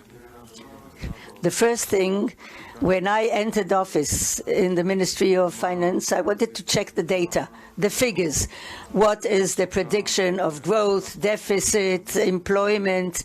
And we looked at all the data. And after coalition negotiations, we knew what to demand. So it was obvious to me that the first mission is to create growth, high growth, because you cannot all the time divide the pie and to start moving one piece to one side in order to increase the pie. To increase the pie is, first of all, to produce high growth. And therefore, the entire activity that I did in the Ministry of Finance was directed towards these two things. How do we increase the growth, and how do we reduce the deficit? Another thing that was obvious, that the main battle is just to pass the budget, because economy requires certainty. And to take into account that the last time we voted on the budget was in March 2018, 3.5 years ago. This is something that really jeopardizes the economic stability and uncertainty. And therefore, these things were very, very definite. All in all, we came to a situation whereby today we are in a growth over 7% and deficit around 5%. And when I look at all the parameters, the realistic parameters, the volume of activity with credit cards, we are really breaking the pole. If you look at it, people just went out. Everybody is just using and using and using his credit card from morning to night. When you look at the quarterly statements of Israeli companies that are traded in the Tel Aviv Stock Exchange, fantastic figures. I look at the collection of taxes. Also, we're in a much better situation than you would imagine. And therefore, at the moment at least, we brought the economy of Israel to a very, very good place. What's important is that these things did not happen by themselves. There were 3 decisions made by the government of Israel, 3 harsh decisions. We were hesitating, we were talking today, it sounds very prosaic, but there were 3 major decisions. The first decision I made was to stop the leave of absence, the furlough. I remember people were shouting and yelling. I remember all sorts of articles in the papers and the programs on TV. We said we are doing away with furloughs, with the leave of absence. The second decision, and here again I thank all my colleagues in the government and the PM. They were ready to back me, to support me, and I said, no way, we do not shut the economy. I don't know how long the pandemic is going to linger. You have to live together with it and open the economy. And the third decision, led by the PM, the booster, to give the third booster for the vaccinations. These three decisions, together with a definite perception. For example, it was important for me to have a package deal in the economy. I entered office on 13th January, and on the 14th I convened in my office the governor of the Bank of Israel, the chairman of the Histadrut, the president of the Industrialists Association, and the chair of the Employers Association. I convened them all and I said we must, until the end of the year, to come to a package deal. And we obtained that as well. We are sitting here in a university that gives points to people who were in the army. I saw it throughout the years, how soldiers are accepted to university. They jumped on you because of the fact that the soldiers did not get any rise at all, because they're part of the victims of this budget. What can you say about that? You know, the soldiers who were discharged from the army, not the pensions of the permanent officers. Here as well, I was very clear, and I said, anything that has to do with wages and salaries and conditions of service, everything is from January 1st. But before that, we also made very harsh decisions. First of all, when I entered office, I found on my desk a painful problem with the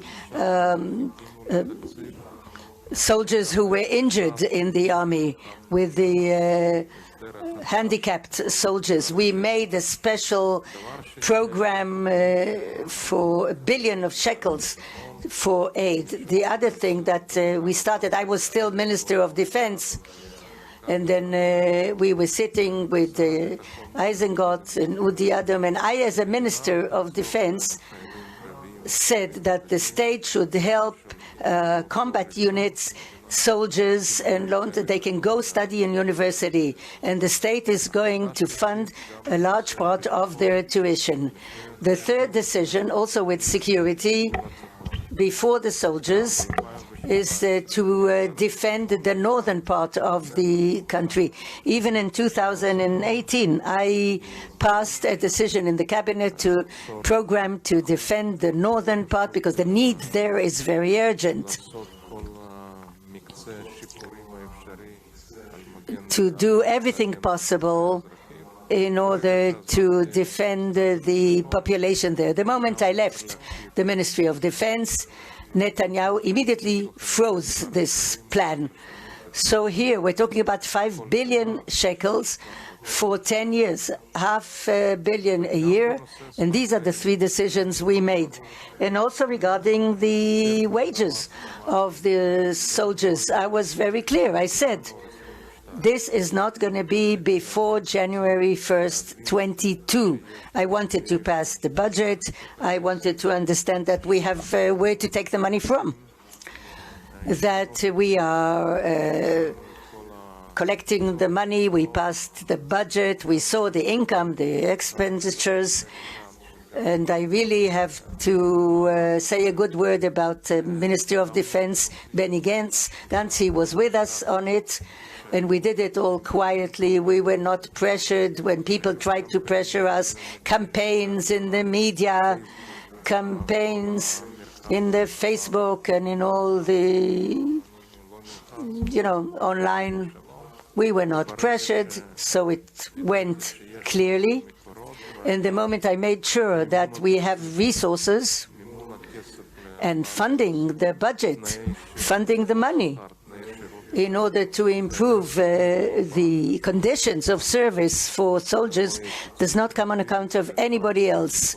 It's not across the board. It comes from the sources of the Ministry of Defense and Finances. And I think that the decision was important and in the right time. And I think that we can really say that we, the people of Israel, the state of Israel, we gave very generously to the regular soldiers the combatants, those who are on the first line, in the third year, they're going to get 3,000 shekels or even more.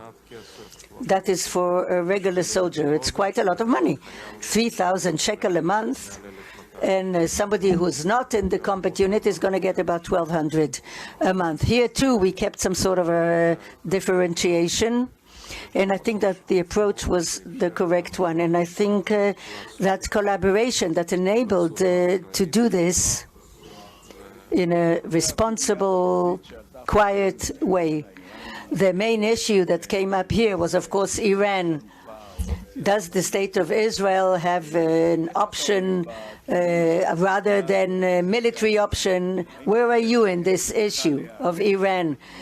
Israel should really prepare itself to attack by itself, even without the support of the United States. Are there budgets that you now are putting aside for such an attack? What is your policy? First of all, there's the defense budget, which is large, and I keep getting questions about where it comes from and what you gave. We don't allocate enough money for its security. People move from one place to another and say, what you see from here, you don't see from there. But with me, that's not the situation. What I see from here is what I saw from there. The national budget does not allocate enough, and I wish I could allocate more for security and defense, especially now. We also have to take into consideration that the Iranians are serious people. Unlike many others, these are serious people. And yesterday, the director of the IAEA, and to begin a new round of talks will begin. And the way it seems, it is clear that the superpowers hope to reach an agreement with Iran at any cost. And what has to concern us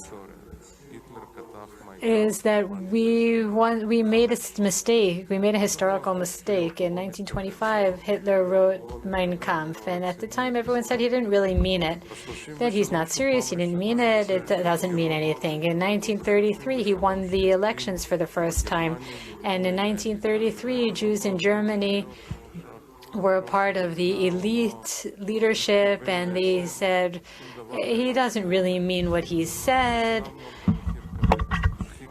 And we paid a very high price, the highest cost you could ever imagine. And when the Iranians say that their main goal is to destroy the state of Israel, they mean it, and it has to be taken seriously. Now you have to understand that there isn't another world in the country that says that as at the direct risk of destruction. The Iranians aren't planning on destroying any state other than the Zionist entity. They don't say it only theoretically. We see what they're developing and building around us in Lebanon and in Yemen, in the Islamic Jihad in the Gaza Strip, and their attempts to smuggle weapons into Syria. It's not a theoretical threat, so our approach is completely different than that of any other country, because there isn't a single country in the world that faces the threat of destruction. And once again, we have to take this completely seriously. Our approach is different. When I take our greatest friend, our biggest strategic partner, the United States, the approach of the United States is different because the U.S. has different capacity and different ability to retaliate. It's an entirely different scale. The size of Iran is 74 times larger than Israel, and its population is 9.5 times larger than that of Israel. In Israel, everything is crowded in the central part of Israel. I don't know exactly the distance between Herzliya and Tel Aviv. It's just one street apart. But there, when I take the two largest cities in Iran, Tehran and Mashhad, the distance between them is 900 kilometers. So our situation is different, and ultimately, we will have to make decisions in a responsible way, and we'll have to make those decisions on our own. We must understand that our situation is completely different.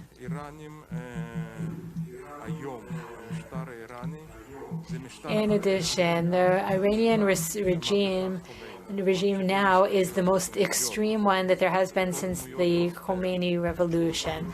When I look at all the key figures in Iran, right now, these are the most dogmatic, most fanatic people, the most extreme people that we can imagine. And this makes the situation complicated. If you ask me how we should be making decisions on this matter, we have to start from the end. Or if you ask me when Iran will have nuclear capabilities, when I give my most conservative assessment, with or without an agreement, within 5 years, Iran will have nuclear capabilities and proven nuclear weapons. Within 5 years. Looking at its capabilities right now, not based on intelligence material, on published material, how much enriched uranium it has, even though it's enriched to a low level, but low-level enrichment is enough for a single nuclear bomb as well. What is the next stage? The next stage is probably to attempt, and they've already announced that they're enriching to 20%, the next stage is 90%, etc. So, and at the same time, they will probably have to continue developing their arsenal, so that they'll have a place to put something to do with the enriched uranium. But they're pushing ahead. They're moving forward. They don't hide it. They're not trying to hide it. They're pushing in that direction. And I have to ask myself, I have to ask you, in 5 years from now, when we know that they'll have nuclear capabilities or approaching proven nuclear weapons, what will the state of Israel have to do? And we have to count back from there. So this raises the argument about the fact that since Iran is such a large country, Israel can't do the job alone. I don't want to get into that, but we have to make a decision on our own. I didn't say what decision we have to make, but we do have to understand that the decision that we make at the most conservative assessment will take 5 years. No more than 5 years before Iran has nuclear capabilities. Not only uranium, but the actual weapons. And that's what we have to take into consideration. It's complex, and no one else, and again, I don't have any illusions, no one else is going to do this for us. With all due respect to all of our allies and all of the other countries around the world, because the only country that is physically threatened, and when the Iranians say that they're determined to destroy the Zionist entity, they mean every word they say. I would like to come down a little bit, and I'm very worried, and I was thinking about it before we met. Your attack against the ultra-Orthodox population, saying that they have to be taken with wheelbarrows to the garbage dump. Do you regret what you said? Wasn't that too extreme? There are a lot of statements that they say, that I say. It really doesn't make a difference. What's important is that today, and this is what worries me the most, their integration in Israeli society is going backwards. This wasn't the situation. It's not like the situation 30 years ago. And now they're creating a parallel framework to the state of Israel, starting from delivery rooms in the hospitals, preschools, kindergartens, education systems, laws, legal systems, an entirely different world of ethics and values. No one remembers anything anymore. People prefer to ignore the facts, but a large part of the ultra-Orthodox leadership, even in 1948, objected to the Declaration of Independence. Rav Brisk was a harsh opponent. The Chazon Ish, one of the leaders at the time, he ruled that we had to mourn the establishment of this, that his people had to mourn the establishment of the State of Israel. But what worries me now is the involvement in the workforce. When I take the male population from age 25 and up, in the total population, it's about 84%. In the Arab population, among men, it's 66%. Among the ultra-Orthodox sector, it's under 50%.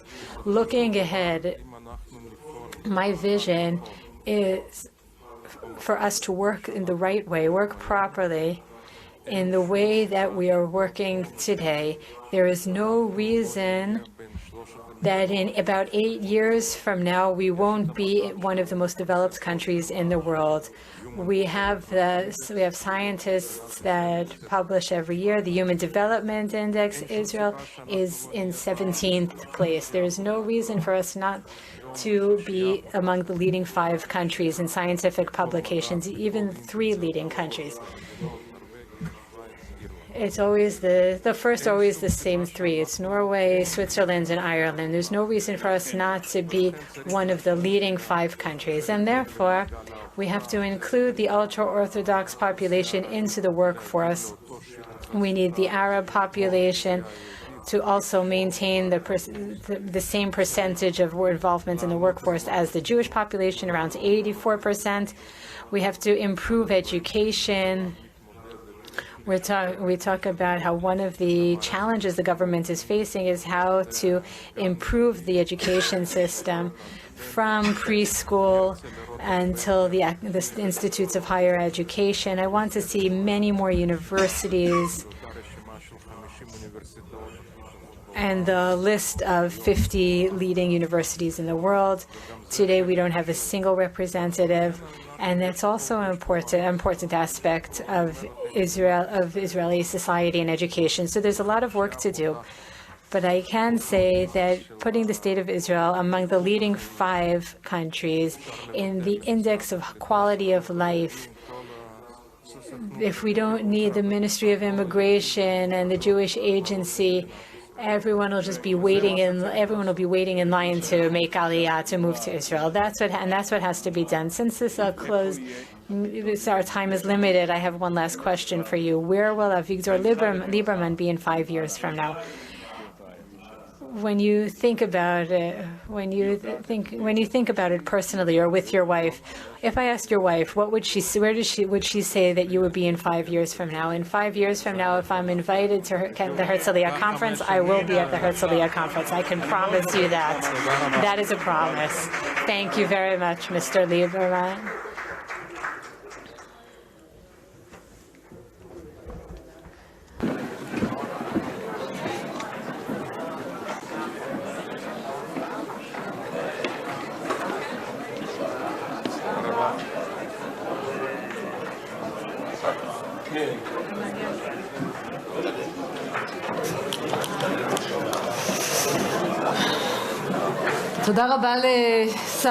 Thank you very much, Minister of Finance, Avigdor Lieberman, for this very interesting interview. And now I am honored to introduce the founding president of this prestigious institution, Reichman University, Professor of Law, Professor Uriel Reichman, for an interview in which he will talk to the head of this conference, head of the IPS, Major General Amos Gilad. We are familiar with his very rich security background and the many credits he has for his activity behind the scenes.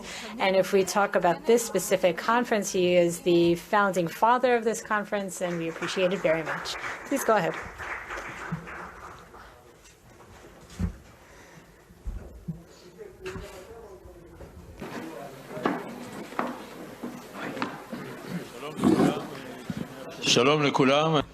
Good afternoon, everyone. I'm glad you're here with us.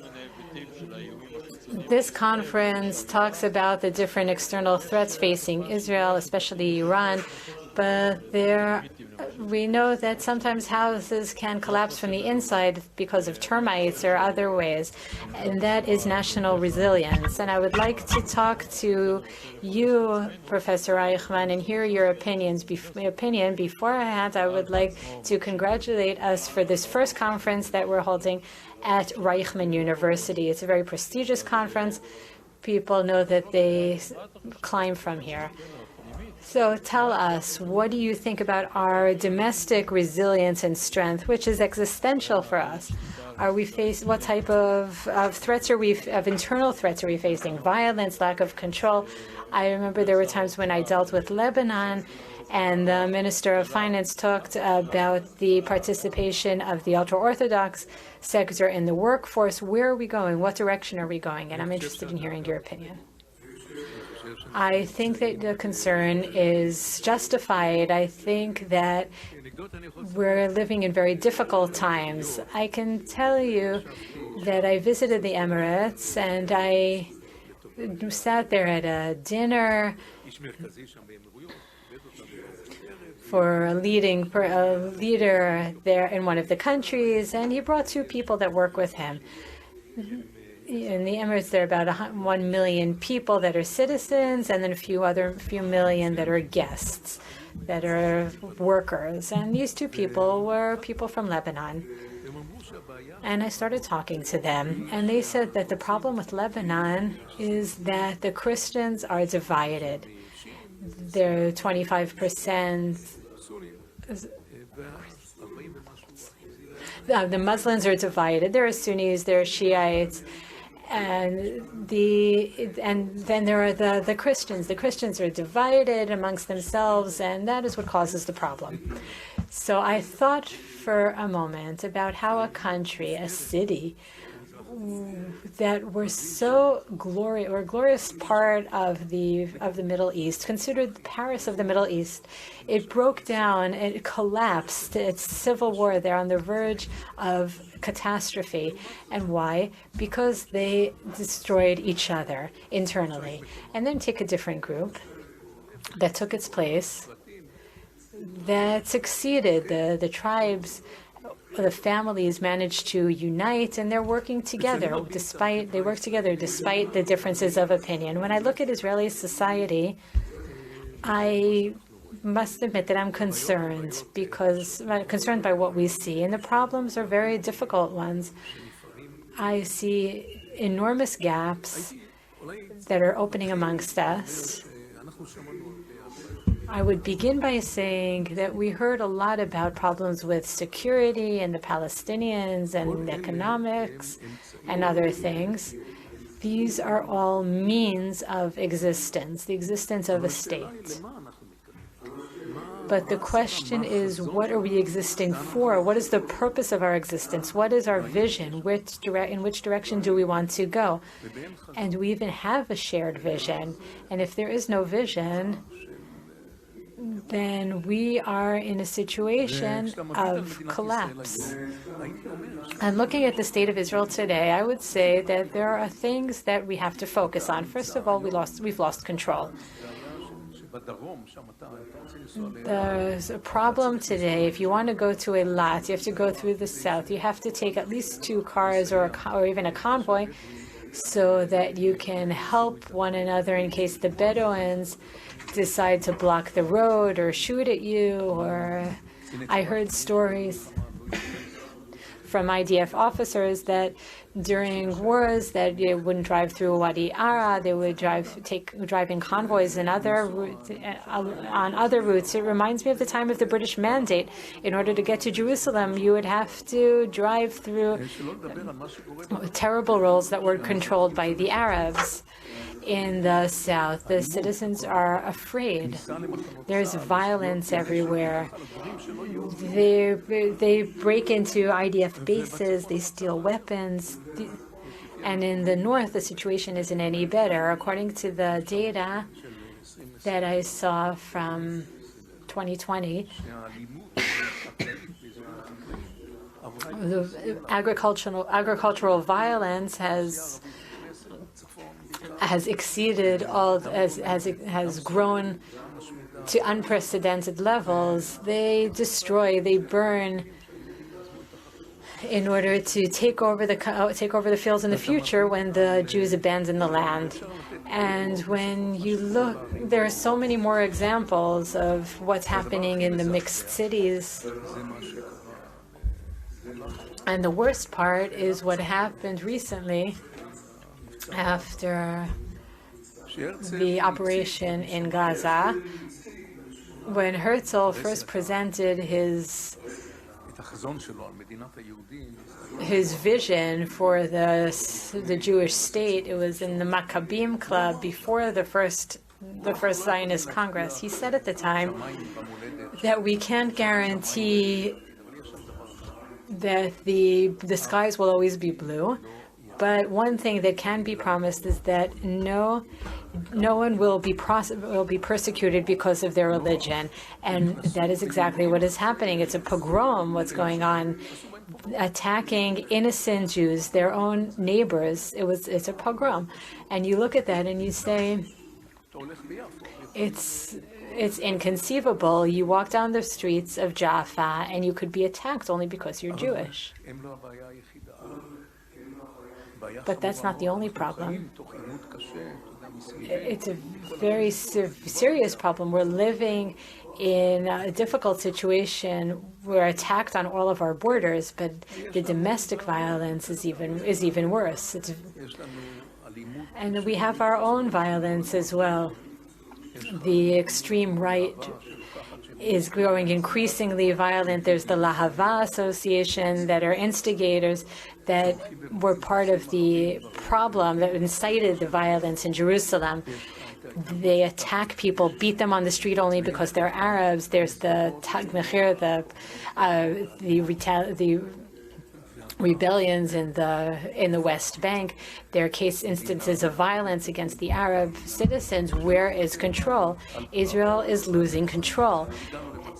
And there are riots. There's violence in hospitals. There were over 100 attacks.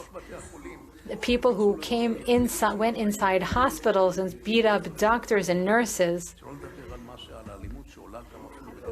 How could that possibly be tolerated? We even heard there are even cases of violence in preschools. So we are losing control. We're losing our sovereignty, and there's another aspect that comes from a different side. If you look at the ultra-Orthodox population, Lieberman was correct. What is happening there is that there is autonomy that is outside of the national frameworks. Of course, it's not all the ultra-Orthodox, they're not all like that. Not all the Arabs are problematic, certainly not all of them. The problems have to be handled, but we cannot accept the fact that a police officer will be beat, be a police officer not to be able to have control. It's inconceivable and it's unacceptable. Things happen, and there's an increase in the official data. The official data shows an increase in murder as well, shooting, and public unrest. The data shows that there's a constant increase. People don't feel safe. And then you have a situation of autonomy of entire entities that established a state within a state, and they do whatever they want.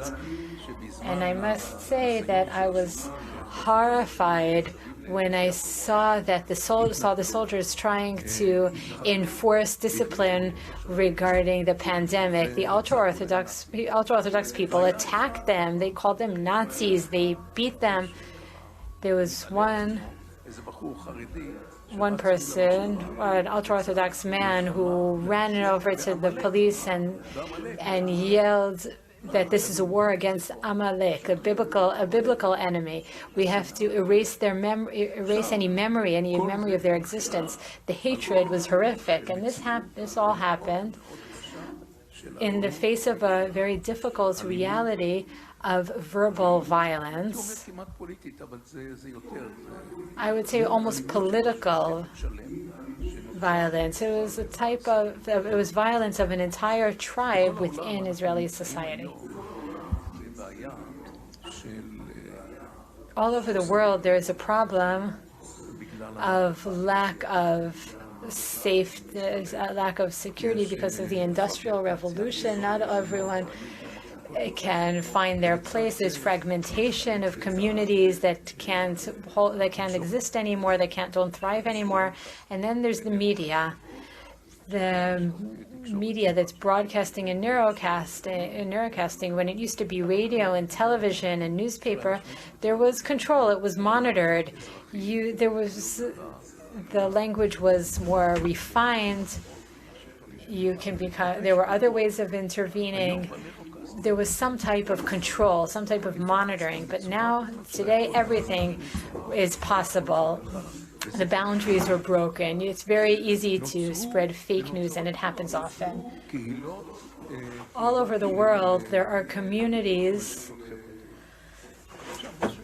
there are social media communities, and what happens there, and the extreme cases, it happens by us as well.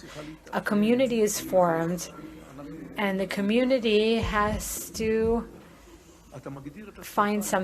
have something in common. You define yourself as the good guys. And you say that anyone who's not part of your community are the bad guys.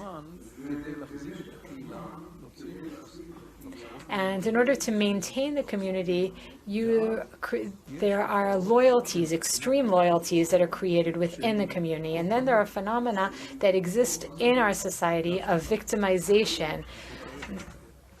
We're victims because we're this, because we're that, for all different reasons. And surrounding this sense of victimization, there is more and more hatred, disengagement from everyone else. There's frustration, there's hatred and cohesion around figures that could ultimately lead to violence. And we've seen it in many different societies. And this is what is happening right before our eyes. What is happening before our eyes, and I must say clearly, is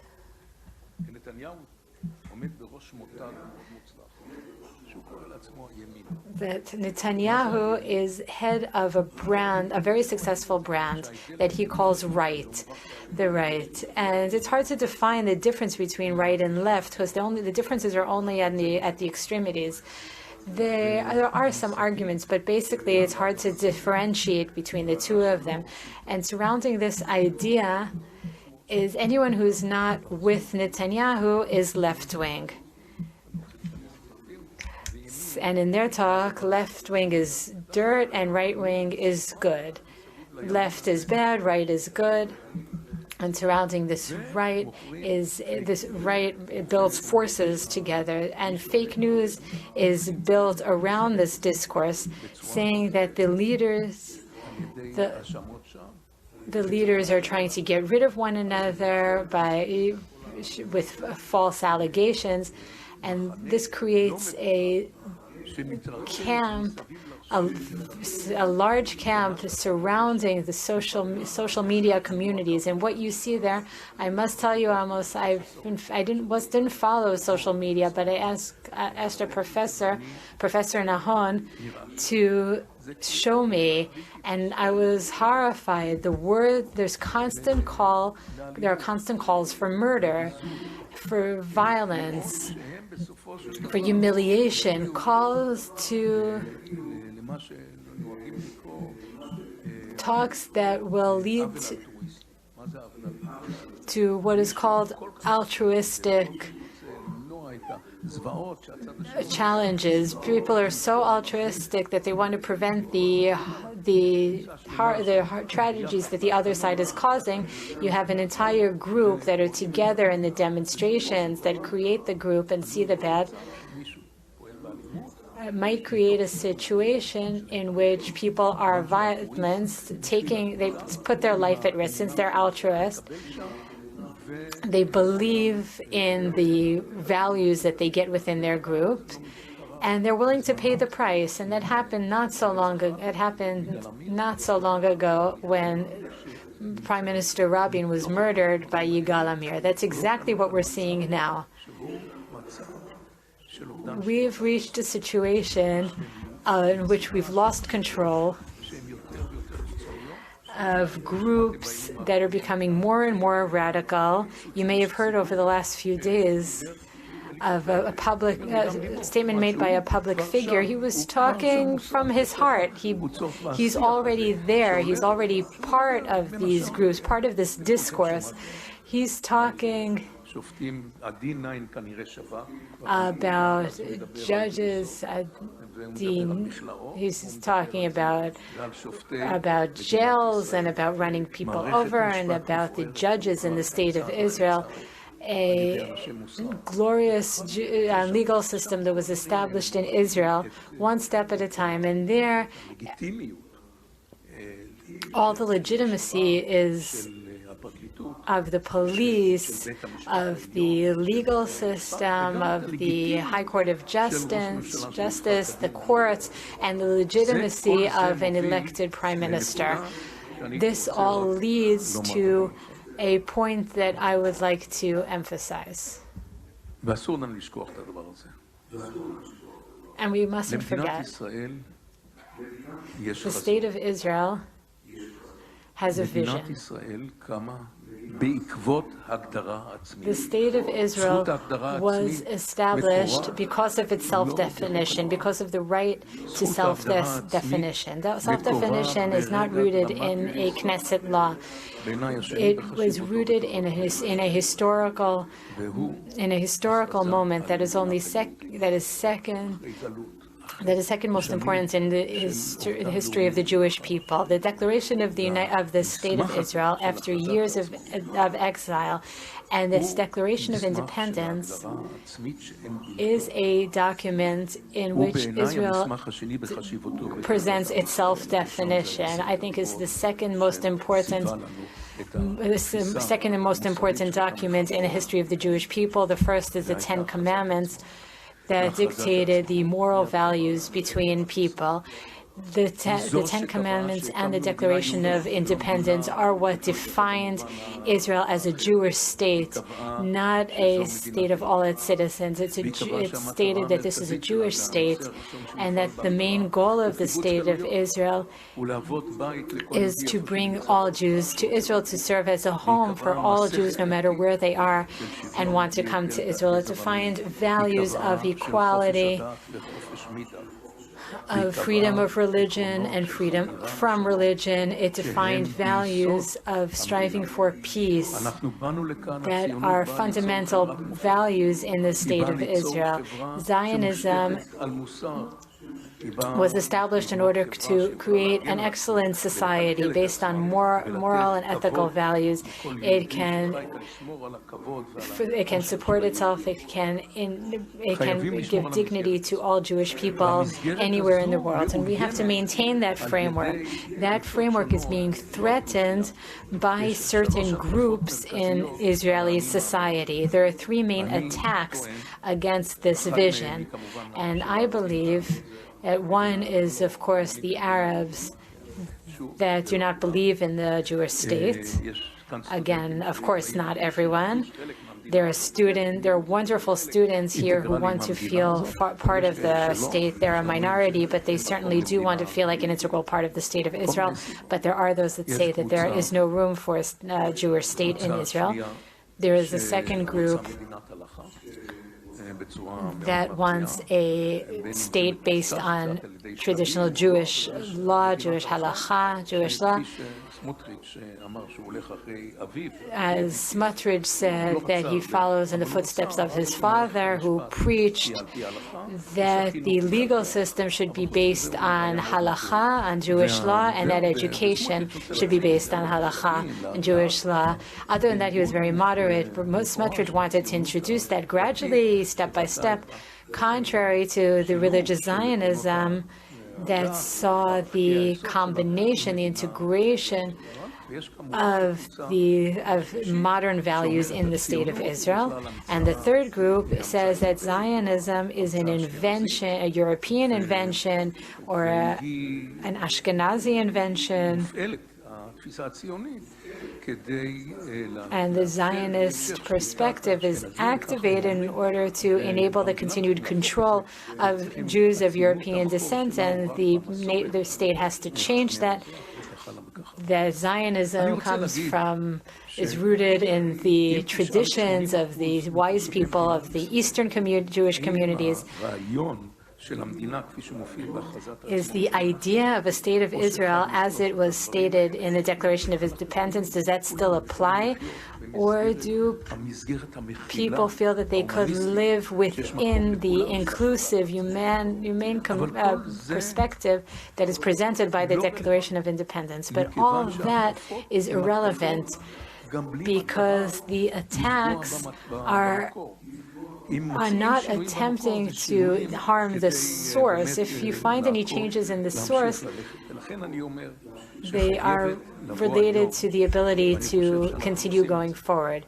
So we must reach the point, and I think we're going in that direction. This place, the Reichman University, was established, and the ethical document states that it is a university that was established based on the principles of the Declaration of Independence, and more than anything else, we have to emphasize that, and we can't compromise in any way on that, in my opinion, and we can't obscure those values, not be a little bit ultra-Orthodox, etc. We have to follow the vision, and we must place that as the highest priority, call upon everyone, regardless of their political opinion. We have to make sure that we don't cause the sovereignty of the State of Israel to collapse, that we not lose the control or the vision of the State of Israel, which is a human and powerful vision that enables the establishment and preservation of a Jewish state.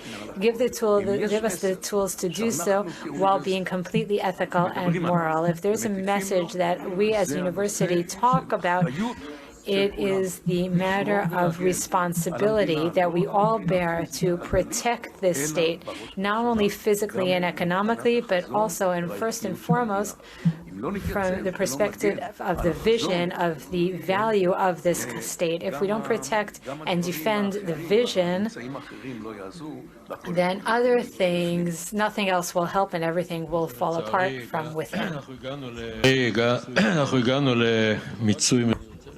Fortunately, we're over the timetable, but the diagnosis is very impressive.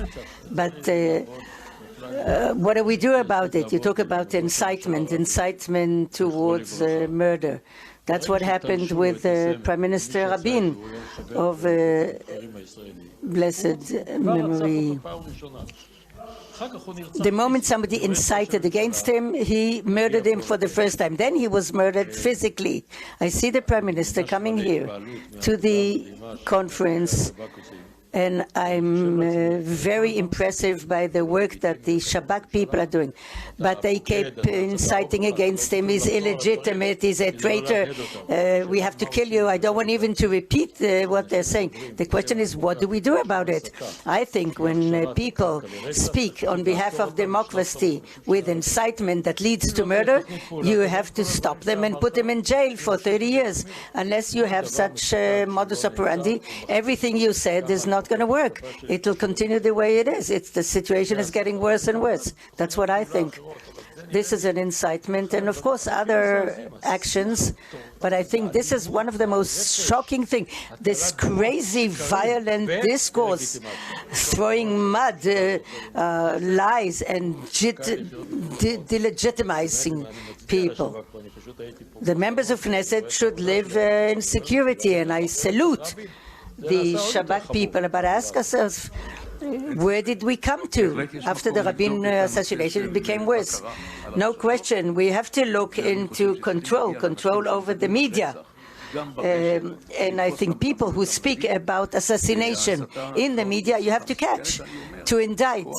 This incitement is dangerous, and I'm saying the entire way, the form of discourse and these awful attacks on all the systems, police, law enforcement, law and order.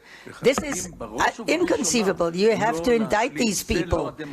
And first of all, you do not accept it. This is not democracy. That's not the state of Israel the way it was envisioned. You have to have the courage to come and say it loud and clear. And in that, you cannot accept it. And there were all sorts of people here who came and they were asked about it. They said, oh, yeah, you have opinions, people have opinions. No. This party, if it wants to maintain the principles, the Likud party, with their historic background, should come and detach itself clearly from people who call upon murder with the loud voice, to do away with the justice system, to throw away the judges, to put them in cages. Where did you ever hear such discourse? When these people continue to serve in a party, a democratic party, I say that we must be truthful to the basic Zionistic values and to go ahead with it and not to give up, not to try to create compromise among the tribes. We have to do it. I agree with you 100%. I'm not ready that a policeman who represents Israeli sovereignty will be treated like a wash rag. If somebody talks like that or does things like that, put him in handcuffs and arrest him. I'm saying, first of all, it's impossible. We have to be tough in order to defend the values of law and order and the basic principles of the State of Israel. I think we should say that the national resilience together with the security feed one another. Professor Reichman, I thank you.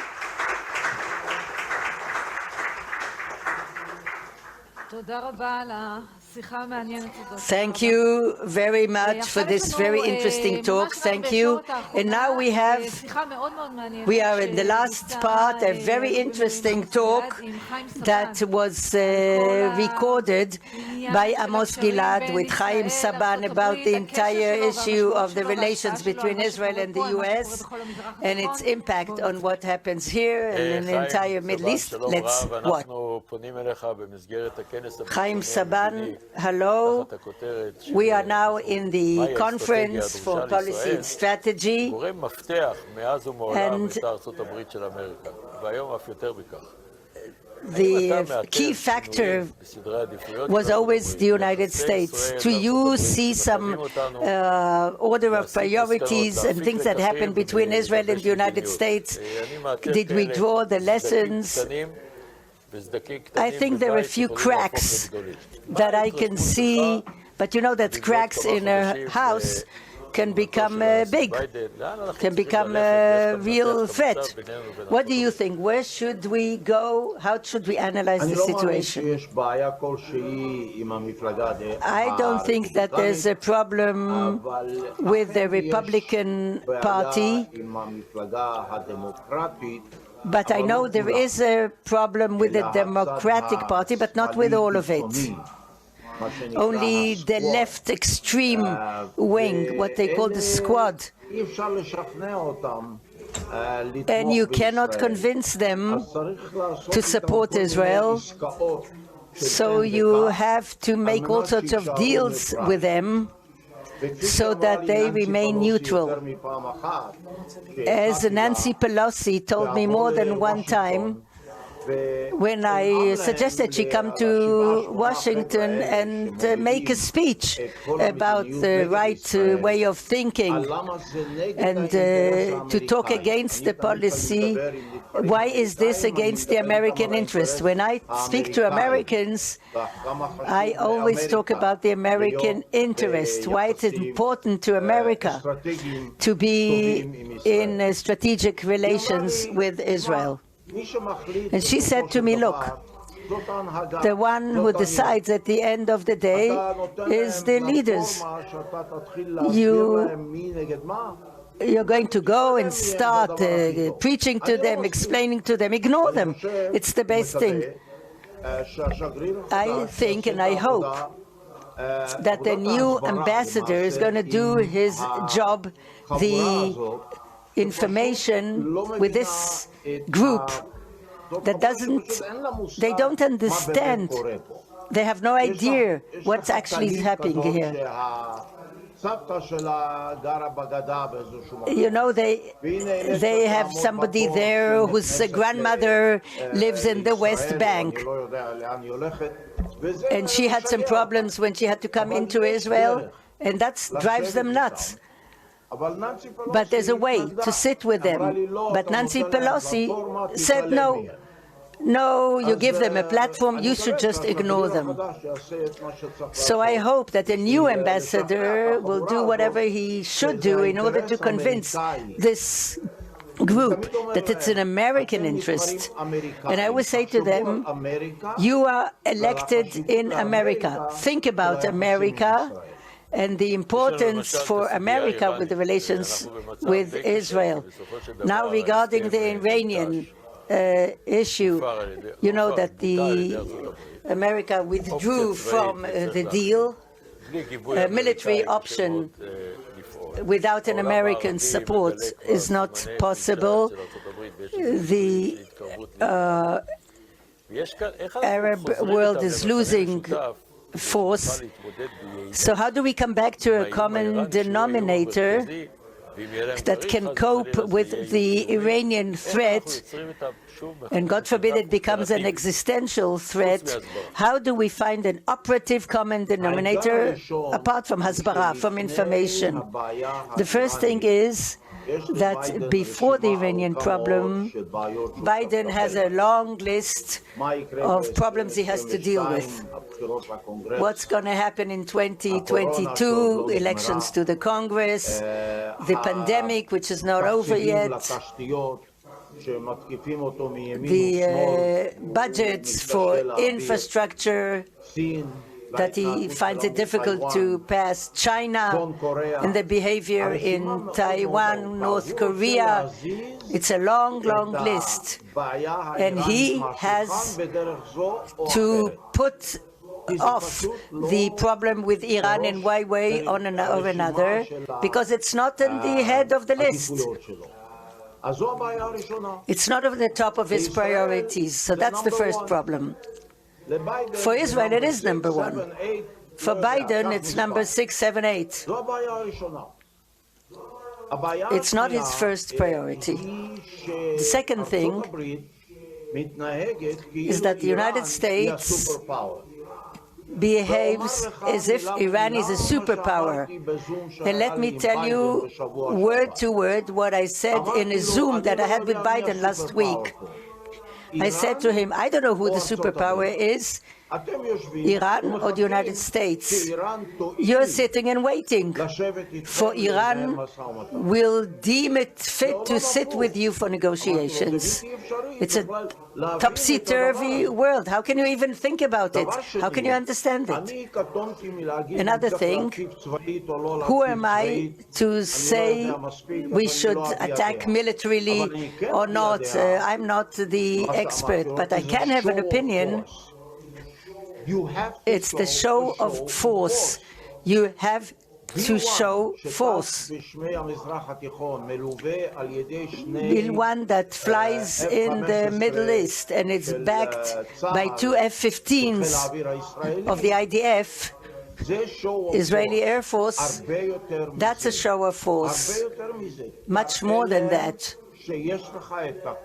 Show them that you have the force and the capability to turn to a military offense.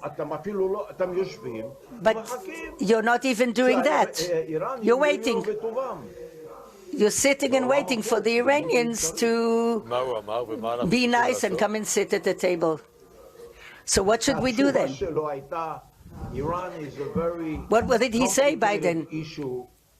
He said Iran is a very complicated issue that I would love to talk to you about, but not at this time.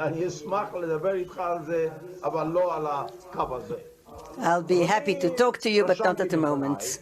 So I recorded it. I wrote it down. I said it's not that far to go to Washington to actually meet with him.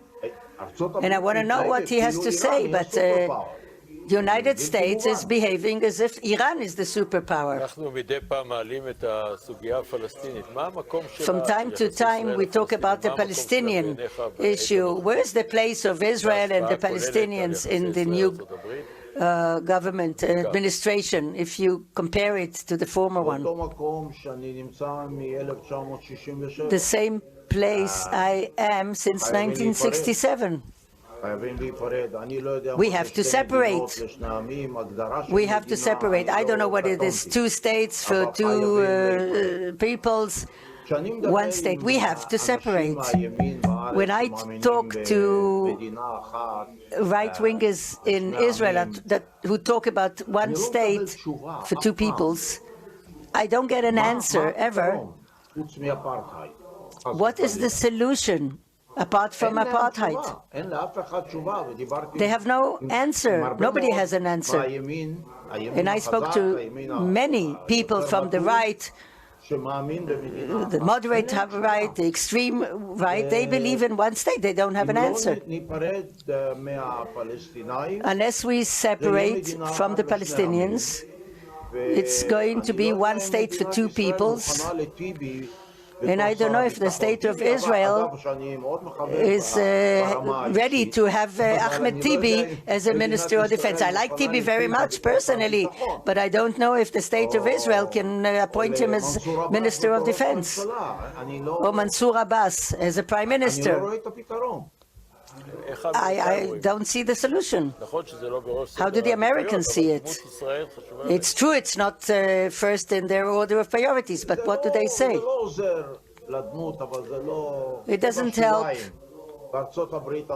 This is the Palestinian issue is on the sideway. The Palestinian issue is in place 211, maybe. Apart from, of course, the rhetorics. Rhetorics is something else. Yes, 2 peoples, for 2 states, 2 peoples. I spoke to about that consulate in Jerusalem, and he said, no, we have to do it, but not now. Okay. They're not interested. Forget it. What? He's got many things on his plate. Well, we can continue to speak until tomorrow evening. As we say, how long is this going to hold? What do you think will happen? Give me your opinion for years to come. What's going to be now with the new government in Israel? Well, the relations is a strategic alliance. The more we align with them on their interests and as much as possible about values, everything will be okay. On the day, God forbid, that the state of Israel will become a binational state and will not give the right of vote to all the Arabs from the Mediterranean to Jordan, then I hope the state doesn't come. What is the weight of the Chinese challenge in all this? China is a big problem. As far as America is concerned, there's Taiwan and all sorts of other problems there.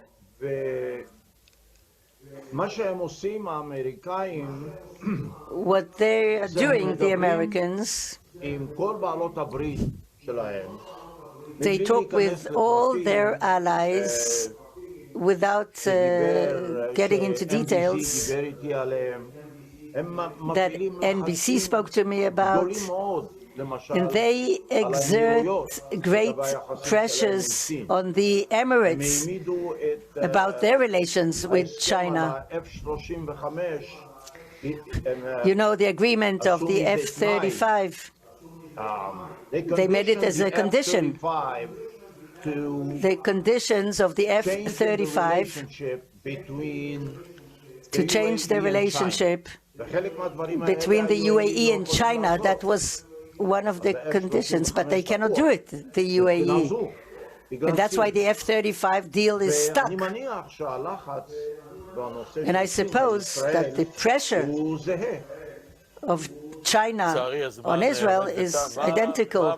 Unfortunately, the time is short. What is your central recommendation regarding the policy of the government of Israel regarding the relations with the United States regarding our national security? Two main things: to align with the U.S. at the level of differences and the level of values, to have the same interests on the same page with the U.S. And the second thing is to work properly in the Congress by the ambassador, the new one. He's very talented and he can do it, to make sure that the Congress, most of it, will continue to support Israel. Chaim Saban, as usual, very enlightening. I thank you for your words. Thank you. Anytime.